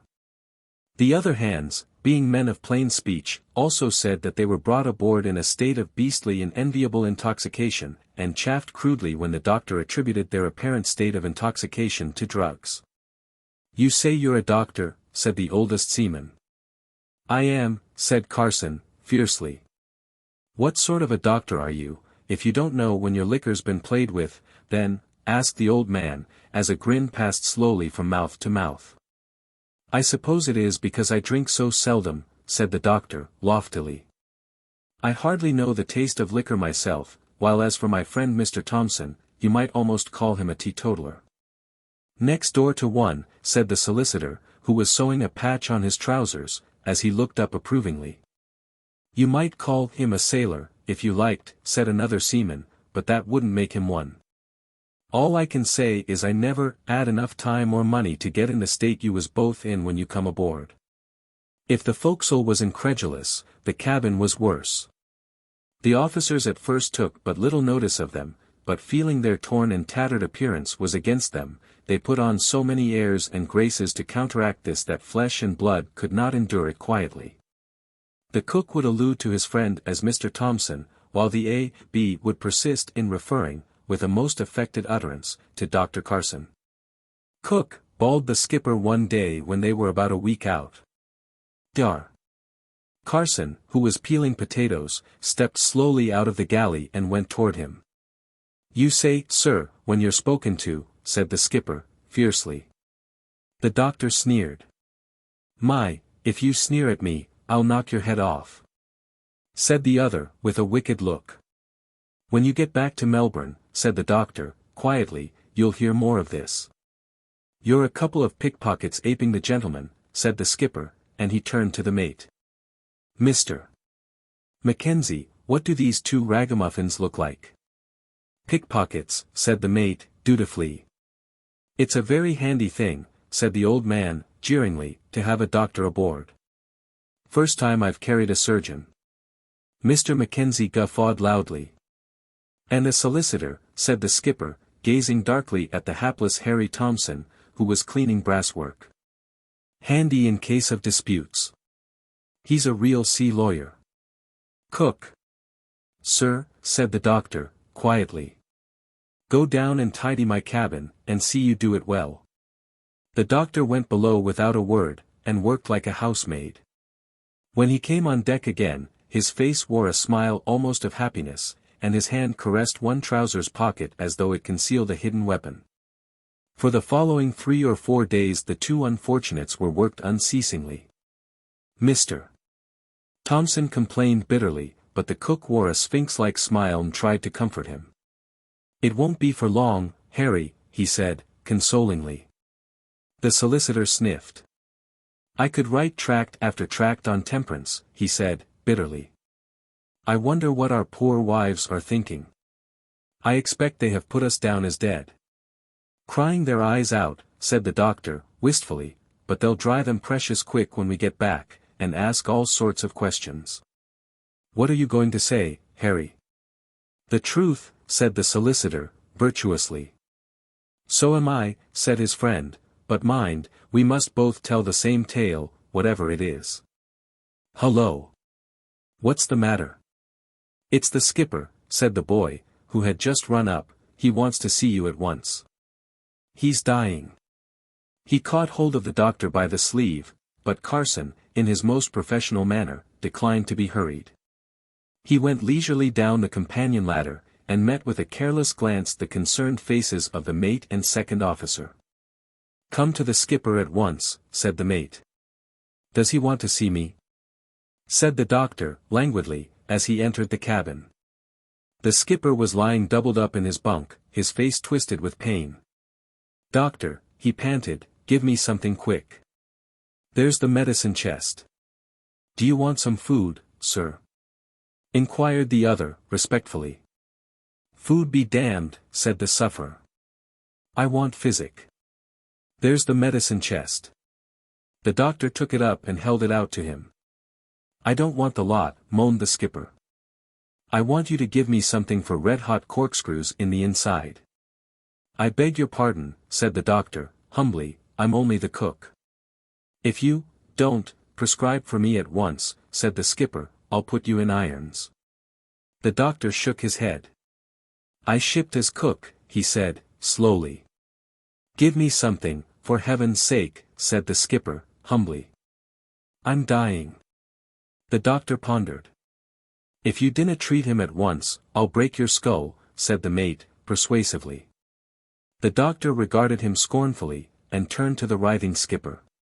My fee is half a guinea a visit, he said, softly, 5 shillings if you come to me. I'll have half a guinea's worth, said the agonized skipper. The doctor took his wrist, and calmly drew the second officer's watch from its owner's pocket. Then he inspected the sick man's tongue, and shaking his head, selected a powder from the chest. You mustn't mind its being nasty, he said. Where's a spoon?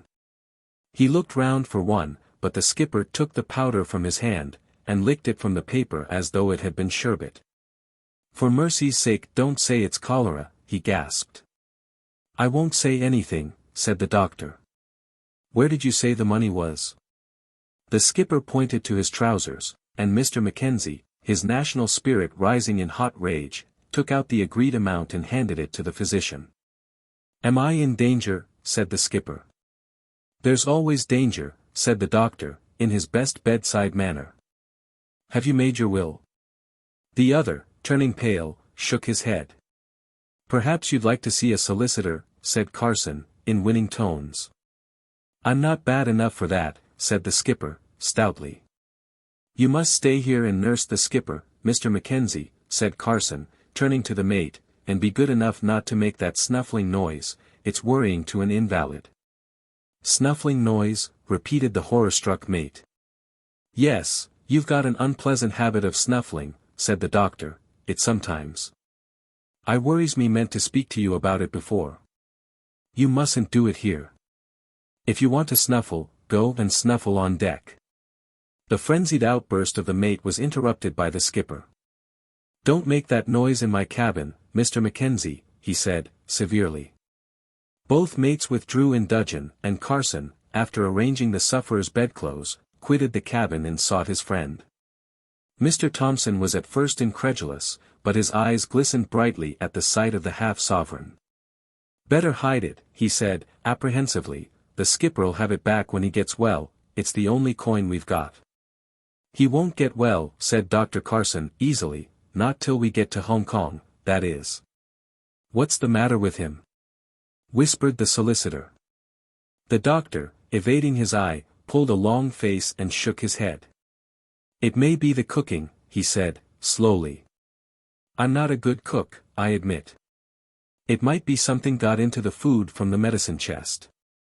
I shouldn't be at all surprised if the mates are taken bad too. And indeed at that very moment the boy came rushing to the galley again, bawling out that Mr. Mackenzie was lying flat on his stomach in his bunk, punching the air with his fists and rending it with his language. The second officer appeared on deck as he finished his tale, and glancing forward, called out loudly for the cook. You're wanted, Frank, said the solicitor. When he calls me doctor, I'll go, said the other, stiffly. Cook, bawled the second officer. Cook! Cook! He came running forward, his face red and angry, and his fist doubled. Didn't you hear me calling you? He demanded, fiercely. I've been promoted, said Carson, sweetly. I'm ship surgeon now. Come down below at once, or I'll take you there by the scruff of your neck, vociferated the other. You're not big enough, little man, said the doctor, still smiling. Well, well, lead the way, and we'll see what we can do. He followed the speechless second officer below, and found the boy's description of the first officer's state as moonlight unto sunlight, as water unto wine. Even the second officer was appalled at the spectacle, and ventured a protest. "Gie me something at once," yelled Mr. Mackenzie. "Do you wish me to undertake your case?" inquired the doctor, suavely. Mr. Mackenzie said that he did, in 7 long, abusive, and wicked sentences. "My fee is half a guinea," said the doctor, softly, "poor people who cannot afford more, mates and the like, I sometimes treat for less." "I'll die first," howled the mate, "you won't get any money out of me."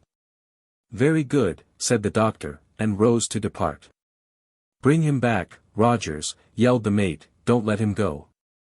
But the second officer, with a strange awesome look in his eyes, was leaning back in his seat, tightly gripping the edge of the table in both hands.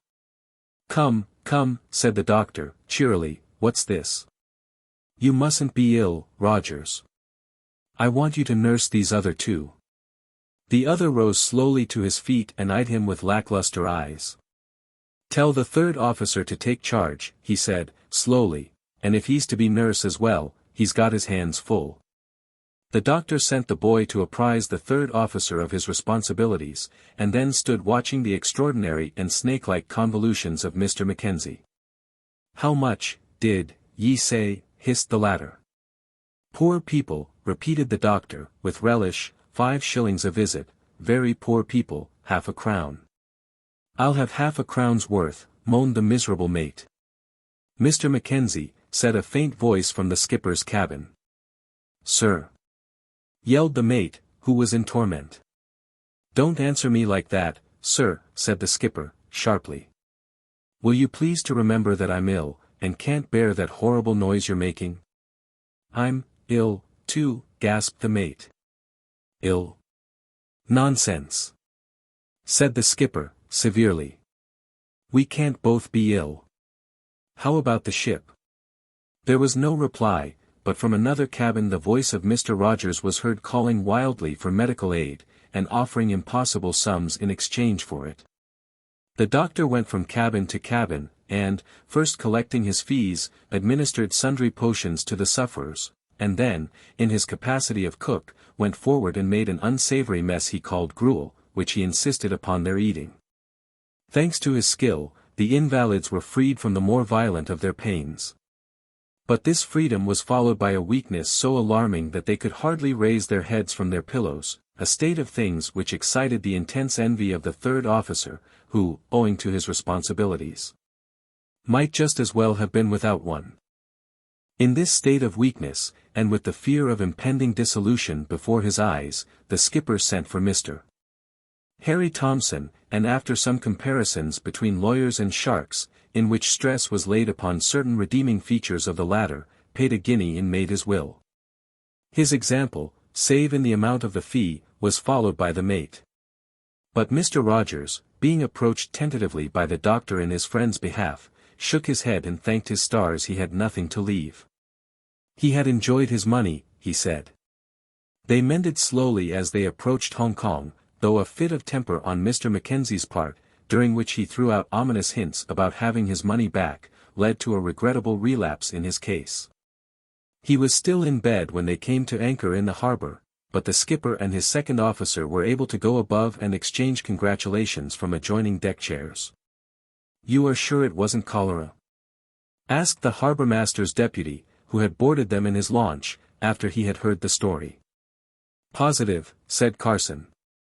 "Very fortunate thing they had you on board," said the deputy, "very fortunate." The doctor bowed. "Seems so odd, the 3 of them being down with it," said the other. "Looks as though it's infectious, doesn't it?" "I don't think so," said the doctor, accepting with alacrity an offer to go ashore in the launch and change into some decent clothes. "I think I know what it was." The captain of the Stella pricked up his ears, and the second officer leaned forward with parted lips. Carson, accompanied by the deputy in the solicitor, walked toward the launch. "What was it?" cried the skipper, anxiously. "I think that you ate something that disagreed with you," replied the doctor, grinning meaningly. "Goodbye, Captain."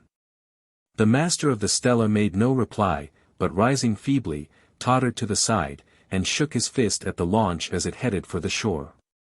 Dr. Carson, who had had a pious upbringing, kissed his hand in return. A golden venture. The elders of the Tidger family sat at breakfast, Mrs. Tidger with knees wide apart and the youngest Tidger nestling in the valley of print dress which lay between, and Mr. Tidger bearing on one moleskin knee a small copy of himself in a red flannel frock and a slipper. The larger Tidger children took the solids of their breakfast up and down the stone-flagged court outside, coming in occasionally to gulp draughts of very weak tea from a gallipot or two which stood on the table, and to wheedle Mr. Tidger out of any small piece of bloater which he felt generous enough to bestow. "Peg away, Anne," said Mr. Tidger, heartily. His wife's elder sister shook her head, and passing the remains of her slice to one of her small nephews, leaned back in her chair. "No appetite, Tidger," she said, slowly. "You should go in for carpentering," said Mr. Tidger, in justification of the huge crust he was carving into mouthfuls with his pocket knife. "Seems to me I can't eat enough sometimes. Hello, who's the letter for?" He took it from the postman, who stood at the door amid a bevy of Tidgers who had followed him up the court, and slowly read the address. "Mrs. and Pullen," he said, handing it over to his sister-in-law. "Nice writing, too." Mrs. Pullen broke the envelope, and after a somewhat lengthy search for her pocket, fumbled therein for her spectacles. She then searched the mantelpiece, the chest of drawers, and the dresser, and finally ran them to earth on the copper. She was not a good scholar, and it took her some time to read the letter, a proceeding which she punctuated with such ohs, and ahs, and gaspings, and "God bless my souls," as nearly drove the carpenter and his wife, who were leaning forward impatiently, to the verge of desperation. "Who's it from?" asked Mr. Tidger for the third time. "I don't know," said Mrs. Pullen. "Good gracious, whoever would ha' thought it?" "Thought what, and?" demanded the carpenter, feverishly. "Why don't people write their names plain?" demanded his sister-in-law, impatiently. "It's got a printed name up in the corner, perhaps that's it." "Well, I never did. I don't know whether I'm standing on my head or my heels." "You're sitting down, that's what you're doing," said the carpenter, regarding her somewhat unfavorably. "Perhaps it's a take-in," said Mrs. Pullen, her lips trembling. "I've heard such things. If it is, I shall never get over it, never." "Get over what?" asked the carpenter. "It don't look like a take-in," soliloquized Mrs. Pullen, "and I shouldn't think anybody'd go to all that trouble and spend a penny to take in a poor thing like me." Mr. Tidger, throwing politeness to the winds, leaped forward, and snatching the letter from her, read it with feverish haste, tempered by a defective education. "It's a take-in, Anne," he said, his voice trembling. "It must be." "What is?" asked Mrs. Tidger, impatiently. "Looks like it," said Mrs. Pullen, feebly. "What is it?" screamed Mrs. Tidger, wrought beyond all endurance. Her husband turned and regarded her with much severity, but Mrs. Tidger's gaze was the stronger, and after a vain attempt to meet it, he handed her the letter. Mrs. Tidger read it through hastily, and then snatching the baby from her lap, held it out with both arms to her husband, and jumping up, kissed her sister heartily, patting her on the back in her excitement until she coughed with the pain of it. "You don't think it's a take-in, Polly?" she inquired. "Take-in?" said her sister, "of course it ain't. Lawyers don't play jokes, their time's too valuable. No, you're an heiress all right, Anne, and I wish you joy. I couldn't be more pleased if it was myself." She kissed her again, and going to pat her back once more, discovered that she had sunk down sufficiently low in her chair to obtain the protection of its back. £2,000, said Mrs. Pullen, in an awestruck voice. £1,000 twice over, said the carpenter, mouthing it slowly, £2,000. He got up from the table, and instinctively realizing that he could not do full justice to his feelings with the baby in his arms, laid it on the tea-tray in a puddle of cold tea and stood looking hard at the heiress. "I was housekeeper to her 11 years ago," said Mrs. Pullen. "I wonder what she left it to me for. Didn't know what to do with it, I should think," said the carpenter, still staring open-mouthed. "Tidger, I'm ashamed of you," said his wife, snatching her infant to her bosom. "I expect you was very good to her, Anne." "I never 'ad no luck," said the impenitent carpenter. "Nobody ever left me no money. Nobody ever left me so much as a £5 note." He stared round disdainfully at his poor belongings, and drawing on his coat, took his bag from a corner, and hoisting it on his shoulder, started to his work. He scattered the news as he went, and it ran up and down the little main street of Thatcham, and thence to the outlying lanes and cottages. Within a couple of hours it was common property, and the fortunate legatee was presented with a congratulatory address every time she ventured near the door. It is an old adage that money makes friends. The carpenter was surprised to find that the mere fact of his having a moneyed relation had the same effect, and that men to whom he had hitherto shown a certain amount of respect due to their position now sought his company. They stood him beer at the bell, and walked by his side through the street. When they took to dropping in of an evening to smoke a pipe, the carpenter was radiant with happiness. "You don't seem to see beyond the end of your nose, Tidger," said the wife of his bosom after they had retired one evening. "Hum," said the startled carpenter. "What do you think old Miller, the dealer, comes here for?" demanded his wife. "Smoke his pipe," replied her husband, confidently. "And old Wiggett?" persisted Mrs. Tidger. "Smoke his pipe," was the reply. "Why, what's the matter, Polly?" Mrs. Tidger sniffed derisively. "You men are all alike," she snapped. "What do you think and wears that pink bodice for?" "I never noticed she 'ad a pink bodice, Polly," said the carpenter. "No. That's what I say. You men never notice anything," said his wife. "If you don't send them two old fools off, I will."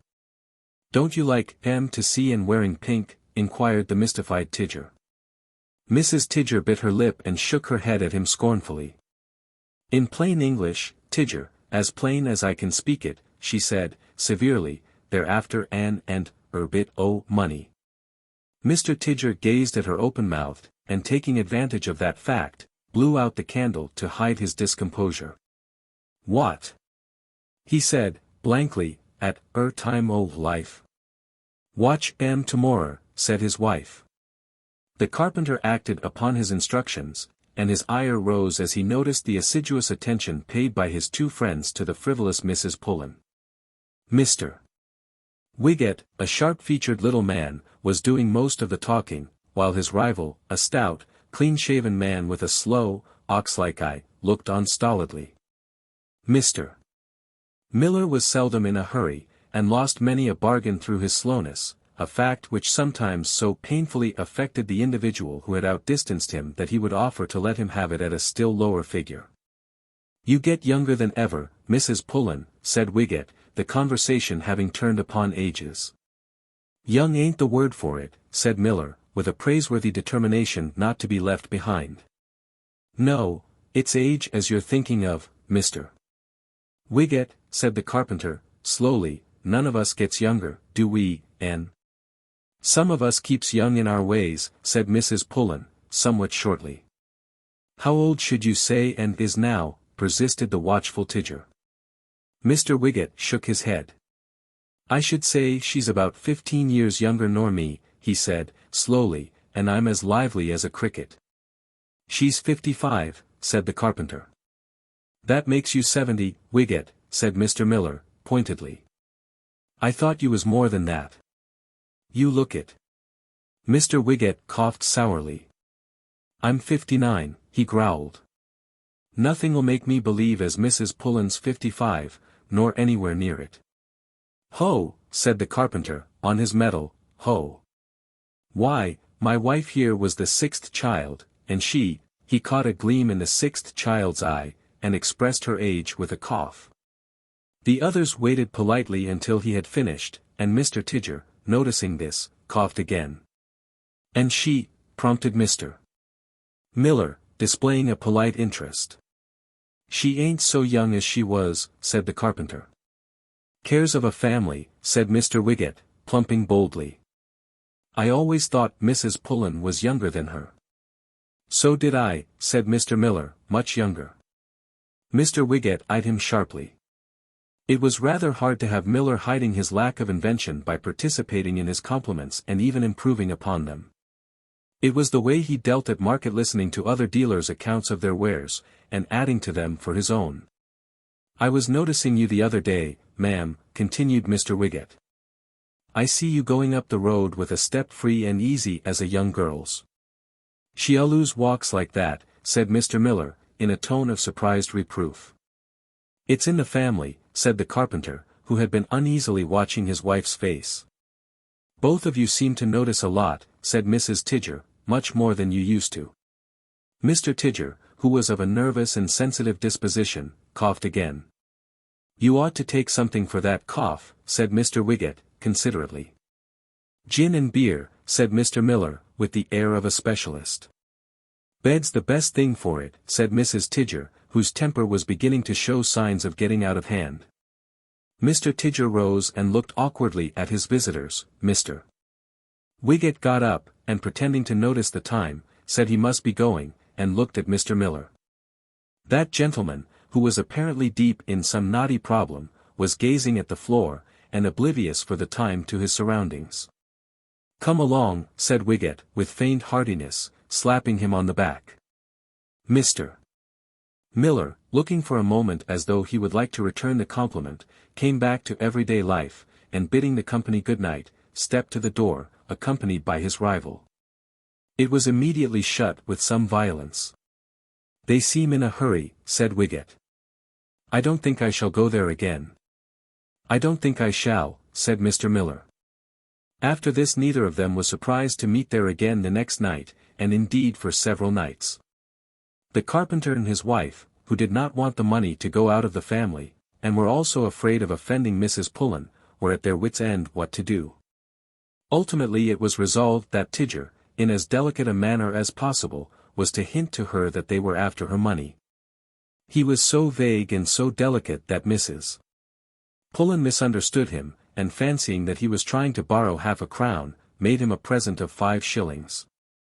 It was evident to the slower-going Mr. Miller that his rival's tongue was giving him an advantage which only the ever-watchful presence of the carpenter and his wife prevented him from pushing to the fullest advantage. In these circumstances he sat for 2 hours after breakfast one morning in deep cogitation, and after 6 pipes got up with a twinkle in his slow eyes which his brother dealers had got to regard as a danger signal. He had only the glimmering of an idea at first, but after a couple of pints at the Bell everything took shape, and he cast his eyes about for an assistant. They fell upon a man named Smith, and the dealer, after some thought, took up his glass and went over to him. "I want you to do something for me," he remarked, in a mysterious voice. "Ah, I've been wanting to see you," said Smith, who was also a dealer in a small way. "One o' them hens I bought off you last week is dead." "I'll give you another for it," said Miller. "And the others are so forgetful," continued Mr. Smith. "Forgetful?" repeated the other. "Forget to lay, like," said Mr. Smith, musingly. "Never mind about them," said Mr. Miller, with some animation. "I want you to do something for me. If it comes off all right, I'll give you a dozen hens and a couple of decentish-sized pigs." Mr. Smith called a halt. Decentish-sized was vague. "Take your pick," said Mr. Miller. "You know Mrs. Pullen's got £2,000. "Wiggett's going to have it," said the other, "he as good as told me so." "He's after her money," said the other, sadly. "Look 'ere, Smith, I want you to tell him she's lost it all. Say that Tidger told you, but you wasn't to tell anybody else. Wiggett'll believe you." Mr. Smith turned upon him a face all wrinkles, lit by one eye. "I want the hens and the pigs first," he said, firmly. Mr. Miller, shocked at his grasping spirit, stared at him mournfully. "And £20 the day you marry Mrs. Pullen," continued Mr. Smith. Mr. Miller, leading him up and down the sawdust floor, besought him to listen to reason, and Mr. Smith allowed the better feelings of our common human nature to prevail to the extent of reducing his demands to half a dozen fowls on account, and all the rest on the day of the marriage. Then, with the delightful feeling that he wouldn't do any work for a week, he went out to drop poison into the ears of Mr. Wiggett. "Lost all her money," said the startled Mr. Wiggett. "How?" "I don't know how," said his friend. "Tidger told me, but made me promise not to tell a soul. But I couldn't help telling you, Wiggett, 'cause I know what you're after." "Do me a favor," said the little man. "I will," said the other. "Keep it from Miller as long as possible. If you hear anyone else talking of it, tell him to keep it from him. If he marries her I'll give you a couple of pints." Mr. Smith promised faithfully, and both the Tidgers and Mrs. Pullen were surprised to find that Mr. Miller was the only visitor that evening. He spoke but little, and that little in a slow, ponderous voice intended for Mrs. Pullen's ear alone. He spoke disparagingly of money, and shook his head slowly at the temptations it brought in its train. "Give him a crust," he said, "and somebody to have it with, a homemade crust baked by a wife." It was a pretty picture, but somewhat spoiled by Mrs. Tidger suggesting that, though he had spoken of having the crust, he had said nothing about the beer. "Half of my beer wouldn't be much," said the dealer, slowly. "Not the half you would give your wife wouldn't," retorted Mrs. Tidger. The dealer sighed and looked mournfully at Mrs. Pullen. The lady sighed in return, and finding that her admirer's stock of conversation seemed to be exhausted, coyly suggested a game of draughts. The dealer assented with eagerness, and declining the offer of a glass of beer by explaining that he had had one the day before yesterday, sat down and lost 7 games right off. He gave up at the 7th game, and pushing back his chair, said that he thought Mrs. Pullen was the most wonderful draught player he had ever seen, and took no notice when Mrs. Tidger, in a dry voice charged with subtle meaning, said that she thought he was. "Draughts come natural to some people," said Mrs. Pullen, modestly. "It's as easy as kissing your fingers." Mr. Miller looked doubtful. Then he put his great fingers to his lips by way of experiment, and let them fall unmistakably in the widow's direction. Mrs. Pullen looked down and nearly blushed. The carpenter and his wife eyed each other in indignant consternation. "That's easy enough," said the dealer, and repeated the offense. Mrs. Pullen got up in some confusion, and began to put the draught board away. One of the pieces fell on the floor, and as they both stooped to recover it their heads bumped. It was nothing to the dealers, but Mrs. Pullen rubbed hers and sat down with her eyes watering. Mr. Miller took out his handkerchief, and going to the scullery, dipped it into water and held it to her head. "Is it better?" he inquired. "A little better," said the victim, with a shiver. Mr. Miller, in his emotion, was squeezing the handkerchief hard, and a cold stream was running down her neck. "Thank you. It's all right now." The dealer replaced the handkerchief, and sat for some time regarding her earnestly. Then the carpenter and his wife displaying manifest signs of impatience, he took his departure, after first inviting himself for another game of draughts the following night. He walked home with the air of a conqueror, and thought exultingly that the £2,000 were his. It was a deal after his own heart, and not the least satisfactory part about it was the way he had got the better of Wiggett. He completed his scheme the following day after a short interview with the useful Smith. By the afternoon Wiggett found that his exclusive information was common property, and all Thatcham was marvelling at the fortitude with which Mrs. Pullen was bearing the loss of her fortune. With a view of being out of the way when the denial was published, Mr. Miller, after loudly expressing in public his sympathy for Mrs. Pullen and his admiration of her qualities, drove over with some pigs to a neighbouring village, returning to Thatcham in the early evening. Then hurriedly putting his horse up he made his way to the carpenter's. The Tidgers were at home when he entered, and Mrs. Pullen flushed faintly as he shook hands. "I was coming in before," he said, impressively, "after what I heard this afternoon, but I had to drive over to Thorpe." "You heard it?" inquired the carpenter, in an incredulous voice. "Certainly," said the dealer, "and very sorry I was. Sorry for one thing, but glad for another." The carpenter opened his mouth and seemed about to speak. Then he checked himself suddenly and gazed with interest at the ingenuous dealer. "I'm glad," said Mr. Miller, slowly, as he nodded at a friend of Mrs. Tidger's who had just come in with a long face, "because now that Mrs. Pullen is poor, I can say to her what I couldn't say while she was rich." Again the astonished carpenter was about to speak, but the dealer hastily checked him with his hand. "One at a time," he said. "Mrs. Pullen, I was very sorry to hear this afternoon, for your sake, that you had lost all your money. What I wanted to say to you now that you are poor, was to ask you to be Mrs. Miller. What d'ye say?" Mrs. Pullen, touched at so much goodness, wept softly and said, "Yes." The triumphant miller took out his handkerchief, the same that he had used the previous night, for he was not an extravagant man, and tenderly wiped her eyes. "Well, I'm blowed," said the staring carpenter. "I've got a nice little coos," continued the wily Mr. Miller. "It's a poor place, but nice, and we'll play draughts every evening." "When shall it be?" "When you like," said Mrs. Pullen, in a faint voice. "I'll put the banns up tomorrow," said the dealer. Mrs. Tidger's lady friend giggled at so much haste, but Mrs. Tidger, who felt that she had misjudged him, was touched. "It does you credit, Mr. Miller," she said, warmly. "No, no," said the dealer, and then Mr. Tidger got up, and crossing the room, solemnly shook hands with him. "Money or no money, she'll make a good wife," he said. "I'm glad you're pleased," said the dealer, wondering at this cordiality. "I don't deny I thought you was after her money," continued the carpenter, solemnly. "My missus thought so, too." Mr. Miller shook his head, and said he thought they would have known him better. "Of course it is a great loss," said the carpenter. "Money is money." "That's all it is, though," said the slightly mystified Mr. Miller. "What I can't understand is," continued the carpenter, "how the news got about.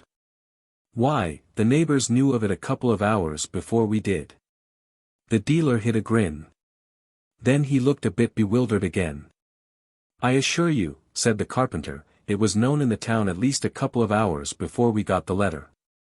Mr. Miller waited a minute to get perfect control over his features. "Letter," he repeated, faintly. "The letter from the lawyers," said the carpenter. Mr. Miller was silent again. His features were getting tiresome. He eyed the door furtively. "What was in the letter?" he asked. "Short and sweet," said the carpenter, with bitterness. "Said it was all a mistake, because they'd been and found another will. People shouldn't make such mistakes." "We're all liable to make mistakes," said Miller, thinking he saw an opening. "Yes, we made a mistake when we thought you was after Anne's money," assented the carpenter. "I'm sure I thought you'd be the last man in the world to be pleased to hear that she'd lost it. One thing is, you've got enough for both." Mr.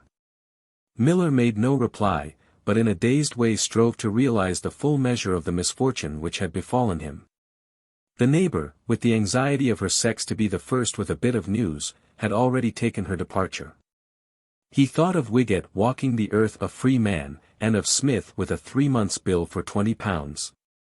His pride as a dealer was shattered beyond repair, and emerging from a species of mist, he became conscious that the carpenter was addressing him. "We'll leave you two young things alone for a bit," said Mr. Tidger, heartily. "We're going out. When you're tired o' courting you can play draughts, and then we'll show you one or two of our moves. So long." 3. At table. The talk in the coffee room had been of ghosts and apparitions, and nearly everybody present had contributed his mite to the stock of information upon a hazy and somewhat threadbare subject. Opinions ranged from rank incredulity to childlike faith, one believer going so far as to denounce unbelief as impious, with a reference to the Witch of Endor, which was somewhat marred by being complicated in an inexplicable fashion with the story of Jonah. Talking of Jonah, he said solemnly, with a happy disregard of the fact that he had declined to answer several eager questions put to him on the subject, "Look at the strange tales sailors tell us." "I wouldn't advise you to believe all those," said a bluff, clean-shaven man, who had been listening without speaking much. "You see, when a sailor gets ashore he's expected to have something to tell, and his friends would be rather disappointed if he had not." "It's a well-known fact," interrupted the first speaker firmly, "that sailors are very prone to see visions." "They are," said the other dryly, "they generally see them in pairs, and the shock to the nervous system frequently causes headache next morning." "You never saw anything yourself," suggested an unbeliever. "Man and boy," said the other, "I've been at sea 30 years, and the only unpleasant incident of that kind occurred in a quiet English countryside." "And that?" said another man. "I was a young man at the time," said the narrator, drawing at his pipe and glancing good-humoredly at the company. I had just come back from China, and my own people being away I went down into the country to invite myself to stay with an uncle. When I got down to the place I found it closed and the family in the south of France. But as they were due back in a couple of days I decided to put up at the Royal George, a very decent inn, and await their return. The first day I passed well enough. But in the evening the dullness of the rambling old place, in which I was the only visitor, began to weigh upon my spirits, and the next morning after a late breakfast I set out with the intention of having a brisk day's walk. I started off in excellent spirits, for the day was bright and frosty, with a powdering of snow on the iron-bound roads and nipped hedges, and the country had to me all the charm of novelty. It was certainly flat, but there was plenty of timber, and the villages through which I passed were old and picturesque. I lunched luxuriously on bread and cheese and beer in the bar of a small inn, and resolved to go a little further before turning back. When at length I found I had gone far enough, I turned up a lane at right angles to the road I was passing, and resolved to find my way back by another route. It is a long lane that has no turning, but this had several, each of which had turnings of its own, which generally led, as I found by trying 2 or 3 of them, into the open marshes. Then, tired of lanes, I resolved to rely upon the small compass which hung from my watch chain and go across country home. I had got well into the marshes when a white fog, which had been for some time hovering round the edge of the ditches, began gradually to spread. There was no escaping it, but by aid of my compass I was saved from making a circular tour and fell instead into frozen ditches or stumbled over roots in the grass. I kept my course, however, until at 4 o'clock, when night was coming rapidly up to lend a hand to the fog, I was fain to confess myself lost. The compass was now no good to me, and I wandered about miserably, occasionally giving a shout on the chance of being heard by some passing shepherd or farmhand. At length by great good luck I found my feet on a rough road driven through the marshes, and by walking slowly and tapping with my stick managed to keep to it.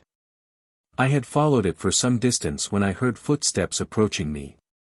We stopped as we met, and the new arrival, a sturdy-looking countryman, hearing of my plight, walked back with me for nearly a mile, and putting me on to a road gave me minute instructions how to reach a village some 3 miles distant. I was so tired that 3 miles sounded like 10, and besides that, a little way off from the road I saw dimly a lighted window. I pointed it out, but my companion shuddered and looked round him uneasily. "You won't get no good there," he said, hastily. "Why not?" I asked. "There's a something there, sir," he replied, "what 'tis I dunno, but the little on belonging to a gamekeeper as used to live in these parts see it, and it was never much good afterward. Some say as it's a poor mad thing, others says as it's a kind of animal, but whatever it is, it ain't good to see." "Well, I'll keep on, then," I said. "Good night." He went back whistling cheerily until his footsteps died away in the distance, and I followed the road he had indicated until it divided into 3, any one of which to a stranger might be said to lead straight on. I was now cold and tired, and having half made up my mind walked slowly back toward the house. At first all I could see of it was the little patch of light at the window. I made for that until it disappeared suddenly, and I found myself walking into a tall hedge. I felt my way round this until I came to a small gate, and opening it cautiously, walked, not without some little nervousness, up a long path which led to the door. There was no light and no sound from within. Half repenting of my temerity I shortened my stick and knocked lightly upon the door. I waited a couple of minutes and then knocked again, and my stick was still beating the door when it opened suddenly and a tall bony old woman, holding a candle, confronted me. "What do you want?" she demanded gruffly. "I've lost my way," I said, civilly. "I want to get to Asheville." "Don't know it," said the old woman. She was about to close the door when a man emerged from a room at the side of the hall and came toward us. An old man of great height and breadth of shoulder. "Asheville is 15 miles distant," he said slowly. "If you will direct me to the nearest village, I shall be grateful," I remarked. He made no reply, but exchanged a quick, furtive glance with the woman. She made a gesture of dissent. The nearest place is 3 miles off, he said, turning to me and apparently trying to soften a naturally harsh voice.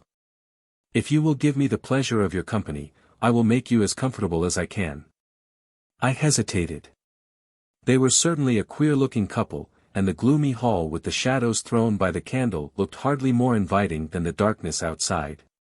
You are very kind, I murmured, irresolutely, but... Come in, he said quickly. Shut the door, Anne. Almost before I knew it I was standing inside and the old woman, muttering to herself, had closed the door behind me. With a queer sensation of being trapped I followed my host into the room, and taking the proffered chair warmed my frozen fingers at the fire. Dinner will soon be ready, said the old man, regarding me closely. If you will excuse me. I bowed and he left the room. A minute afterward I heard voices, his and the old woman's, and, I fancied, a third. Before I had finished my inspection of the room he returned, and regarded me with the same strange look I had noticed before. There will be 3 of us at dinner, he said, at length. We 2 and my son. I bowed again, and secretly hoped that look didn't run in the family. I suppose you don't mind dining in the dark, he said, abruptly. Not at all, I replied, hiding my surprise as well as I could, but really I'm afraid I'm intruding. If you'll allow me. He waved his huge gaunt hands. We're not going to lose you now we've got you, he said, with a dry laugh. It's seldom we have company, and now we've got you we'll keep you. My son's eyes are bad, and he can't stand the light. Ah, here is Anne. As he spoke the old woman entered, and, eyeing me stealthily, began to lay the cloth, while my host, taking a chair the other side of the hearth, sat looking silently into the fire. The table set, the old woman brought in a pair of fowls ready carved in a dish, and placing 3 chairs, left the room. The old man hesitated a moment, and then, rising from his chair, placed a large screen in front of the fire and slowly extinguished the candles. Blind man's holiday, he said, with clumsy jocosity, and groping his way to the door opened it. Somebody came back into the room with him, and in a slow, uncertain fashion took a seat at the table, and the strangest voice I have ever heard broke a silence which was fast becoming oppressive. A cold night, it said slowly. I replied in the affirmative, and light or no light, fell to with an appetite which had only been sharpened by the snack in the middle of the day. It was somewhat difficult eating in the dark, and it was evident from the behavior of my invisible companions that they were as unused to dining under such circumstances as I was. We ate in silence until the old woman blundered into the room with some sweets and put them with a crash upon the table. Are you a stranger about here? Inquired the curious voice again. I replied in the affirmative, and murmured something about my luck in stumbling upon such a good dinner. Stumbling is a very good word for it, said the voice grimly. You have forgotten the port, father. So I have, said the old man, rising. It's a bottle of the celebrated today, I will get it myself. He felt his way to the door, and closing it behind him, left me alone with my unseen neighbor. There was something so strange about the whole business that I must confess to more than a slight feeling of uneasiness. My host seemed to be absent a long time. I heard the man opposite lay down his fork and spoon, and half fancied I could see a pair of wild eyes shining through the gloom like a cat's. With a growing sense of uneasiness I pushed my chair back.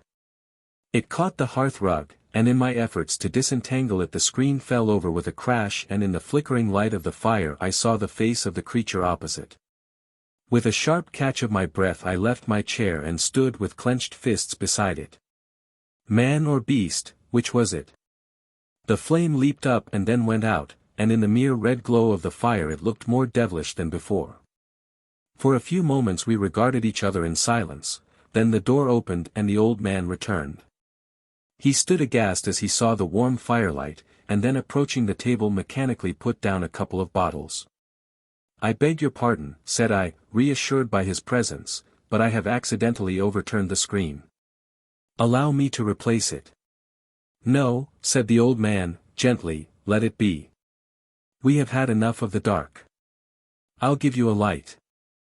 He struck a match and slowly lit the candles. Then, I saw that the man opposite had but the remnant of a face, a gaunt wolfish face in which one unquenched eye, the sole remaining feature, still glittered. I was greatly moved, some suspicion of the truth occurring to me. "My son was injured some years ago in a burning house," said the old man. "Since then we have lived a very retired life. When you came to the door his voice trembled, that is my son. I thought," said the son simply, "that it would be better for me not to come to the dinner table. But it happens to be my birthday, and my father would not hear of my dining alone, so we hit upon this foolish plan of dining in the dark. I'm sorry I startled you." "I am sorry," said I, as I reached across the table and gripped his hand, "that I am such a fool, but it was only in the dark that you startled me." From a faint tinge in the old man's cheek and a certain pleasant softening of the poor solitary eye in front of me, I secretly congratulated myself upon this last remark. "We never see a friend," said the old man, apologetically, "and the temptation to have company was too much for us. Besides, I don't know what else you could have done." "Nothing else half so good, I'm sure," said I. "Come," said my host, with almost a sprightly air. "Now we know each other, draw our chairs to the fire and let's keep this birthday in a proper fashion."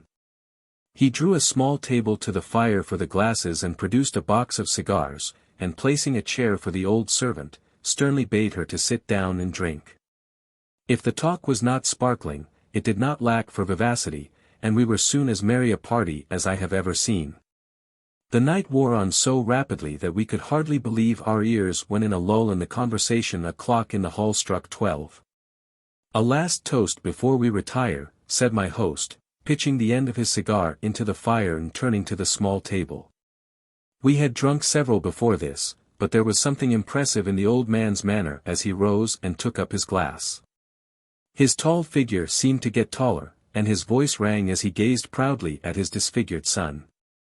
"The health of the children my boy saved," he said, and drained his glass at a draught.